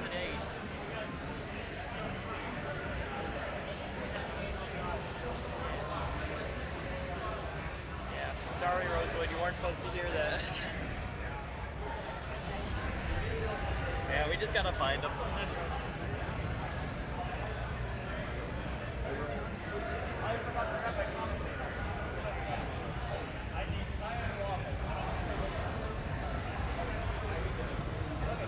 Yeah, instantly going into the next song.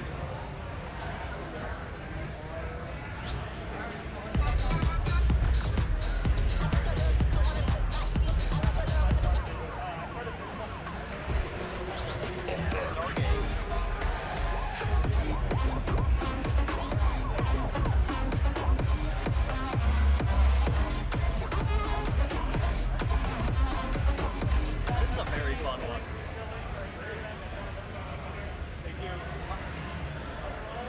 Oh yeah, it's got such a groove in this one. Like, you get into that flow state, as techy as it is.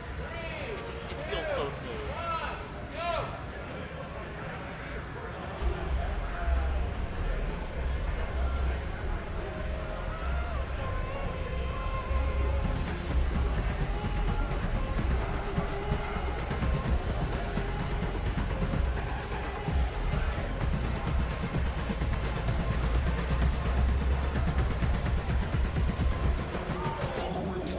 Everyone's nailing the 12.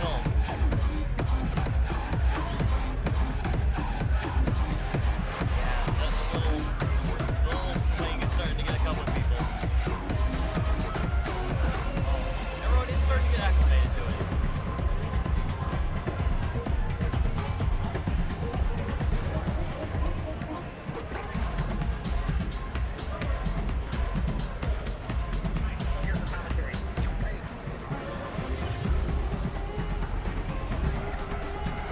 Alright, we're gonna be switching off the commentary real quick. And we got it. Hi, Waffles is here. Hey everybody.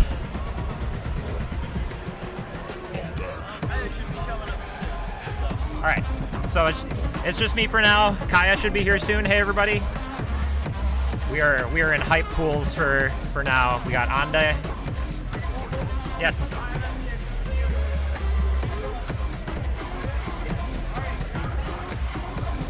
And Kaya is here.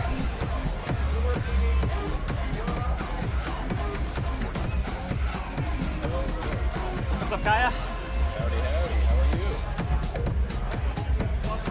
How are we? How's everything here? We got everybody here.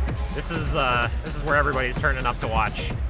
We got Ande, we got Issa, we got Glitch Bear, we got Pat. This is a hype pool. Oh, hell yeah, that's sick. Oh, damn. Hey, everybody. Hey, Tubby. Hi, Dialogue. All right. I think that was actually the second song of the pool. They just got done playing Midnight Hour. Ooh, Midnight Hour. That's one of my favorites. And we got... Are they actually in their matches right now, or are they still going? I think this is their match because I think this is the draw here. So Stargate, we got Ande with a 99 that takes that one. Hey, Marina. Hey, Fanta. Hope y'all are doing well today. Hello, everybody. A killer event so far. It is so hype being here. This is like there's so many like just ITG players here. It's like the greatest ITG meetup. So. It's so good. Grip has always been one of my favorites for sure. And there's already been a ton of crazy matches I've seen that are really, really close. It's really awesome to see. I think there are going to be a lot of close ones in this one. So we're on colors now. Pretty mostly straightforward 11. There's a couple laterals towards the end that might trip some people up.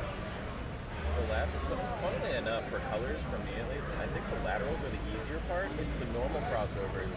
Where it's like there's like these 3-note foot switch chains that lead into like the really whippy like crossover pattern, right? Yeah. So it'll be interesting to see if they can get those. What's the term? They're very aggressive. Like they're uncomfy. Yeah. They're high movement, and I think the laterals are more about just remembering that they're coming. Yeah. So more chart knowledge than execution. I agree.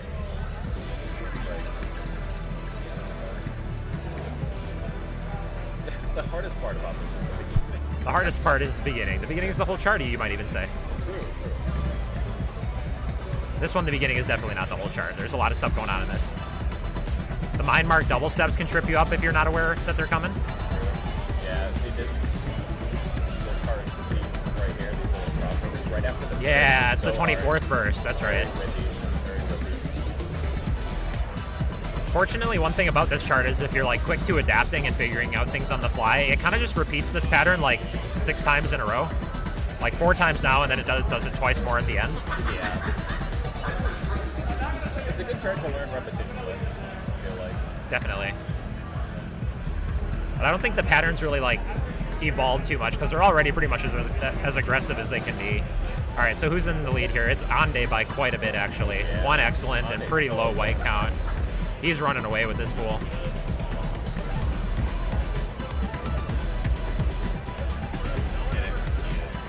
Oh, on the bottom left is Pat. No, Pat's on the bottom right for us. Glitch Bear. Oh, Glitch Bear. Yeah, our chat window is covering up our view of Glitch Bear from the commentary station, so we were just figuring that out quick. Dude, Ande is locked in. I say that commentator's curse. He drops 4 excellence. This is the hardest part for a lot of folks. I feel like the laterals are like you have to make a split decision whether you want to double step it or to actually commit to it.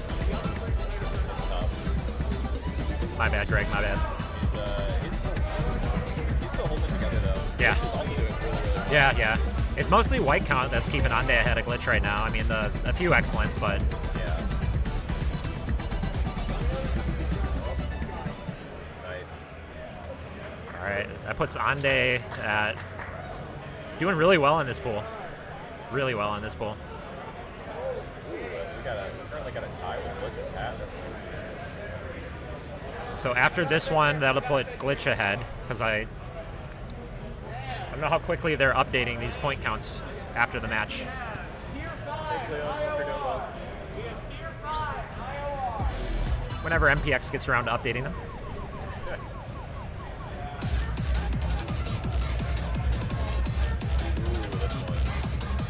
I actually don't remember much about what this one does. It's really just kind of like a reading deck, I feel like.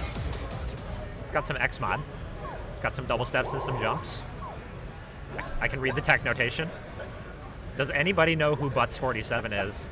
There have been rumors, but it has not been confirmed as far as I've heard.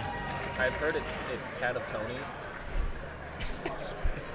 It's got to be Tad of Tony.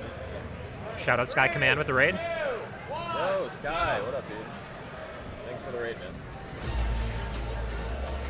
Grip has been very killer. Glad to have you. Hope you had a good set.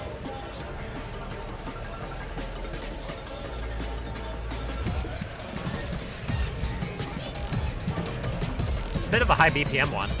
It is. So we'll see if that changes anything for these guys. It does a combination of like some weird rhythm changes. Not like actual skill, but syncopated stuff like that. Like trip up a lot of stuff. Everybody's doing actually really well from the beginning. We got Pat and Ande both with pretty low white counts right now. Yeah. Clean. Gotta say that. Pat drops 2 excellence. Sorry, Pat. Commentator's curse, as always. Every time. Nowadays, completely locked in. Absolutely destroyed. So I know Ande has a little bit of a DDR background. Do you know if he had much of a DDR like tournament experience background at all?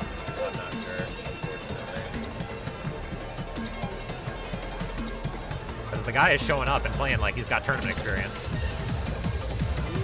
He's very good. Very good. His form is also really. I feel like it's pretty maximal. Yeah. By comparison to a lot of players here. But he does it really, really well. Like it works in his favor, I feel like, especially for movement heavy stuff. Definitely. Yeah, this part in particular is super tricky. You can easily get tripped up here. Looks like he did it once, but overall he's holding it together really well. Pat is also doing very solid. It's really just a white count. I feel like Pat's one of those players that always gets like kind of criminally underseeded in these tournaments. So for those that don't know Pat as a player, Pat is a fellow Wisconsin player, so I got to shout him out for being a fellow Wisconsin player. But he does not actually have a home setup at all. Oh, he doesn't? He does not have a home setup. Damn, he's really good for not having a home setup. That's crazy. Yep, Pat learns most of the charts and is playing them for sometimes for the first time in tournament on pad. He does play about once a week at Mutes, the weeks that he does play at Mutes. Oh yeah, I did see him on Mute stream a few times, that's right. But I haven't seen Mute stream that much this year. Maybe I just missed it. We got UFO Me next. Classic banger. It's kind of like the one chart that if it shows up in a draw, I have a hard time believing anybody vetoes it. Because that's kind of the format, like, here. You don't get any protects, it's all vetoes. So everyone's vetoing the thing they don't want to play. Who doesn't want to play this? I went into this thinking the complete wrong thing. Everybody, like, I had several people ask me, like, what the format is, and I was just like, oh, it's all protects. Oh, no. That's That's definitely not. No. Yeah, it's all vetoes, so the way the draws work is they draw 10, every player gets to veto 1, it's in seed order, so lowest seed vetoes first, highest seed vetoes last, so the highest seed gets to make arguably the most important decision. If you're vetoing first, then you have to like guess, who might veto what later, and you might be wrong. It's definitely an interesting format. Probably because I'm not talking into the mic, I apologize. Also, hello, Luke. We'll have Kaya move a little closer to the microphone. There we go. Is that better? Hopefully that's better. Thanks for the audio feedback. That helps. We don't have like headsets or anything. Every single player has one X-Zone right now. True. That's it. Monday and Glitch are locked. Okay, alright. You got picked up for the misses. Monday's side here. And to give like an idea of how stacked this pool is, Issa's really, really good. Issa's incredibly good. And Issa is looking like she's not going to advance from this pool right now, which is crazy. Issa typically does very well in these tournaments. It's just this is such a stacked event. It's so hype. I feel like the actual the charts themselves are also a lot more tricky. Like you have to really know them. It's harder to sight read these, I feel like. Which I don't know if they're sight reading these or not. But I feel like the tournament in general is just very hard. Yeah, I agree. Like there's really hard stuff all the way down in tier 6, I think, is where some of the first really, really hard stuff comes in. Yep. Like there's a really hard 12 in tier 6. The Ash chart, it's like 170 BPM foot switches. Yeah, give me your logo. Yeah, that's it. Yeah, that's actually a really cool one, but it's tough. It's really, really hard. This one in particular, I like this particular chart because it does give you breaks. So, but it's the chart itself is so technical that the break almost gives you it gives you time to have anxiety over the part that's. That's a good way of putting it. Yeah, it makes it a good tournament choice to put in from organizing and curating the pack. Yeah. There's just a lot of time to think about what you have to do in that one middle break in particular, where there's a lot of empty space. Glitch is just absolutely demolished. Okay, well, I should really just stop talking. It's really close between Ande and Glitch now. He was taking it maybe potentially before, but now it's really close. Yeah. It's really close. I think Ande got it. Those two greats and that Boo, I think, are what's going to put Ande above Glitch. Where we at? Oh no, Glitch got it. All right. Let's go, Glitch Bear. That is kind of how you expect a song like this to go in tournament. Everyone's going to put up really pretty tight scores. Yeah. See, Issa with 9 misses is a little surprising there. I wonder if she's like struggling to adapt to the pad or something. Wasn't there? This pad had some work on it too, right? Didn't other people have Issa's on. issues with it? The last time I saw this setup being worked on, it was the P2 side, not the P1 side. And Issa's on P1.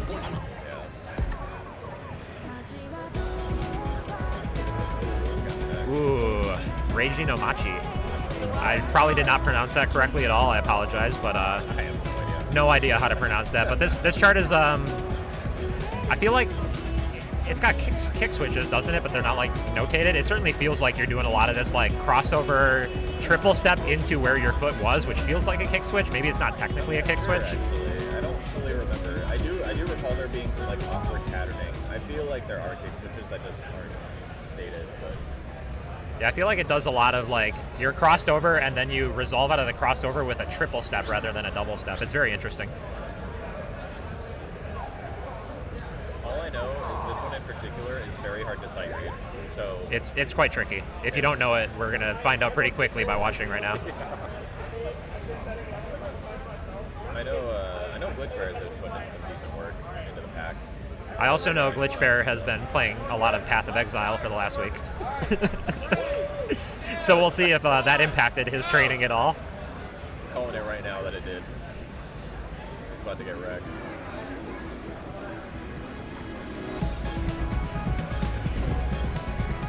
I feel like another interesting thing. I feel like another interesting thing about this chart is it's like kind of quiet as far as like the song audio goes, which means you're not really able to necessarily lock in on the like song audio as much. Right.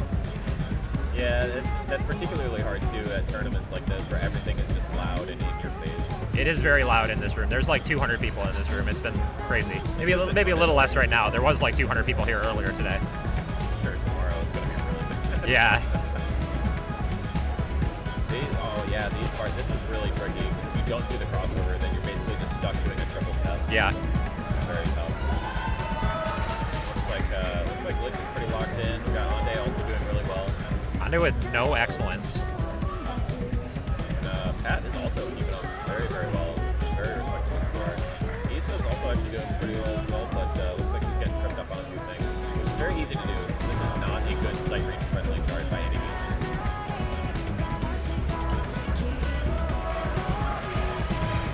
Ande still with 0 excellence. There we go. There we go. Maybe we just don't say that. Maybe we watch out for that. I think he's still comfortably in the lead right now, though. Yeah, I think Glitch has too many excellence. Make up for it. Actually, they're tied on white count anyway, so. I think it's going to be interesting between Pat and Glitch Bear on this one because that might put them into it. If Pat wins this one over Glitch Bear, I wonder what happens with the points. Because right now Glitch Bear is 1 point ahead of Pat. Oh yeah, if they're tied. And that depends on who advances from this pool. Do they do a tiebreaker then? I don't know. I haven't seen it happen yet today. Oh, well, happen. We're doing well. Living up to the commentator. Yeah, Waffles is cursing everybody here today.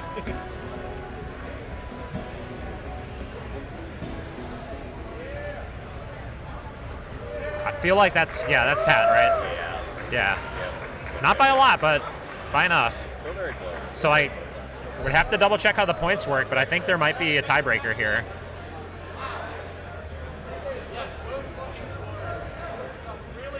That is such a crazy matchup because think about how good of a player Issa is. It's ridiculous. And then you have that. It's crazy. It's absolutely crazy. To put into context, I have never beaten Issa in tournament. I am seeded into the pool about next round.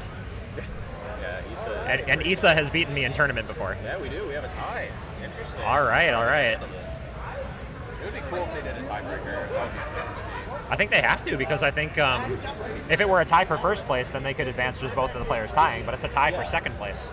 Yeah, that makes sense.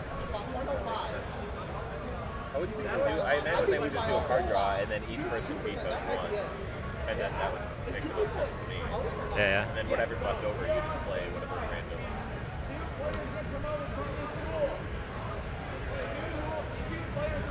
Yeah, it's basically a sudden death round. I guess is what they're doing. He's announcing the advance right now. Oh, okay, so the way the tiebreaker worked, they're not playing a runoff song.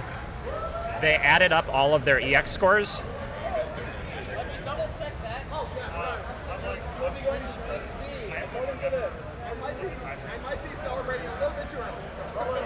Okay, we're figuring out the tiebreaker scenario here because they're tied on points.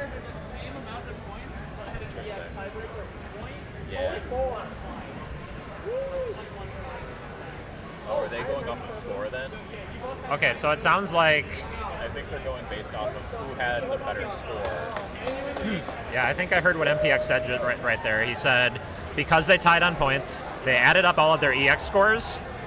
It's like the average EX. Okay.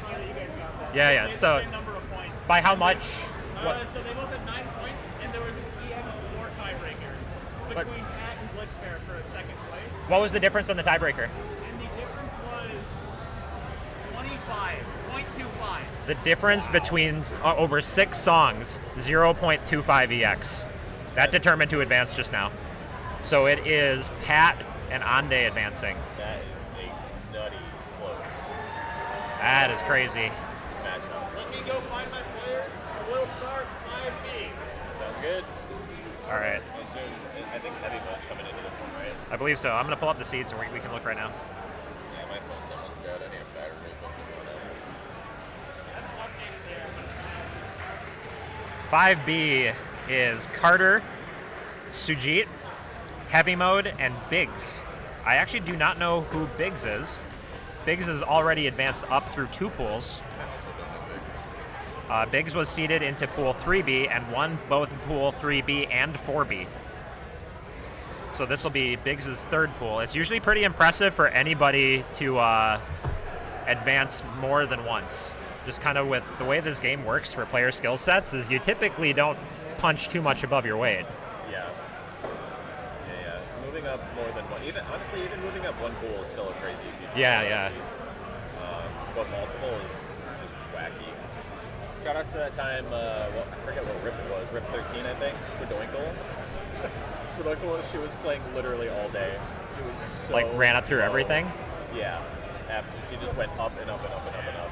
There was a player at Red Note as well for the Red Note ITG tournament who advanced like through 6 pools all the way to top 8, and he actually had to drop from top 8 because he had tickets to go to a Vegas show.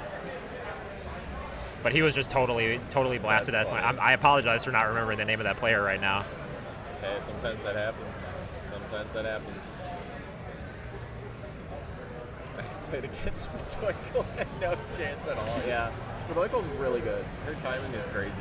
And yeah, Hunter, I remember how we got seeded into that was that rip 14 or 13.5 where you came down and we had a 3-way tie in the pool. That was fun. Fifi gets second. He gets on the stream for 6B. Oh, is Fifi playing more tonight? Fifi is seeded into this round of pools, but he's on either the C or the D pool, so they only had 1 streaming setup, so only A and B pools get streamed. I think they are recording. They're doing local recording on each cab, yeah. So the matches for everybody will be uploaded to, I'm assuming, YouTube after the tournament.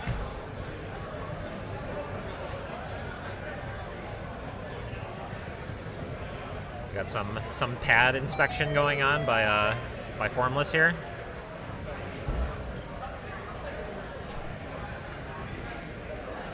And a quick laughter at it. Yeah, you know if you got the ITG arrows tattooed on fingers, then that's a hardcore player right there. You know you're about to lose. Dylon. When did never mind, I forgot. My brain is like half here, man.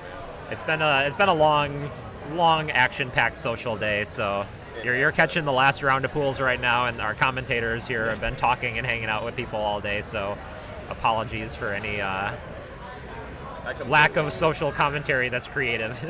I missed my SRT completely. SRT has been interesting, I've heard. So the SRT is being run on SMX pads with a raised metal center. And a lot of people were getting held misses, but I think it's fine because we're all playing and dealing with the same thing, right? Yeah, like it's not, it's like the same you're not going to like say it's unfair or whatever. Yeah. But it's interesting seeing the scores that are coming out of it because they're the scores that you think are really, really far off from what might be qualifying are actually pretty average. Like I got like a mid 91, and then most of the people I'm talking to also got like a mid 91. Yeah. So it's like pretty common that people are feeling pretty bad about how they performed on the SRT, even if they felt like they read the chart okay. I feel like it's mostly just kind of like a have fun with it sort of event. Yeah, anyway. yeah. It's just, you know. It's a really fun event, and I'm looking forward to seeing like the bracket for that tomorrow, especially. Ultimately, the best players are still gonna qualify. Yeah. It's a lot of players though. I think I'm, if I can, I think I'll do the qualifier tomorrow, 2 to 3 or something like that. So we'll see. I bet you'll be able to sneak in. Yeah. Hey, JoJo. I think we're getting prepped for the next pool here. Yeah, looks like we got everyone getting ready. We'll introduce the players again in a moment here once they're all ready. How about you? How are you having fun with the event? It's great. Good. It's great. The drive-in was not great, but Uh-oh, what happened? It's really, really windy today in the Midwest. Oh, there's a really nasty windstorm coming in, and then there's really nasty snow coming in later. So it was like 40-mile-an-hour winds most of the drive down. It was pretty sketchy, pretty scary. I got to be honest. Kind of one of those things where you're like driving, holding the steering wheel sideways half the way because otherwise the car's going to blow off the road. But yeah. All right, we got Biggs in the chat here. Biggs is here, has advanced 2 rounds to make it here. What up, Biggs? I have not met Biggs, but I now see Biggs in chat, so Biggs is here.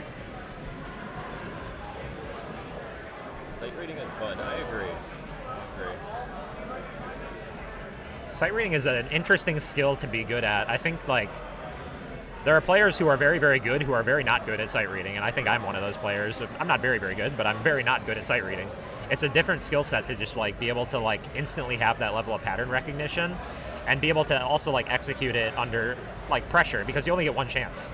Your qualifier is you play one song and you have to put up your score there and you have to hope it's good enough. I think it's more of like a test of nerves than it is a test of anything else. I mean, obviously there's reading comprehension, but it's very easy to get nervous when you're sight reading a chart, especially if you're against somebody. Yeah. So it's tough.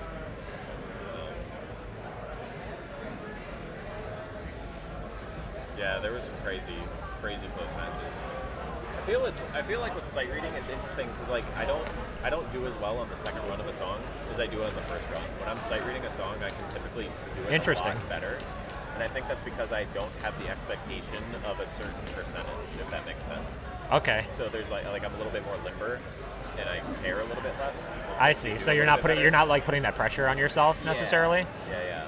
See, I think I'm maybe the opposite way, but maybe it's like a skill issue because I'm not like quite at the level where I can like instantly have that level of pattern recognition on everything. Yeah. I feel like usually my play style is I'll run a song like 3 times in a row, and every time it'll be better. For me to actually have a better score running a song multiple times, I would need to run it like 50 times. Or it'd have to be something that's like throwing something really obnoxious at you that actually takes some effort to learn. Yeah. That might be. Yeah. I just talk quietly. I apologize. Is this better? We can get Kaya real up and close and personal with the mic and turn this into an ASMR commentary stream. It is, thank you.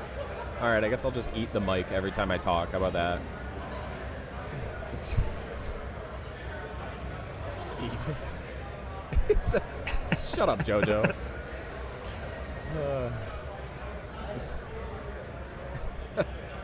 What is happening in this chat? Well, thank you all for being here, by the way. Shout out to everybody for hanging out and watching some ITG with us this evening. It's going to be an exciting day tomorrow. Make sure you're all tuning in tomorrow. Things will start pretty early tomorrow. Should be a lot of ITG tomorrow. What time are they starting tomorrow? I think the first round of pools is at 10 a.m. tomorrow. 10 a.m. Central Time, 8 a.m. Pacific Time. That'd be 11 a.m. Eastern Time. What button? That's the button, Waffles. You know, the big ITL button that you have access to. What? Yes. Okay, I will start ITL. ITL starts tomorrow. confirmed by Hunter18. Hunter18 says that Waffles can start ITL tomorrow. We have a stream deck right in front of us, and it says ITL launch. All Waffles has to do is press the button, and he's not doing it. I will press it tomorrow.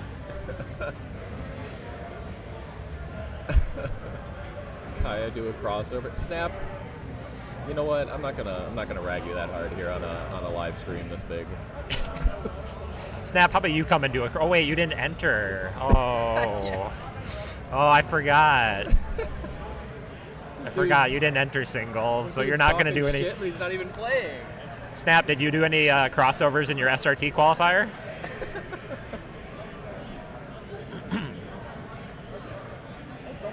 It would be sick if ITL was on AeroCloud. That'd be awesome. I'm excited for ITL. Me too. I'm really excited for ITL launch. I'm actually thinking of going pretty hard into doubles this year for ITL. Are you? Yeah. That'll be sick. I'm not good at doubles, but I think it'd be fun to learn. What have you gotten up to on doubles? I only have like a single 10 pass on doubles.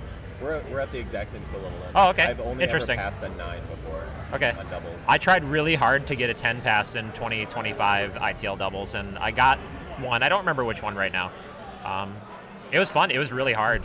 Double 10s are really hard. I think I need to change. I think I need to put a second sensor in my 2 middle panels to make it work. Yeah, I only have one on the center of each pad. Yeah, you're gonna probably want more sensors. Yeah, I think and you at least want them on the right edge of P2 or P1 right and the left edge of P2 left. Yeah. Hard to say that without mixing up a number. You know what I mean? Yeah. You want the center sensors.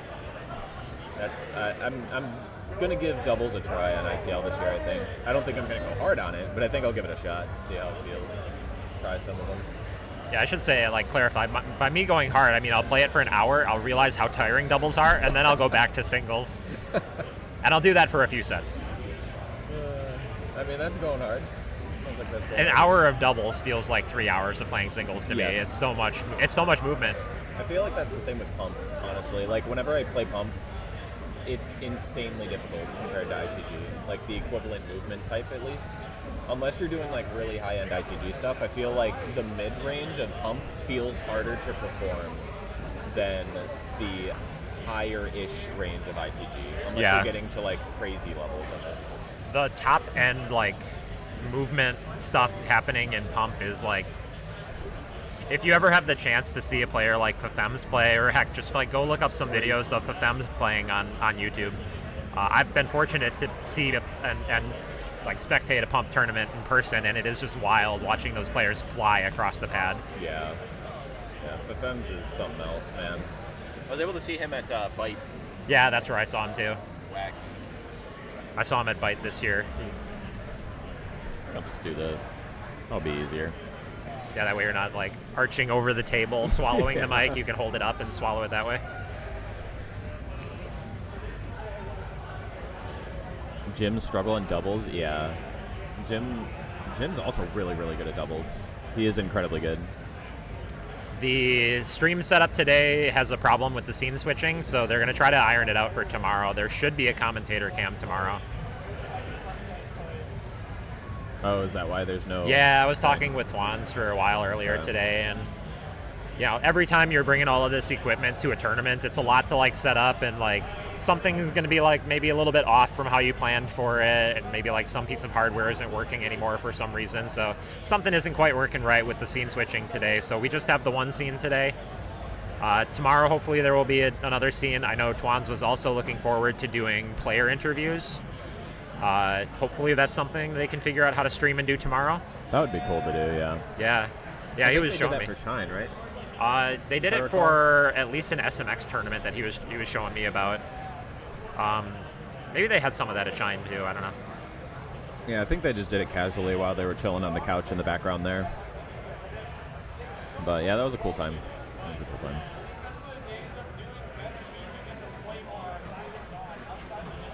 I can see most of the players here, but yeah, I think they're just talking, getting things ready. They're getting set up. 1948 best boss song. That is a boss song. I don't know enough boss songs to quantify if it's the best or not. I thought the best boss song was Train of Thought. Train of Thought is pretty sweet, to be fair. I unironically actually really like it. It's just insanely taxing.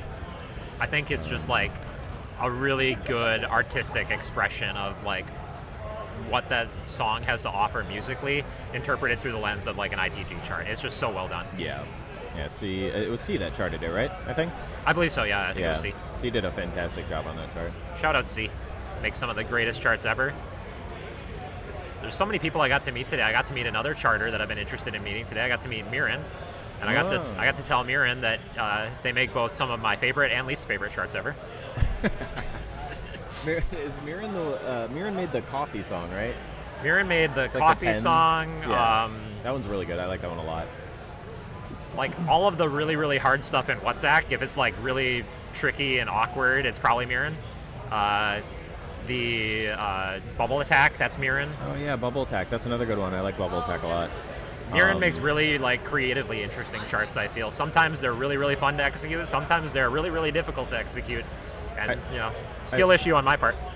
I feel like Mirren makes charts that are equivalent to like TAC, where like you have to play We're currently them. waiting on TJ USB to show up. And Okay. He seemed to be hanging out with Vincent and BLM just a second ago. Oh, jeez.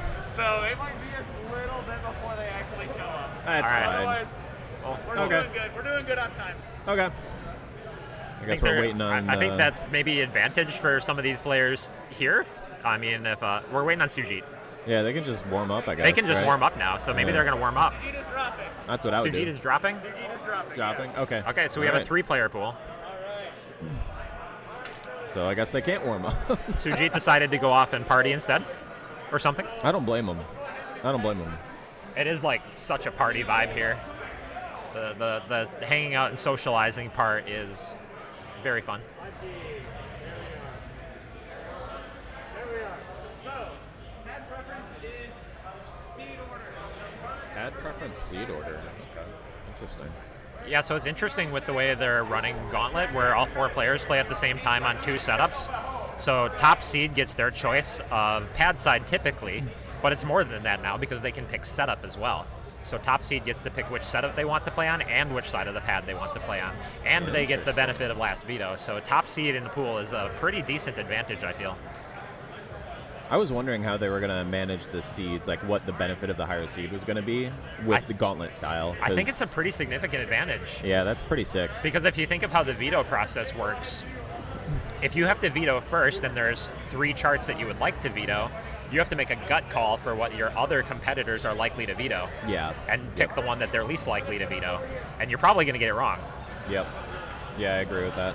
I feel like there's a lot of players that, at least what I've heard personally, that don't care too much about pad preference and would rather have a veto or protect preference. But I feel differently. I definitely prefer pad preference over veto preference.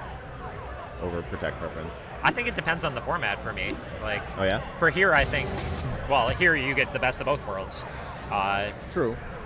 But in Gauntlet, maybe I think I would lean more towards saving the veto for last. Yeah. Because then you have a higher chance of not having to like pick between 2 songs you really don't want to play and figuring out who's likely to veto the other ones. Yeah, that's a tough one. It's tough. It's really tough. That's a tough one to decide. I feel like with how with how specific my form is, I think I would prefer pad preference pretty much every time, I think. Yeah, that makes sense. I don't know. That's a tough But that call. also assumes that you have the opportunity to try the pads. Yeah, that's true. Because at this tournament, one of the biggest like obstacles is this tournament is so full in terms of like attendance that you are only guaranteed 1 warm-up song, and that's likely all that you're going to get. One warm-up song. That's, you get one. Crazy. You get 1 warm-up song. So imagine you get 1 warm-up song and then you got to play like Emma. 1 warm-up song, and your first song after that is Emma 14. 1 song and then Maisie Metroplex. It can be rough. So I think you have to like. There's some interesting ideas for like warm-up strats. Somebody was sharing a while ago that like the Konami DDR World Championships that were happening overseas, they also didn't have any warm-up opportunity. So there's like videos of Chris in the documentary using a stairwell bar to ghost play and warm up in the stairwell. Yeah. I mean, it works though. That's the thing. Yeah, like, I mean, you get the form down. Ultimately, like what you want out of a warm up is to get your body temperature up so that your joints are a little bit looser. You want to get your heart rate up so that you're like more ready to hop into something hard. Yeah. And ideally, if you can do that while mimicking the motions roughly, then you're going to loosen up the right joints. So I think fake playing definitely works a lot better than just jogging. Yes, like I'll I agree occasionally with go that. around jogging before my sets, but I think fake playing does do a lot better for you. I think the jogging could be good to like get the heart rate going up initially, and then then if you can't get on a setup, find somewhere to ghost play. Yep. I agree. Actually, what I was going to do for this tournament, I couldn't find one. I thought I had a spare like cracked LTEC panel at home. I was going to bring an LTEC panel and like a little piece of like rug gripper to put under it and ghost play on that. that would be cool. But I couldn't find one. I must have thrown the cracked panels away. I'd also love to go to RIP someday. Yeah, you should definitely go to RIP. It's a lot of fun. I know that they're not doing as big of an event anymore, but they're still going to be RIPs. So they're just going to be a little bit smaller. And there still will be ITG tournaments, and I think Storm is another good one to RIP go to. has its own kind of like unique atmosphere and vibe, and it's like in the middle of a college town, and there's a lot of like stuff to walk around and do. Yeah. But other tournaments like Beast in the East, Bite, really fun vibe there. A lot of players show up to that one. Bite Shine is such a cool venue. Like it's huge. That venue is gigantic. And there's like a lot of stuff to do there, and like Bite was a really good time. Shine is like arguably for a lot of players like the tournament that you should go to if you can go to a tournament for ITG. Perhaps the B-Hop crew will be hosting more events in the future. We don't know yet. They've not announced anything, but they just did Dash Dance a few months ago, and that was a good time. Dash Dance was fun. That was a nice one. Definitely recommend going to an ITG tournament. Competing is great. You should. Shine is invite only. I'm thinking it was Storm. Yes. Storm. Shine is invite only. So yeah. Storm would be a good one to go to. I think I got confused because I think the Storm theme one of the recent years was Super Mario Sunshine. Oh yeah. Yep. It's a good theme. It was a good theme. It's one of my favorite Mario games. All right, let's talk about the players who are hopping on here. We got Carter. Carter, I don't really know how much Carter's been practicing. I think interestingly enough is Carter playing in. Carter typically plays in jeans in tournament. That's kind of normal for Carter. It's a very interesting clothing choice for high exercise. But Carter is a very good player. There's a good chance he does very well here. I know Heavy Mode has been going really hard on the pack. Like he has been practicing every day. If you want to take inspiration from like one player who has practiced for a tournament appropriately, I think you want to look at Heavy Mode and watch his streams for what he's been doing, because the guy has been practicing playing cold. He's been practicing card draws and one-shots. He's learned every chart that he has a potential of needing to play inside and out, knows what he's going to veto, knows what he's not going to veto. Yeah, Heavy Mode has been going crazy. And then we got this Bigs player who has gone up through 2 pools, winning both of them so far to get here, where maybe his work will be a little bit cut out for him. We'll see. I think this pool will be a little bit more closer to where he'll have a little bit of closer matches. So we'll see what happens. Being as disciplined as Heavy Mode is very difficult to do. Heavy Mode is, if you don't know Heavy Mode's history, Heavy Mode has started streaming ITG as kind of a motivation vector for losing weight. So his sign-off was always he wants to go from Heavy Mode to Light Mode. Well, here he is as Light Mode a few years later. It's built mode now. The dude made it. Now he's going to be like going full circle. We're going to go back around. He's going to go from Heavy Mode to Light Mode. Now he's going to go back to Heavy Mode, but it's going to be the jacked kind of Heavy Mode. He lost over 100 pounds. Wow. Yeah. Wow. Yeah. Inspirational. Heavy really. Mode is crazy. Truly inspirational. Also, Super shout sick to see. out to Heavy Mode, fellow ITG dad. Shout out to all the ITG dads out there. There are a couple dozen of us. A couple dozen. All very awesome. Very awesome people. Here's our card draw. Welcome to Millions Here Forest. All right. Vetoing is in reverse speed order. Also, shout out to the better halves of the ITG dads who let the dad come to the tournament and leave their partner and children at home. ITG moms. Yep. Hello, wife. Shout out, wife. El Catundo. All right. Heavy mode. ITG moms are a thing too. Yeah.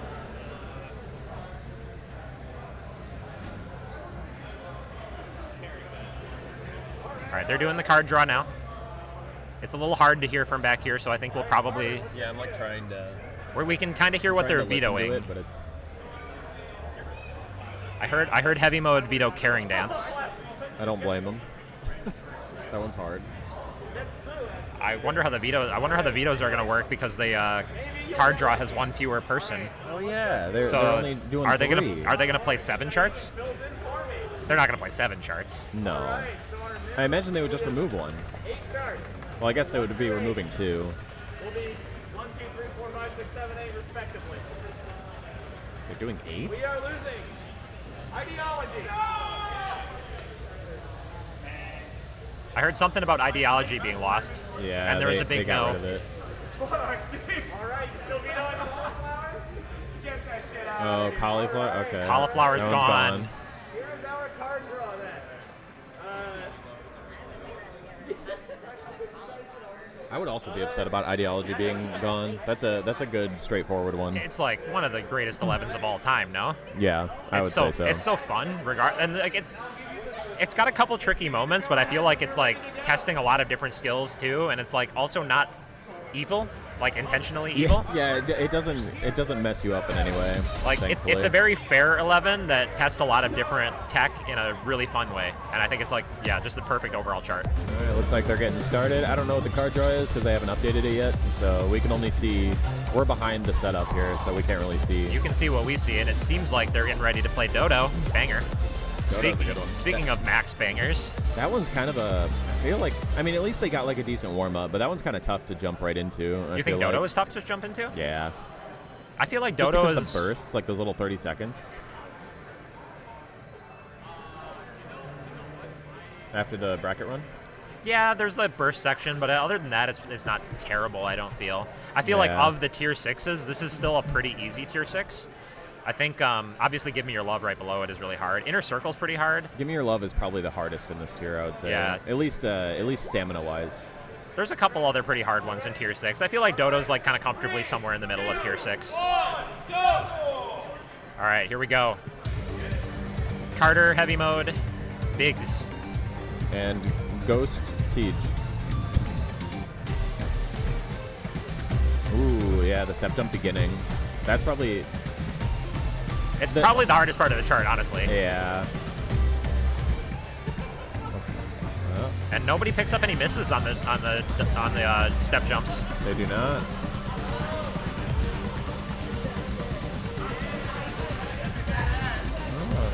All right, Pat's off to a good start here. It's looking pretty tight between Biggs and Carter. Carter doesn't have any misses yet.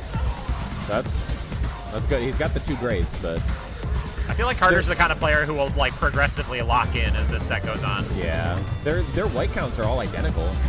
It's pretty crazy.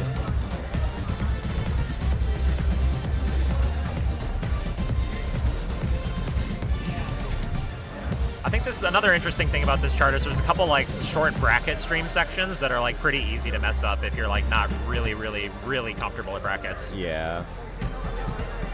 I feel like the part for this chart in general is just the one that's coming up here. This is what messes most people up.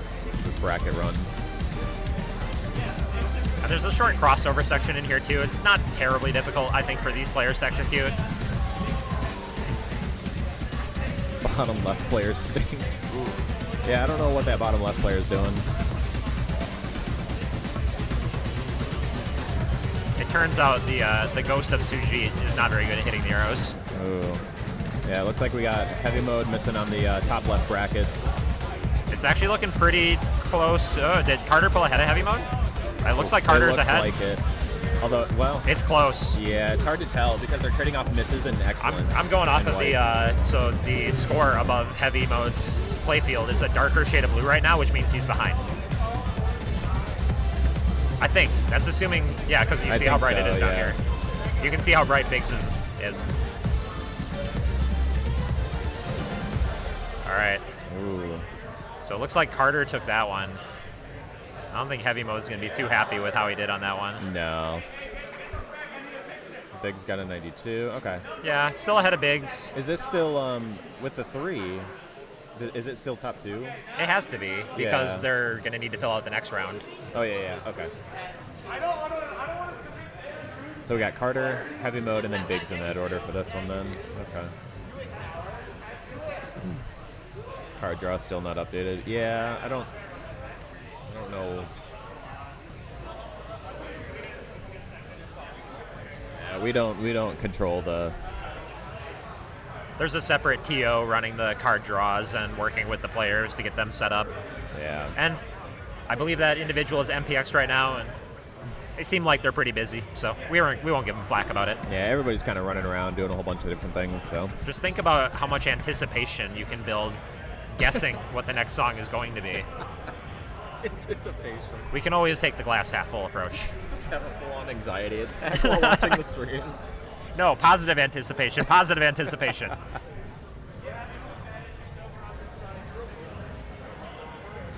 Override. We got Override hovered. That one. Ooh. Basically, a pure 8th note DDR crossover chart. Yeah. I double step this whole thing. I don't do any of this at all. I mean, it's only 204 BPM, so if you can do 8th notes at 204, no problem. Yeah. But now I say that and they're moving on, so we don't know what's next necessarily. They're sandbagging until they catch up at the end. True.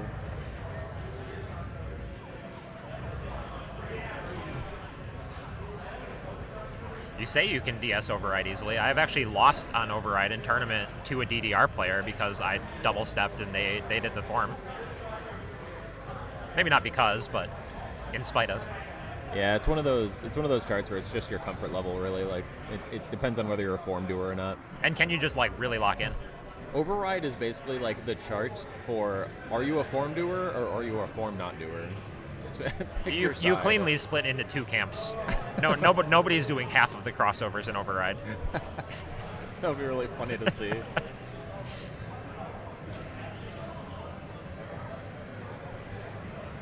I'm a form doer with like certain patterns. I kind of switch between form and not form depending on the chart.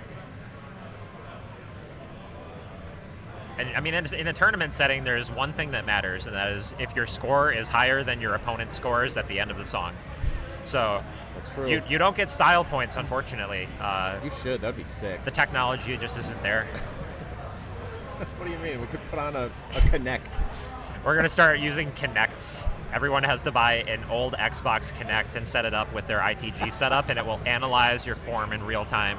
Oh, fuck. Or it'll put a sensor in your shoe, and if that arrow isn't triggered while your shoe is over the correct panel, then you get docked points. Everyone has to play in Catwalk VR shoes. A Dance Rush tab. I don't know much about Dance Rush, but I feel like the Dance Rush format is also perfectly cheesable in a lot of ways. Oh yeah, it absolutely is.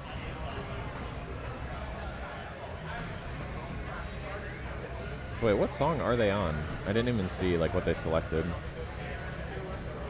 A cool side event would have been a freestyle event, but I don't know if there's any ITG players who want to practice doing a freestyle routine. I wish freestyle would make a comeback. I will. It would be honest. really hype. Like there's all those old like early 2000s videos of like the people in Japan doing freestyle DDR tournaments, and they're wearing like these giant baggy jeans, and they're all like 20 years old. Yeah. Like, videos. And just like those are awesome. What a vibe that must have been back in the day. I think we got Heavy Mode testing out the pad. I think they did some pad work.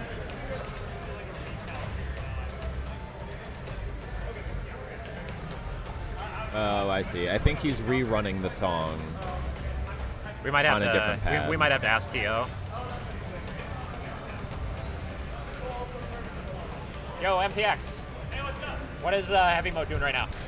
Okay, so there were some issues on P2 up arrow on this pad over here.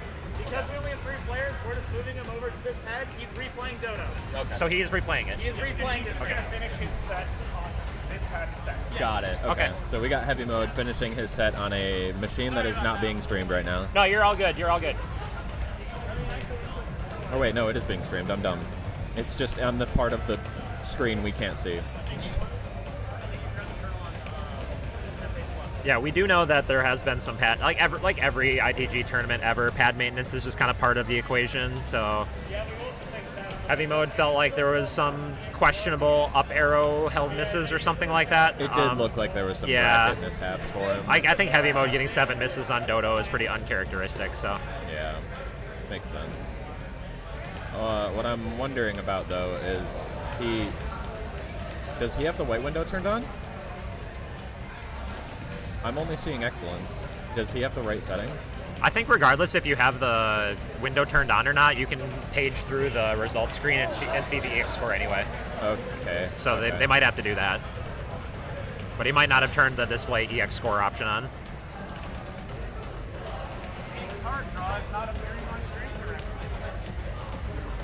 We were wondering about that. We thought we were just trying to leave everybody in suspense. Glad they're letting him switch pads. Yeah, me too. It's never a fun feeling when you get messed up from pad BS. It does look like he's doing a little bit better in the miss department, but he does look like he's getting a little bit more greats. Specifically, it looks like the up arrow might be over triggering for him. Yeah, I don't think Heavy Mode's particularly happy with that score either. But it is slightly better. It's still not better than Carter's, oddly enough. Yeah, there's 8 greats on the up. He's struggling on that too. It's tough. Playing on tournament pads is not. It's a skill set. It's a skill set. You have to. At some point, you also have to adapt. You have to adapt to the setup. Yep. So, I think 2 different pads and 2 different attempts is probably all he's going to get. Yep. I mean, that's still. He's still fine. He still takes second. He's still fine. So now, I mean, at least in the current situation, he even has the opportunity to try a second pad. So he's fortunate. He's fortunate in that mode alone. It's good that they're because we're slightly ahead of schedule, right? I believe. I feel like we got to be pretty close. It's like 9:45. Yeah. This is the last pool of the day, I believe. So we should have 4 or 5 more songs. I thought I heard they might have done one less song for one less player or something like that. I'm not sure. We will find out together.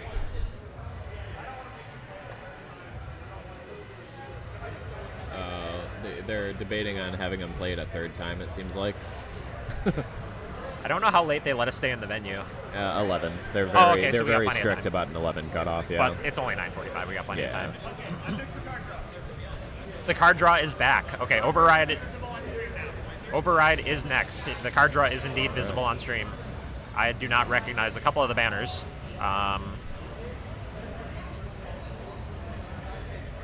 Is that Hase Mikt, maybe, for the 3rd one? I don't know. Yes, Hunter confirms. Thank you. Screaming Horror is the 3rd one. Let me go. Okay. I bet I can do 2%. Kaya's going to go and talk to Heavy Mode a little bit.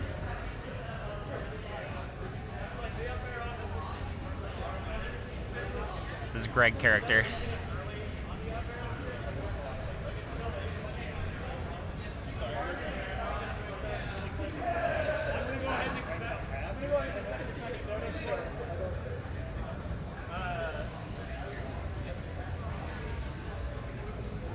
I Hold Still is very, very fun. It's the repeated crossover motif is really, really satisfying, in my opinion.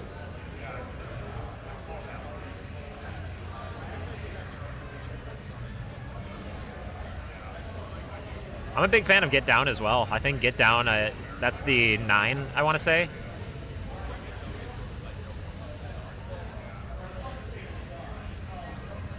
I kind of doubt any of these players will do any of the crossovers and Get Down. All right, we're back. I don't know Biggs. Maybe Biggs will do the crossovers and Get Down. I was basically, I just told Heavy Mode that it seemed like he's a little bit better on that pad, and so if they fix the up arrow, I think he'll prefer that pad a little bit more. Some real-time coaching. I want to, because like I know he like takes the tournament Yeah, very yeah, seriously. yeah. I want to make sure he.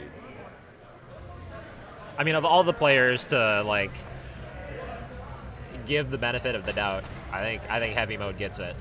Yeah. Somebody who has really, really put his heart and soul into practicing and getting good for tournament play. Definitely. You want to see him perform well. You want to see him get scores that he's proud of and happy with. I think Heavy Mode performed really, really well at Dash Dance, so he's here hoping to perform well again. He killed it at Dash. It was awesome to see him perform. Is 5C and 5D already concluded? It's hard to tell. There's a bunch of equipment in between us and those setups over there right now. Currently, Rinker is modifying the C setup. Looks like D is also being worked on. I do see a bunch of the players for those setups around still, so they might still be working on it. Yeah, both tabs are currently being maintained at And the I moment. think they are updating the seating sheet pretty actively. So I'll see if they've advanced any of the C or D yet. God, I'm so hungry. I made the executive call to go eat dinner before commentary, but yeah, it's difficult to like make that decision to eat food before your actual match. Yeah. If I ever have to eat before my sets, I always eat something very small. Yeah. And it's usually carbs. Or try to eat like at least like 3 hours before or something Yeah. like that, so you've got plenty of time to not feel like bloated or whatever. On the mic right now, you have Waffles. I am Waffles. Hi. And we have... Hello, I'm Kaya. I Hold Still is a banger chart. Yeah, I Hold Still actually is one of my favorites. It's an old school chart. It's very, very old. It's a good no CMOD chart as well. I like it. Hi, Hunter. Sorry you got the FOMO and couldn't make it. Hello. Yeah, it would have been cool to see you, dude.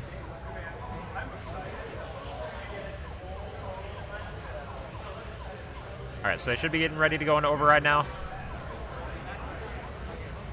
I actually forgot. Thank you for remembering that. Yeah, we got to get you down to another tournament in the States, Hunter. It was really fun hanging last time. All right, looks like Here we're we go. getting started. Hey, Lappin. I thought you were playing on the pad too for a second. It would be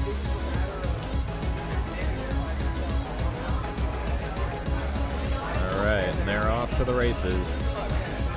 So I noticed Biggs in chat, his Twitch handle is Biggs DDR. This might be big advantage to Biggs. He started with a great, which is interesting. I wonder if that was him or not. The white count's low, though. It is low. It is low. I was about to say whoever's top right is like killing it. Who's ever playing on top right has no whites. Incredible, incredible. Looks like Heavy Mode is actually pretty locked in on this one. We got Biggs also with a super low white count. Carter's doing very respectable as well. Just a little sloppier on the white count for Carter. Yeah. But there's a lot of chart left. It looks like he's doing the form. It's hard to tell with our setup. Heavy Mode is double stepping everything, I think. I can sort of see Heavy Mode's feet if I look under the monitors, and yes, that looks like double stepping to me. Looks like, yeah, Biggs and Carter are all doing the form, and then Heavy Mode's pretty locked. He's pretty locked, but he's picking up a few whites now. He's got that gray that's gonna hurt him. Biggs is really crushing it on the white count. Yeah, this is very evident that Biggs is a DDR main. Also, you see a big form difference, I feel, with Biggs here, too. Watch Biggs' feet every time there's a cross under. Yeah, he moves a lot. He does the toe method. Yeah, it's the toe cross under. That's a very DDR player thing. Because I feel like a lot of DDR players, you're used to playing on public arcade pads where they're craters, so you kind of have to step in the center with your toe to get a more reliable trigger. I did that one time, and I lost all of my toes. I no longer have toes. Yeah, he is. Oh my God, he's actually just like killing this. I think Biggs is just he's gonna run away with this one, flying colors. That puts the pool into a more interesting state. Because we're basically gonna flip the rankings from the previous song. Yeah. So Heavy Mode will. Yeah, it's interesting to see if that's gonna move Carter below Heavy Mode. I think it might. Or there's going to be a 3-way tie right now. It might be a 3-way tie. Oh yeah, because it's 1, I think 2, it's 3. yeah. So I think it's and then it's yeah, 3, 2, 1. Yeah. That would be crazy. So I think they're all tied after 2. Yeah. Toeless. I am a toeless freak. It's true.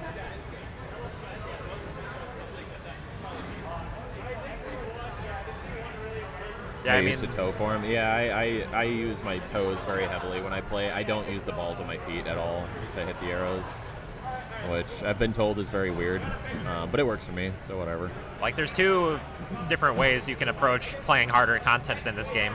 You can build more physical strength and endurance, or you can optimize your form, or you can do both. But if you don't optimize your form, you just are putting out that much more effort every single song that you play. Yeah. I've been told I'm a very lazy player, so I just kind of, I don't know. I don't know if I would. Optimization is where I would. Yeah, I don't know if I would describe your form as lazy. I would describe your form as like pretty much peak optimal. It's like the minimum amount of movement for the execution required. Yeah, that's fair. That's fair. Well, I think playing relaxed is also beneficial for a lot of things. I think like if you try to like hold your muscles tight, you're gonna get tired much faster. So if you can find a comfortable position to like relax and kind of flow, you're gonna find that you're able to push harder content for much longer. Or you're gonna be able to save that endurance for tightening your muscles for the end of the chart. And this is relevant because we're going into the stamina chart in the pack right now, basically. There is a 24th burst in the intro here. Ooh. Wow. Heavy mode is absolutely destroying this. This is the kind of chart I expect heavy mode to like really run away with. Yeah, I agree. Yeah, he's killing this. Like honestly, this draw is pretty not great for heavy mode overall, because I know heavy mode's game plan was like he would like to play the most difficult content possible because he feels like that's where his strengths are. In this kind of tier. Yeah, that's what I was telling him. Like, you should really try to practice like the lower stuff, because that's where your weaknesses are, and that's where you're gonna want to shine more. Because you can always do well at the stuff you're good at, but focusing on the stuff you're bad at is hard. This middle section, I feel like, is particularly difficult because after you just got done doing all of that hard stuff with all those bursts, your legs are gonna feel very jello-y right here for the breaks, and that's never good to do. No.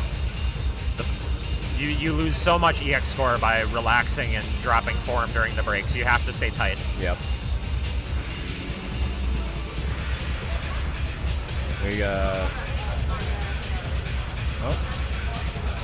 Actually, honestly, Biggs is doing really well too. Biggs. And Carter was too, actually. I think because he has significantly less whites, but I think the excellent count and the miss kind of make up for it. So yeah, every excellent is as bad as getting 3 whites. Yeah. So yeah, it was close. It was close though. Close one between Carter and Biggs. Heavy mode just completely destroyed that. I mean, Biggs is now, after beating Carter in the 3rd song, on pace for potentially advancing through 3 pools, which is ridiculous. 2 is already ridiculous. I don't. We have Fifi here, who is. We have a moment of guest commentary from DJ Fifi. Fipu himself. What do you have to say, Fifi? I'm tired. a common trend for the people who have been traveling a lot, and yeah, it's been a long day for some of us. The energy in the room is definitely winding down a little bit. I know I'm very tired. I'm gonna go back to the Airbnb after this, and I'm just gonna pass out probably. Yeah. Who's that pole?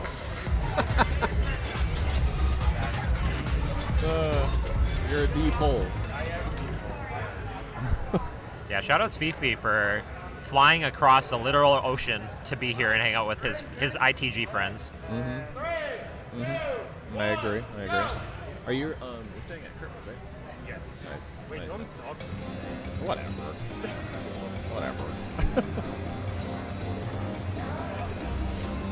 I think it's more doxing Kerpa than it is you. I don't think Kerpa is very shy about. Yeah, this is a local tournament for Kerpa, local-ish, right? It is, yeah. Really local-ish for. Whites? Okay. Fuck me. still 0 whites technically. I didn't commentate or curse him. I'm not saying anything. What a friend. Hey man. I'm saying he did good. Heavy Mode drops the first white a quarter of the way into the chart. What? Yeah, I don't really know what Heavy Mode's on. He's kind of on something right now, I guess. I think Heavy Mode just like was disappointed in his first song and just decided to lock in. Yeah. Honestly. Although it looks like Biggs and Carter are actually really well matched here. They're very close. Definitely. And they have a 3-way tie right now, so it matters. Every step matters here for both of them. I think if Heavy Mode wins this one, he advances into my pool. Ooh, does he? Yeah, and I know Heavy Mode is excited to potentially beat me. I think that was his goal. I think Heavy Mode's goal is to get into my pool and win against me. What do you think? Do you think that's possible? I think he's likely to do very well against me. Okay. I'm gonna try my best. I will. We'll see how well I adapt. I think it'll depend on whether he's in like Super Saiyan form right here. You know yeah. What I'm saying?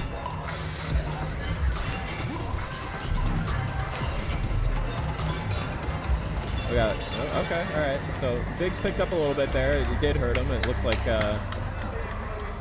Carter's gonna take the second on this one. Perform well on this one. Yeah, this was a very good one for Carter. Heavy Mode once again just demolished this. 99-14 out of 10 in tournament from Heavy Mode. Who is this guy? That is crazy. Heavy Mode is going beast mode. He's officially become built mode. Like, I think if I had to play head-to-head Heavy Mode on this, I think Heavy Mode just takes that song off of me. You think so? I think so.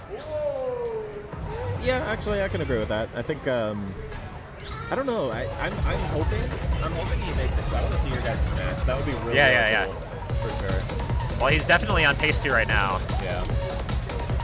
And I think this is another one that probably favors Heavy Mode, if I'm being honest, because it's. What does this one have in it again? So this one is all. It's got a lot of crossovers, but they're all double steppable. Okay. So I think Heavy Mode's going to double step everything. I think if Biggs doesn't know this chart very well, the XO in this chart is quite challenging, and it's going to be pretty difficult for Biggs to wing it. Right. And there's a good chance he hasn't practiced it because maybe it's not in the tiers he had to practice. I think this one's tier 4, so he probably did practice it. If he did practice, I don't know.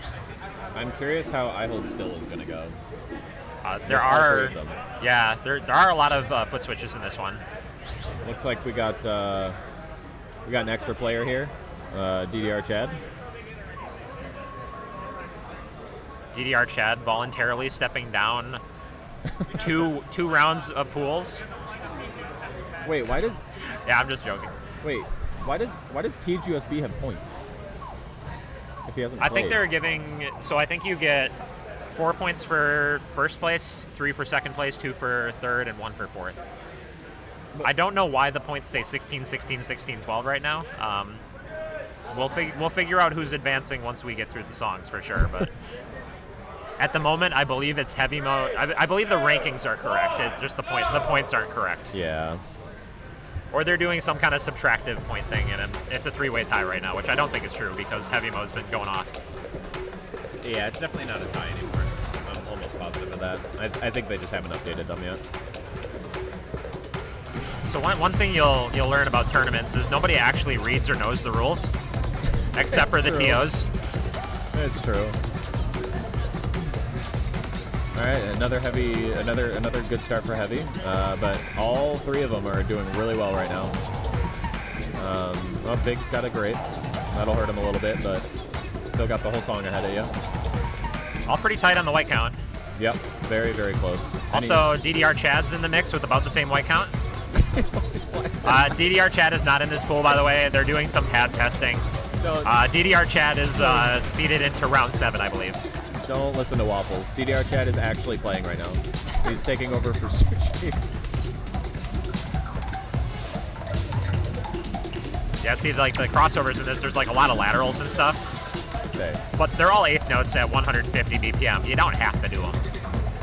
Yeah, this is very, very double steppable. I definitely feel like Oh wow, it's like very close between Carter and Heavy Mode right now. Biggs has the 2 greats, but I don't think that that's gonna.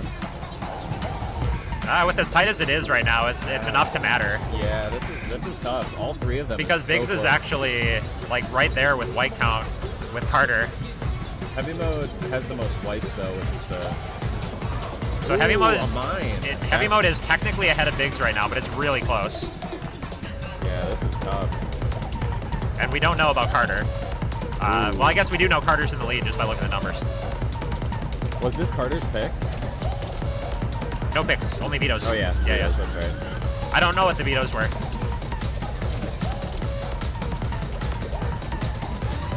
That's the kind of thing I expected out of Carter. Carter to like progressively lock in as the match goes on. It looks like I'm gonna guess Heavy Mode will take seconds on this. It's like flickering almost with Biggs. It's so close. Yeah. But that miss is probably enough to seal the deal. The miss is what. And the 4 greats, yeah. That's more than enough. Dang. Ooh, wow, Carter by point. .1. Oh my god. Carter by .1. That was tight. Absolutely insane. Yeah, Carter is a legend or something for playing in jeans. I don't know how the guy does it. I've never seen Carter play in anything other than jeans. So we have CMMF with the hat, right? The bucket hat. We got Rinker with the polo, and then we got Carter with the jeans. What other players have the signature clothing? I can't think of any right now. I can't think of anything immediately, no. I think those are the only 3, at least that I can think of at the moment.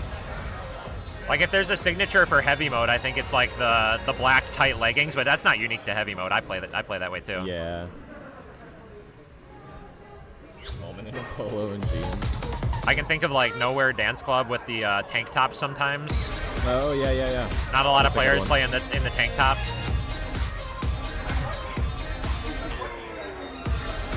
Chance with the socks. That's true, but you have several sock players. There are many top. There's also I think more. There's I think 3 or 4 top 16 players here that are playing in socks. Certainly at least Chance and Midtown. They're all having a good time here. Yeah, it's a vibe here right now. The venue has quieted down a fair bit, and they've also turned up the volume on this setup. So this is like. Things are loud. Yeah, it's way louder. These guys are gaming right now. This is actually one of my favorite charts.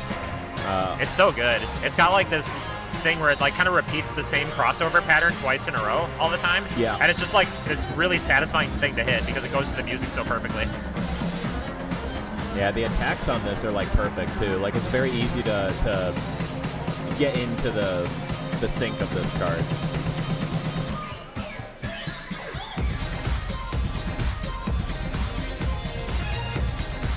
Funnily enough, I saw DDR Chad mess up one of those crossovers. Ooh.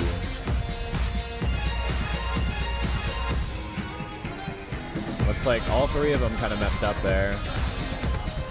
It is these slowdowns come out of nowhere. They're very tough to hold still on. I don't know whether to groan or say good one, but maybe both. We got Heavy Mode keeping a beat there. I know Heavy Mode has a ghost stepping strategy for this section. You can I don't know if you can hear his footsteps on stream, but we can hear them over here. The dude is stomping. It's ghost stomping, not stepping. I mean, his strat is working. He's in first right now. He's taking it. And we actually got. It looks pretty. It's hard to tell between Biggs and Carter because they're swapping. I think the 8 greats is probably. But he has 2 way offs and a decent though. Well, actually, I don't know. I don't know. It's probably pretty close. Yeah. This is why you should never ever stop your song, ever. No matter how bad you think you're doing, keep going.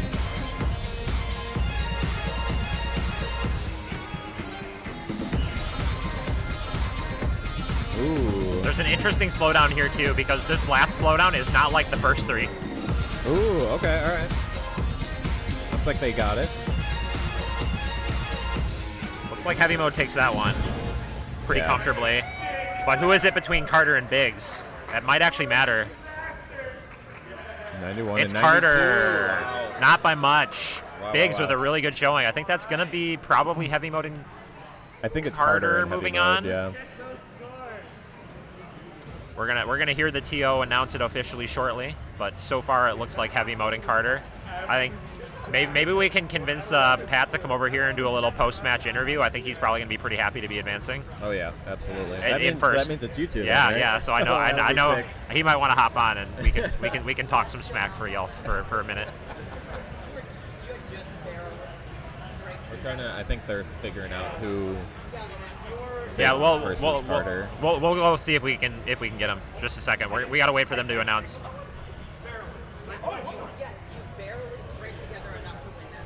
my god.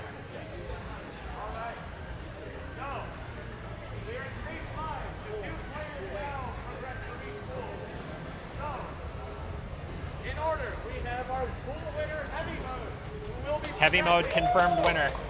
Heavy mode's one. And I have to check the spreadsheet to see where our second player. I know who it is. I know who the hell's progressing. I just need to figure out where they go. Carter will be progressing to pool 6A. All right, we got Carter on number 2. So I'm gonna go drag heavy mode over here. sounds good. All right, yeah, we got heavy mode number 1 moving up. Carter number 2, also moving up. We had Biggs with a pretty crazy showing. Dude also moved up several of his pools. He absolutely nailed it. So give it up for Biggs, y'all. Right, Biggs absolutely destroyed. Very, very cool. Hi. Now we got the fabled heavy mode here. I know y'all can't see the camera, but we got heavy mode here on the mic. Here we go. Heavy mode. Hi. I need to know, what is your biggest inspiration in this game? Biggest inspiration? Honestly, it's just to be a better version of myself. Like, I've been playing this game for 3 years now, just trying to get better at everything. I truly want to be a top player, and I think I have what it takes. It's just going to take time, practice, and just self-improvement is something that I am a fan of. I've lost a lot of weight playing this game. I don't want to just sing about my accomplishments here, but I just want to be better at this game now, and I think I have what it takes. I'm just going to keep going. Hell yeah, that's what we like to hear. So then, follow-up question. You're now going to be versing Mr. Waffles here. My homie Waffles. How do you feel about that? I honestly, this is what I wanted to do. I wanted to take first in this pool only to get to you, so I'm super excited. It's going to be a hype match. Yeah, I don't have any hope of winning. I'm going to do my best. You're not going to get, I'm not going to take it easy on you. But I'm going to do my best, and just super excited, super jazzed. Getting to this pool was my end game, and I'm here, and I'm happy to be here. Hell yeah. I'm hyped. Awesome. Looking forward to it tomorrow, man. For Hell sure. yeah. And, my question for you is, what are your strategies to beat me so that I can prepare best? Oh, okay. Well, let's see. Waffles is he's better at FA than I am, and he's better at uppers than I am. I am an uppers player, so the harder things that I can do, I'm just gonna hope that I can beat you cold. I'm gonna use the Maractus strat. I've been practicing playing cold for the last month, so if you haven't, that's gonna be my little edge. All right. Nice. We will find out tomorrow. Tune in next time on ITG Ball Z. To find out. That was a hype set to watch. We didn't know exactly what, because you lost the first song. Yes, and that was the song Carter, that I was. and then things flipped around, and it was close pretty much the whole time. And Biggs showed up and played pretty well, I thought. Biggs did amazing. Apparently, he said he was a super casual player, and he was just going to show up and sight read anything. That and dude he ain't did casual. Crazy. He showed up. He was casual. sight reading. Yeah. He told me he was, at least. I don't know if he did or not, but That's crazy amazing. good casual. So Biggs shows up to an ITG tournament with a name like DDR Biggs. Yeah. Sight reads, advances through 2 rounds of pools, almost 3 rounds of pools. He almost took it from Carter. Through no slouches. These were good players that he was beating. It's like if somebody shows up to a tournament with a tournament shirt on. Yeah. From another event, and they're like, "Oh, don't worry, I'm not taking it seriously." You know that. Exactly. It's over. Biggs been playing for 24 years. Yeah. Oh, jeez. All right, I heard a rumor that they were moving one of the pools over here, so they might actually be running one more pool on this setup. Oh, okay. So there might be more ITG tonight for those still hanging out. Dota was kind of crazy because, this up arrow I had 7 held misses on. So I was like, there's something wrong here. I switch over to that one, and I had about 10 held, upgrades. Yeah, we saw. That was crazy. So up on both of them was just what is going on? Yeah, I feel like that's something that I've noticed, at least through many tournaments over the years, is people like to make their up arrows really sensitive. Yeah, just far because too they don't want sensitive. to. They want to have them go off at the littlest thing, which makes sense. Mm-hmm. But anybody who even slightly steps hard is going to have a problem with that. I've personally had a lot of trouble with that in the past, and it's hard because you have to mod it for each player basically, and then that takes time, and it's tough. It's tough to make an all-around tournament pad work. I was hitting the center panel and it was triggering, so it's there's something wrong here. You should wait until Tony gets up to play. It'll be the funniest thing in the world. All 4 will trigger when he plays. Does Tony step that hard? Yes. Okay. Yeah. Tony steps probably harder than I do when I play. He is an insanely hard stepper. Interesting. The floor, we could feel the floor vibrate when heavy mode is playing. Tony will be literally about 2 times as much our vibration monitors, as that. our monitor is going to be shaking over here. Yeah. I mean, I add extra FA pressure in tournament just so I can stay on time a little bit better. Yeah, it makes sense. And I have the confidence because I've been playing this pack for a long time. Hello. How are you? I'm going to confirm if we're running another Are you? Okay. Are you playing? So we are running another pool here? Okay. Commentary will continue. All right, cool. I guess we're doing another commentary. Are we? Do you want to join us for 3-way commentary? Are we all 3 doing commentary here? All right, I'm always down for a let's get a little bit. Oh, okay. Let's get a little bit cozy. Got to get cozy for the 3-way. We're doing 3-way commentary here. We got Waffles, Heavy Mode, and me. Hey everybody, one more round of pools. I will pull up the competitors here. We know you do, Darkstar. Let's see everybody. It's okay. We are 5D, so we have Valix, Valgrind, Hellkite, Chaos, and whoever won 4D, which I'm not sure of. I saw Twan's there. It might be Twan's. Oh, is Twan's playing? Well, I see him standing there. That'll be cool. That's exciting for Twans that he was able to advance past his pool. I was talking with Twans, and he's really not had very much time to play the game this year. Yeah. So he was feeling like maybe a little bummed that he didn't have the opportunity to practice and prepare like normal. Right. So very cool for Twans to win his pool and advance. Absolutely, congratulations. There's been quite a few people who were really skeptical about whether they were going to advance or not this event, and then they just kind of demolished. So it's good to see. Also, Peels, I don't know where Fifi is. He's kind of just like a free spirit. He is playing on, I think Pool C is running right now. Oh, okay. Yeah. So they had some pad maintenance stuff going on, and C and D got delayed, so that's why they moved D over to this setup. Normally, you guys wouldn't get to see this D pool, so yay, more ITG today. More ITG for all. There will be the matches uploaded on YouTube after the event, though, so keep an eye out for that. Every machine is being locally recorded. It's just this one that's being streamed. Love that. I mean, it's so unfortunate that the other 2 don't get to get streamed. I mean, it makes complete sense as far as the setup and capacity that we have here. It's just really unfortunate for the players that don't get their matches broadcasted. Yeah. I know some players who traveled were a little bummed, but ultimately we are constrained by resources and time and hardware and people who can do commentary and TO and all that stuff. Hunter's asking me to press the button. Why would I do that when ITL is tomorrow, man? I don't know. ITL's tomorrow. Or you could just be a cool person and hit it now. Or are you a loser? I did win my pool. I don't know. That's true. You did win your pool. That's my only rebuttal is my W. The only reason ITL is not releasing right now is because Heavy Mode chose to win. If he lost, ITL would be released already. I apologize, everyone.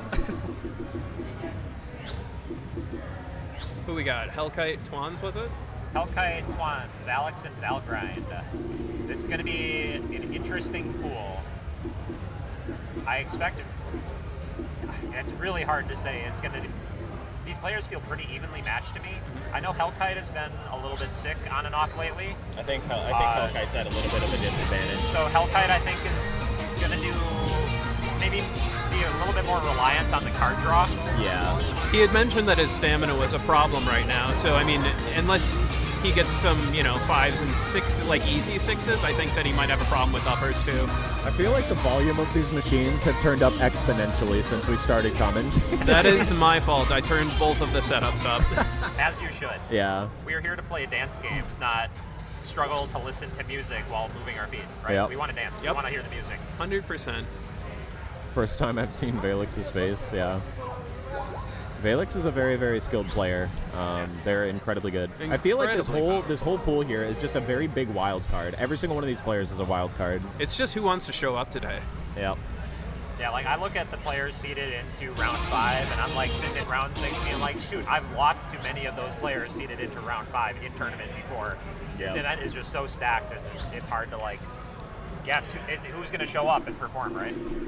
Every single tournament has the warm-up song, right? So at Dash Dance, it was obviously Czech. Yep, obviously. Here, it seems like, from what I'm seeing, it's Burbank House. Really? Tons of people seem to be picking Burbank House. And what did you pick for your warm-up song? Push the Fader. You did Push the Fader. I Okay, did. That's my For the strategy, exact too. reason we were talking about. So I think Push the Fader is being slept on as a warm-up song. Yep. And I think the reason is because it's longer, so you get more time on the pad to warm up and get your heart rate going. That makes sense. It's yep. arguably harder than both of the 12s that are in the warm-up pack. Definitely. Yep. Because Yep. it's got some it's got a pretty long 210 BPM stream. Yeah. And it's got 24th bursts into EXO. Yep. Which is pretty hard to Yeah, execute. it kind of lets you do a little bit of everything. It's a good warm-up song So, for sure. It's hard to execute cold, but it will get you warmed if you try. I think I got 93, which is better than the 90 I got at home, but Okay, yeah. 93 on that cold first song is not 100% bad. cold, yep. Not bad at all.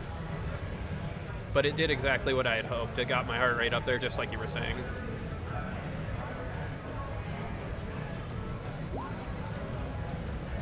I mean, sure, you want to warm yourself up, but I feel like these warm-up songs it's just a great opportunity to not only test the arrows, you're testing, the offset, you're testing what your read speed is at. You're just doing a lot to figure out what can you do to dial in once you're actually in the match.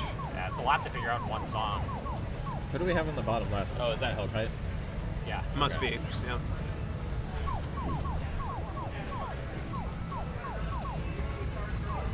I always think it's a little bit funny when they're leaning in to adjust their settings and it's right in front of the cameras. Yep. Let Me Be With You. That's such a good 10. Let's do commentary Alex before the makes match. some banger charts. True. Anytime I see a Valix 11, I know that I'm going to get bodied. I don't know if it's just their style, but They make it very just- difficult charts. Maybe that's it. It just does not. I don't do well on them. We'll say that. I like a lot of their charts. They're a very good step artists. They're also a very old step artists. They've been around for a very long time. Very long time. Yeah. Hellkite coming in. It looked like he had an early trigger where that grate came from. Really impressive by Valgrind there to flag it. Looks like they're pretty locked in. I don't know if I'd make any adjustments. They are definitely locked in. I feel like it's always interesting. I like seeing how players put their the visual delay. Yes. Because I feel like every time I've tried changing my visual delay, it completely screws me up. No matter what monitor I'm on, even if the monitor is bad, if I change it at all, I completely get whacked. So I can maybe speak to that a tiny bit. I play with 5 milliseconds visual delay intentionally. Okay. And the only reason I do at this point is because I set it that way a long time ago to try to adjust my sync, thinking that was the correct dial to turn. And I got used to the positioning of where my arrows hit the receptors. Okay. Or based off my 5 because it millisecond flashes visual delay. at a different spot, right? So 5 milliseconds of visual delay means that for me, when I hit the arrows perfectly on time, they've actually gone a tiny bit past the receptors. Okay. Yeah. So it slightly adjusts where my reading is based on where I look at the screen. So rather than not doing that. I just default to doing that, so I'm not introducing another variable while I'm playing. Yeah. Okay. Yeah, that makes So that's sense. not a good reason to use visual delay. I think visual delay is one of the most abused settings in this game. I think adjusting visual delay is almost always the wrong decision to make for a player. I agree for the most part. Yeah. I think it was you, your opinion and Demo's that had me stop using it entirely. It was during Dash when I was doing visual delay. I'm like, oh man, I just can't lock in. So I would move it 1 or 2 every song, and I was off by just about the same amount every time. Yep. But when I got home and I just like, okay, well, something is not correct here. So locking in on the music is what really like unlocked and just stopped using that. I don't know. I was just able to level up my FA pretty hard. That's ultimately what matters. Is you mostly just want to try to follow the music as much as you can. Yeah. I pretty much I align with what Marina said in the chat. Keep as many things at 0 as possible. That's how I play as well. I don't really choose any wacky like note skins or anything like that. I just try to, whatever is the default, I'll leave it at that if I can. Yeah, that can maybe trip you up a little bit in tournament too, and I know it's tripped up people like people who like using small mind note skins. Yeah. Oh, so, yeah. like a lot of people will use who's the person who set up the workshops? Herc. Herc's note skin workshops. And you have options with those workshops to pick different mine styles. Like the half And you can pick like these little dot mines, and some people like those, and some people play with those at home. Yeah, they're cool. They're awesome. And you don't necessarily have that available to you in a tournament, though. Yep. So you show up to the tournament, and the mines look much bigger, and all of a sudden you're not reading correctly anymore. Because what are you looking at? Yep. So you got to be a little bit mindful of like, some tournaments will let you provide a note skin, and they'll try to have it on the setup, but it's never guaranteed. Yeah. What is always guaranteed is there's going to be cell, there's going to be metal. Yep. There might be dev cell, there might be dev metal. There usually will be. Actually, Herc's I always enchantment just stick to cell with everything. Enchantment, there's always enchantment. Enchantment has become one of those like tournament staples, and that's great. I use a modded version of enchantment, but I don't change like any of the things too drastically. I just change some of the like holds. So are you playing on stock enchantment here? Yes, it's not that big of a difference for me, and I use the Rainbow Matic or whatever that judge font is. So it's just, I moved to that after Dash because Peter's I was cell is using just like dev cell, isn't it? Or am I thinking of something else? I think Peter's Cell Vibrant has different colors. Okay, all right. I think they're going for kind of the same vibe though, where they're just looking for like as much visual contrast as possible and also removing the animations. Got it. Okay, that makes sense. They're effectively going for the same thing. Makes sense. Also, yes, respect to the player playing with the soccer ball note skin, Fingy. Yes, that was super impressive. I'd never seen like a circular note skin before. I believe Fingy is a pretty good pump player, and They there is are. a soccer ball note skin in pump. Oh, just, okay. It's just in pump. They were doing really well. I was very impressed by Fingy's performance. The first time I played Pump, I got extremely overwhelmed by all of the note skin options. I had no idea what the hell to choose. I was so confused. Looks like we're getting into the match here. So this is the card draw. We have Reiji no Maki. Oh, Clockwork We have Rose. the Clockwork Rose. We have I0R. Blackbird. Blackbird showed up. Shout out to Blackbird. For those of you who don't know, I spent 2 hours learning Blackbird, how to do the form, and I are will you still gonna do get a it? better score double stepping in it. But if I commit to, if Blackbird shows up in my draw and it doesn't get vetoed, I will do the form in tournament. Oh, hell I will yeah. probably mess up at least a few parts of it, but Blackbird does have an intentional form that is just very, very hard to read. That's what's up. Tell you what, you do the form, I'll double step it, and I'll take that W off you, and we'll Yeah. be good. You will beat me if I do the form on Blackbird. We got that cool, and then Ugo Key looks like it's the last one. This is a really challenging draw for me. If I had to play this draw, I would perform pretty poorly. This is a very tough draw. I agree. Yep. It's just a lot of like. This is like a lot of very tricky and rhythmic songs. Yep. This is arguably like the easiest one in the draw. I would definitely say this is the easiest. Yeah. And it's like not that easy because it's like this weird crossover kick switch turn. It's like not that easy. Everybody's off to a strong start. We got Pawns with the Great, but that's all right. Still got the whole song ahead of us. Not a big deal, yeah. I mean, there's so many Valix turns. is killing it. They're absolutely killing it.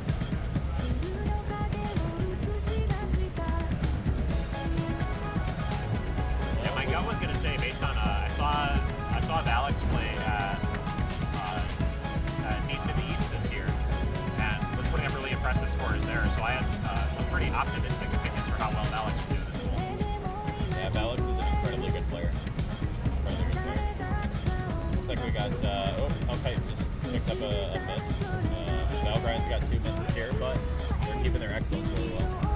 Performing admirably, absolutely. Looks like Twan is maybe, I'm not sure if it's earlies or lates, but the great count is stacking up a little bit, but could be crossover, cross-under things, absolutely. I can't, yeah, I'm not sure if he's trying to double step everything or... I know, like I was saying, I was talking with Twans earlier, and they were saying they didn't really have much time to practice or prep for this. Okay. So this could be a chart knowledge check. Not knowing where all of the crossovers are in this can be pretty hard, but I think, like, at this point in the song, you should identify, like, it's just crossovers nonstop. Yep. Like, just keep doing them. Just don't stop. There's not going to be a break.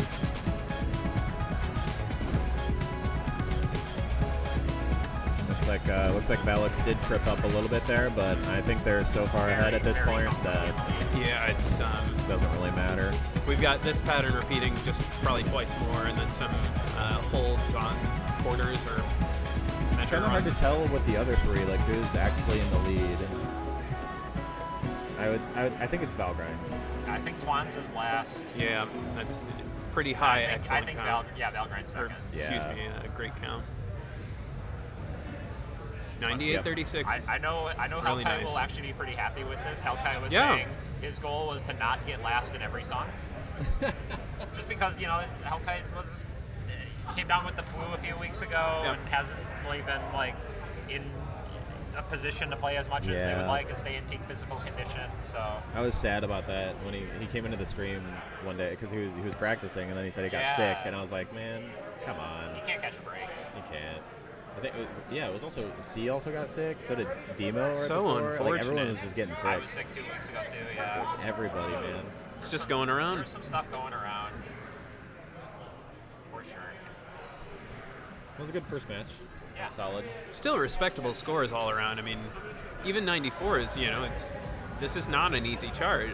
Well, it's also, I mean, I feel like if Twans truly is sight reading this is, in my opinion, it's not an easily sight readable chart. No. You can get tripped up very easily. Clockwork Rose. All right, this one's going to be, I think we're going to see larger score differentials here. This one may be a practice. I grew to really like this one, and this was sort of a pocket pick for me, and I was sad that it did not come up, but, here we are. It's a really fun chart. At ITG Alex 12, so you know it's going to be painful. Supposedly P2 on this is fucked, so we're going to have Twans go over there, which can replay on one of those pads. All right. That's fair. All right. Twans is getting the Twans same got the same thing I did, yeah. So Makes player sense. 2 on one of these setups is just struggling a little bit, so they're going to just wing it. They're going to let Twans run that one back. Really generous of staff here to allow that. I was very appreciative. For sure. It's good to be lenient with that type of stuff. I feel like in events, it's never a good feeling when you lose out for something that you know isn't your fault. Definitely. So. And plus, I feel like after you switched pads specifically, you basically just like Super Saiyans. I locked right in. And that was crazy to see. So. But I think as a competitor, right, you want your opponents to be. You'll be replaying it at the end of the pool if it will actually change the outcome. Okay. Okay. Wanda said he will not replay for now. Sure. I see. So they're going to replay it if it matters, basically. Got it. It might not matter. But as a competitor, too, you want your opponents to be, like, not losing because of hardware. No. Right? You want everybody to, like, put up their best. Because, like, ultimately, at the end of the day, this is just a very encouraging community where we all want each other to, like, have fun and do their best. Yeah. That's why I didn't want to play Dodo for a third time. They were like, oh, you're going to be gassed out. I was like, it's not a matter of gas. I don't want to have the advantage of playing this song 3 times because next time I'm 98ing it. Yeah. You have the opposite problem. Or I guess you have a strength that I have a weakness in. I cannot replay a song at all. Interesting. I give it all my best on that first go. Mm-hmm. If I have pad issues and I have to replay the song, I will get legitimately like 2% lower. Oh. It'll be really bad. I am horrible at runbacks. I can't do them. Maybe that is a me thing. I find that I usually peak on my 3rd or 4th play in a row. Nice. Well, that works out perfectly in your favor then. Just claim. Unfortunately, you're not typically granted such a privilege in a tournament setting to do that. Yep. Well, now you know the strat. Just claim pad every time you play. Yep. Every song. Well, it worked for the first song. I have to do it again. It was the pad. No. ITG tournaments would never end if that was the strategy we took. True. Biggs, you should be very proud of yourself. Like I told you did an amazing job, and to come here and just sight read all that, you're a damn good player. Yeah, we gave Biggs a big shout out earlier. Absolutely killed it this event. Moved up what, 2 pools? Yeah. Yeah, 2 pools moved up. That's crazy. That is crazy. Good shit, dude. So we actually have the triple cab sync starting right now. So Twans is playing. He's just playing all the way on setup C right now. Okay. So Twans is not on screen, but he is playing. So I guess we'll not know his score until it's told to us, but... What's up, PP? Do you want to jump in? Did you move up? The 3 of us are in a pool. All 3 of you. Yeah, so right. We got like the heavy most mode pool waffle. ever tomorrow. The best pool. Heavy mode PP in a pool with me tomorrow. That's gonna be hype. That'll be a crazy match. When are you guys playing tomorrow, do you know? We're first round of 12:30 tomorrow. Or no, it's earlier. I think it's earlier than that. It's gotta be 10. It's 10 a.m.? Yeah. Oh my god, man, I gotta wake up. Sorry. Yeah. I hate you guys. You gotta wake up. You better be here. I know, I need to. She'll have to be because she's driving me. Exactly. Oh yeah, that's true. Sorry. No choice in the matter. I don't, oh well. Yeah, these you start crossed on those bursts for that, and that is a tough thing to learn there. Cross under into a burst. Yeah, this is a very, very tough chart. It's particularly at the end, right around maybe 80% in. That's when it gets like really wacky. I feel like. I'll let you guys cover this. I'm gonna go look at what Twans gets so I can report back. Yeah. The 30-second triplets into the jacks are quite difficult in this section. Looks like Valix is doing a clean sweep here again. They are just locked in on really basically everything. We got a really cool match here with Hellkite and Valgrind though. Pretty solidly close, I feel like, because Valgrind has more misses, but Hellkite has more excellence. Yeah, but they have roughly the same whites. That 30 or 24th drill into the crossovers is also difficult. We're going to be running into a burst here, also with a crossover out. Very big burst. Yeah. I know Hellkite sometimes struggles with these longer bursts. Yeah. I mean, he said stamina was going to be his problem, and it looks like he's probably getting gassed at this point. Yep. That's right. He's still. No, he's doing great. He's not stopping. That's the important part, right? Putting forth the effort. Okay, I shouldn't talk. I shouldn't say anything. Commentator's curse right there. Impressive. Great job.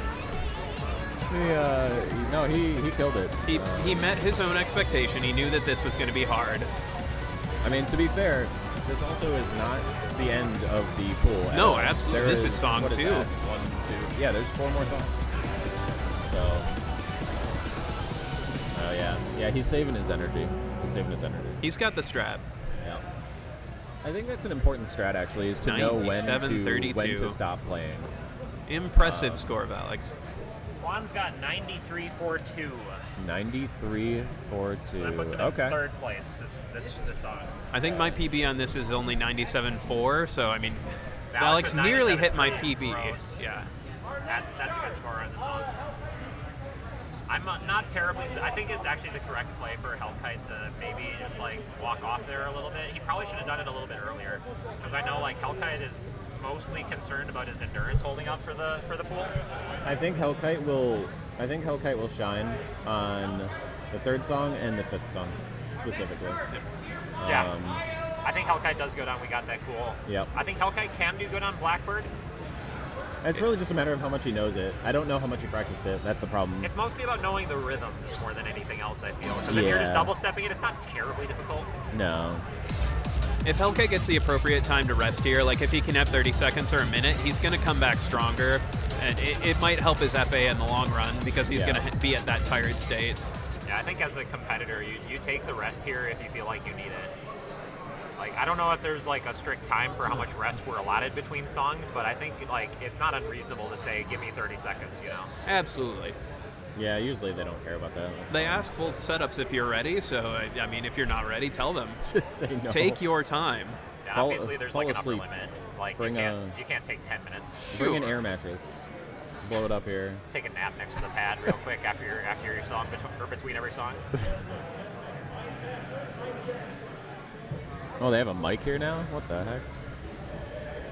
Crazy. I think they could benefit from having something like a megaphone. I agree. That would be nice. I think that would be easier than having a microphone set up too. Hellkite opting to clean. I'm not sure if he's cleaning or using it for... Oh, yep, he is cleaning. Yeah, he's cleaning it. I mean, potential rest strat. Take some time to like clean the pad, make sure things. I mean, it's also just a good idea, right? If you feel like the pad is too slippy, if it's too sticky, Yep. like get it to a point where you feel like you can play better. Like all these stations have a basket hanging off of both sides. Each side has paper towel, baby powder, and Windex. So choose your adventure for how you want to dial in how the pad feels. There's no pledge. No pledge. What kind of tournament is this? Stamina players are in shambles. I mean, remembering while you're up there, like, I feel like whenever I go up to the setup and it's in tournament matches, my mind goes blank and I forget a lot of things. Like, when I got to that second setup, I looked down and there was baby powder there, and I was like, oh yeah, and put a little on. Yeah. IOR, this one is difficult. It doesn't do anything crazy. It's just a matter of hitting the jumps, but there's a couple slowdowns. It's just fast overall. There's a lot going on when it doesn't look that They're intense. all very close here. A very strong start from all three players. Just honorary Twans, good start maybe. It looks like it looks like he's doing well from a distance. Alright, we got Hellkite picking up a few grades. That's alright though. He has a pretty good white count though, so Alex is picking up quite a few. Valgrind's locked in. He's just going. Yeah. The determinant section is right about 75% in. That's when the pattern changes, and then towards the just before the outro, there is a complete section change where it just goes to a different pattern. Yep. I think that's where we're going to see the match decided. Ooh, yeah, we got a little bit of a trip up there on Valgrind's side. Hellkite has done both the slowdowns very well so far. Yeah, this might come down to start knowledge. Ooh, that one he got picked up a couple excellents. You're tempted to bracket these, and you absolutely cannot. You have to jump every one of them, or else you're not going to. Yeah, you end up on the wrong foot. Yep. Or you end up having to You have to do like awkward. a double step. It's like an awkward double step, yeah. Yep. Picking up a grade there for Hellkite. That section, it changes right there, and it's the hardest part. Valix has more whites than Valgrind, but Valgrind, I think Valix is taking this one. It's too many excellents and three it's misses too far. and a great. Yeah, that's got to be Valix. So I got to check what 98-36, very impressive. Yeah, I guess it depends on what Twan's got. I'll go check. Yeah, I wonder. Sending our Agent Waffles out into the field. He's hauling ass, bro. 98-41 from Twans. Where does that put him? 98-41. Ooh, he just that was a That victory. means Twans actually takes this one. So when we said it Impressive. looked like he was doing good from a distance, we weren't making it up. That's crazy. He demolished that one for sure. Interesting pool so So far. then it's Twans. So for this one, it's Twans then Valix, right? Twans, Should then be. Valix, Yep. then Then Valgrind. okay. So then that'll put Twans into. That'll put Twans a tie for into second two, I think, or close. I don't know. We'll find out. The point Yeah. system's hard to like. I have no idea how they're quickly doing math this out. one. Yeah. I'm also not exactly sure how many. I think it's 6-4-2-1. Should be something like that. As far as the. No, it couldn't be. We'll find out. People were saying it was 3-2-1-0 before. So Valix winning the first two, that would line up. Yeah. So that would put Twans up to 4 points, Valix up to 8 points, and Valgrind up to 5 points. So it should be Valix, Valgrind, Twans right now. But it's close between Twans and Valgrind.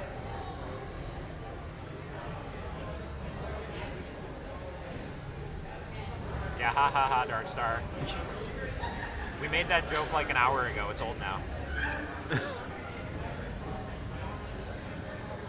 Alright, shoutouts Blackbird. Something you don't really expect to see not get vetoed because nobody likes this chart. The rhythms are intense. It seems so simple, and then you get, halfway in, and then it's like, oh, by the way, there's a form right here. It's about the only chart I can legitimately think of in the game that isn't, like, a meme that has a 48th burst. Oh, yep. I didn't realize that was the note denotation. I thought it was 30-second, but it's quick. There are two 48th bursts in this chart, yeah. Oh, yeah, the left-rights. Yeah, Okay, yeah. yep. I think they're, I'm thinking of just the two or four 30 seconds. You can think of them as equivalent to 24ths at 220, which is insane. Yeah, very fast. And yeah, this is Alex moment. Yeah. This chart is, I mean, ITG Alex knew exactly what they were doing. It's just not readable.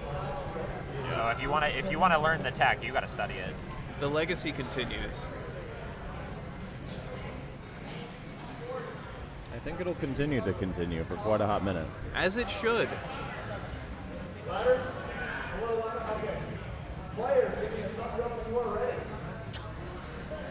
Wow, we got a whole mic set up there. 2, 1, go! All right, so they figured out late in the day today that the TOs have a microphone available.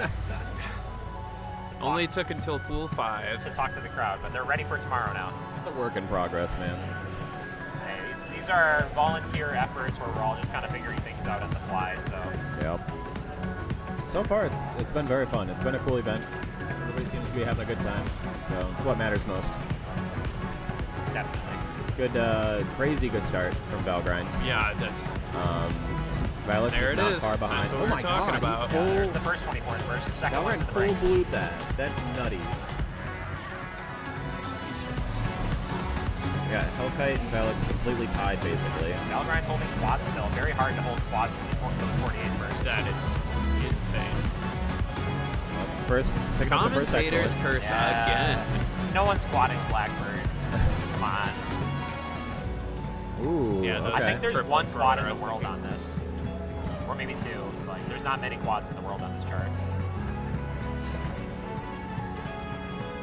We still got a very close match between Valix and Hellkite here. And they are dead even. Okay, holding his One own. excellent. Absolutely crazy. Oh, now technically Hellkite's ahead. Yeah. Valgrind is just running away with this. I don't foresee. Impressive showing. Only one excellent through the second 48 first. Is that stuttering the stream or is it the cats? It must have been on the screen. Yeah, I think I've seen it do that just a couple times. I know the streaming setup is pretty maxed out in terms of incoming sources. Okay. Basically. Yeah. I was talking with Twans a little bit about it. It's a challenge to get 2 game feeds, 4 cameras, all these different scene sources all playing nice together. Alright, well. Without a bunch of bespoke It looks like Valix kind of took the lead ahead of Hellkite here. We're at the end of this. The end of this is the trickiest part by far. Still a little bit left, but I think Valix will take it over Hellkite. Valgrind just kind of ran away with this. It depends on what Twan's got. Yep. I'm gonna go find out. 97. Super impressive. This is such a difficult chart. I mean, you hear 97 on a 10 and you have thoughts about it, but this is a supremely difficult 10. 95.99. 95.99. Ooh, So right next place. to Valix. Okay. I see. Very, very So we got Valgrind, Twans, Valix, and then Hellkite. It speaks to how hard that chart is with a good FA player like Hellkite. Getting a 94 on a 10 is a very, very low score for a 10 for a player like Hellkite. Not because Hellkite didn't perform well, it's because that chart is hard to time. Speaking of charts that are hard to time, here comes We Got That Cool. This is impossible to time. There's a big like knowledge check at the end of this chart. Yeah, for the hardest part of this slowdowns. chart is that slowdown, in my opinion. I can't personally. I can't hear what it goes to. There's a single snare hit and then it goes back to the vocal. So you hit the first snare and then you go, oh, and now I don't think about that anymore, and it's a very difficult shift. So I listened pretty closely, trying to figure out like why Snooze would have charted it that way, and I think the exact same pattern happens in the beginning without the slowdown, Yeah. and then it happens in the ending with the slowdown. But in the ending, the drums go away during the slowdown. Yep. Okay. In the beginning, there That's are such drums in the that's background. such a minuscule difference. It's a very subtle difference. I've noticed too at the very beginning of the chart, there's one crossover on Yes. a certain sound that it doesn't do that crossover for the second It's a single sound. crossover in the whole chart. And I always wondered why that was there. And what did Snooze mean by that? So I listened to that one. I played this song like 30 or 40 times to like try to lock in a really good score for it. Yeah. And I listened closely to that crossover when I noticed it too, and it does have a different note. the first time it happens in the song, it actually has a higher note, so I think it's going like pitch relevancy charting. Got it. Okay. It's very subtle and very silly, but it's like kind of like this interesting knowledge check chart. I think it's a good chart. I think The chart is incredible. I love the chart. for me, I think my second biggest strike with it, other than the slowdown is really difficult, is there are some syncopated bracket taps towards the end that are easy to drop bolts on. Yes. Yeah. I agree with that. Because they're slow. And if you lift your foot too early, you drop the hole. Dairy Queen, that's like a lot of this pack. Let's see who There's has a done their lot of homework rhythms. for this. There are no easy 10s in this pack. If you see a 10, it's going to be a tricky rhythms chart or have something else difficult about it. Yeah. I think we saw, like, once you get past tier 4, then there's, like, nothing free in the tournament anymore. Yep. You're arguably, like, most free charts are, like, the more straightforward 11s that are available in, like, tier 5 and 6. Yeah. But there's not many of them. Would you? Here's an interesting question that everybody always has a different answer on. Would you consider freezing hot free? Yes or no? No. No. Why? So I think freezing hot is difficult to adapt to on pads, and I think it's only because of the left-right lifts. So freezing hot, for those who don't know, is a bunch of chord cohesion lifts in the chart, which is very, very not common. Very few charts do lifts at all. Fortunately, when you do lifts with chord cohesion, it makes them kind of playable. Yeah. You can definitely figure out how to do it, but in freezing hot, when you put them on left and right versus when you put them on like left and down or right and down, for example, your center of mass is very different. Yes. So I find it much harder to execute the ones on left and right than the ones on left and down or right and down. I agree with that entirely. Yep. 100%. Looks like we're coming to the end of the chart here. Valix completely destroyed it. We got a few mishaps from Valgrinds. I don't know if that was enough to make up for it though. Very close. Very close. Wow. Valix and Valgrind both did their homework on that chart. They both nailed both slowdowns. Yeah, Waffles had mentioned the slowdowns aren't random. They do go to like there's a drum sound apparently that is not there when the slowdown occurs. So it's accenting the lack of a sound. Okay. But it's very hard to hear, especially at a very tournament. nice score. It's looking like pretty likely that Valix and Valgrind are running away with this pool. What is the only chance for Twans here? Twans needs to win this song, and Valgrind needs to lose this song in order for Twans to have a chance. Yeah. Such a rhythm-heavy pool. Like, this is nuts. Blackbird, we got that cool, and Ugoki all in a row. Hopefully everybody's warmed up on rhythms by now, as they should be. Yeah, this is an interesting draw. I'm guessing all the hard stuff got vetoed. There must have been some other hard stuff that got drawn. If Clockwork Rose made it through, I would think so.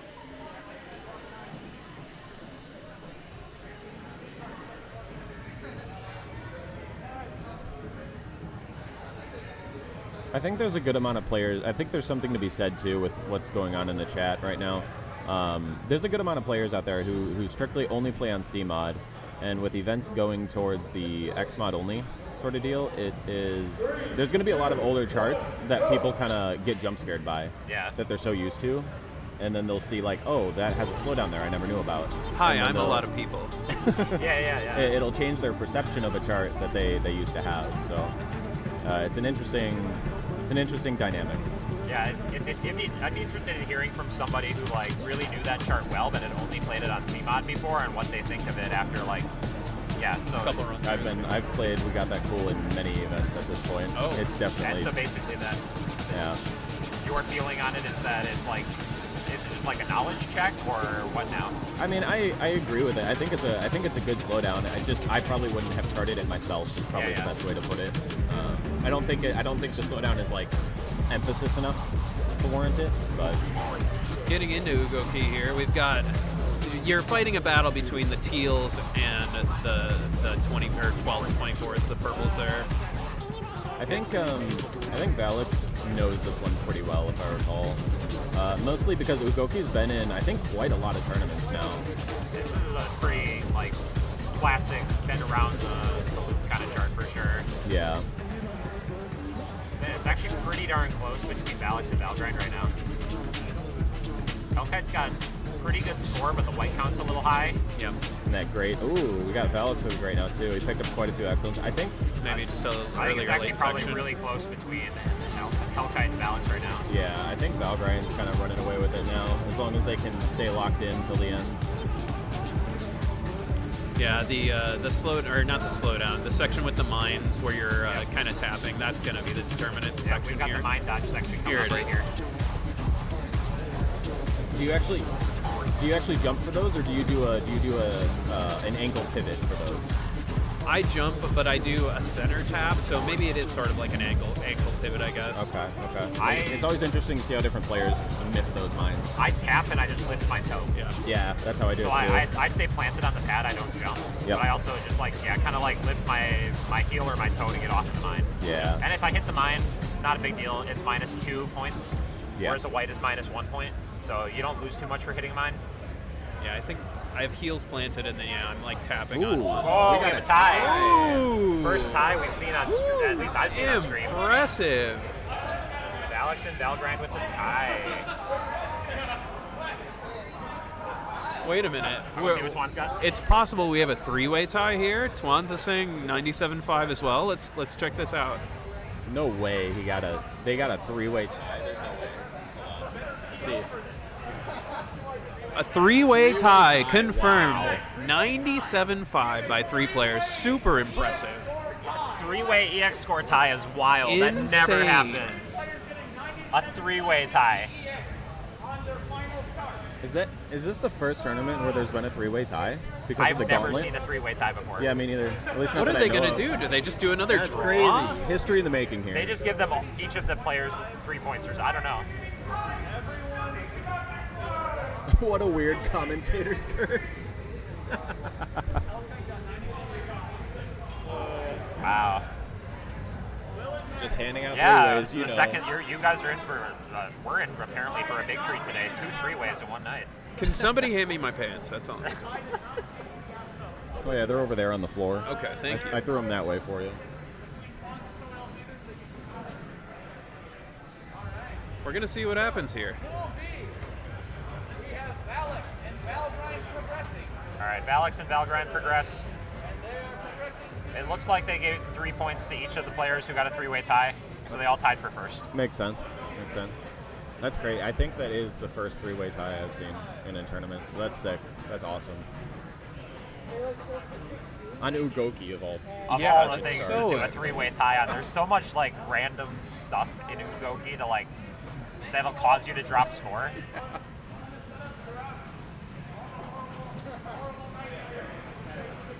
Looks like they're doing speeches now.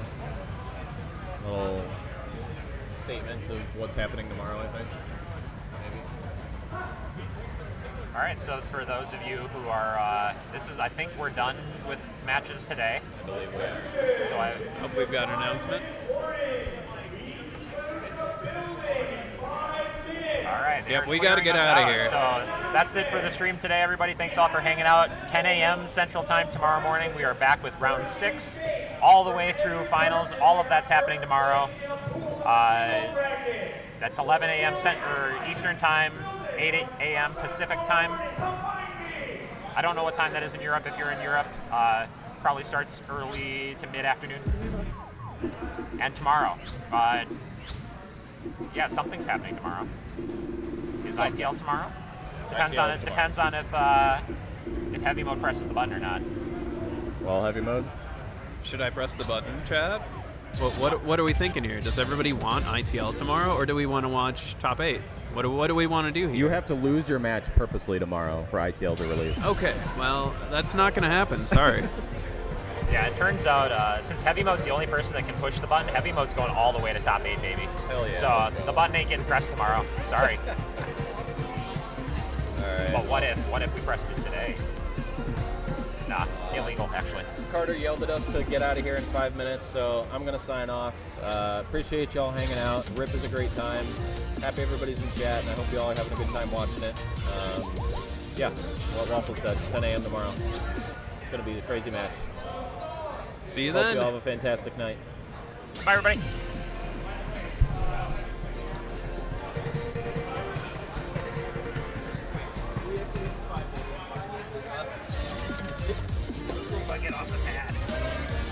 only times when I walk on the pad.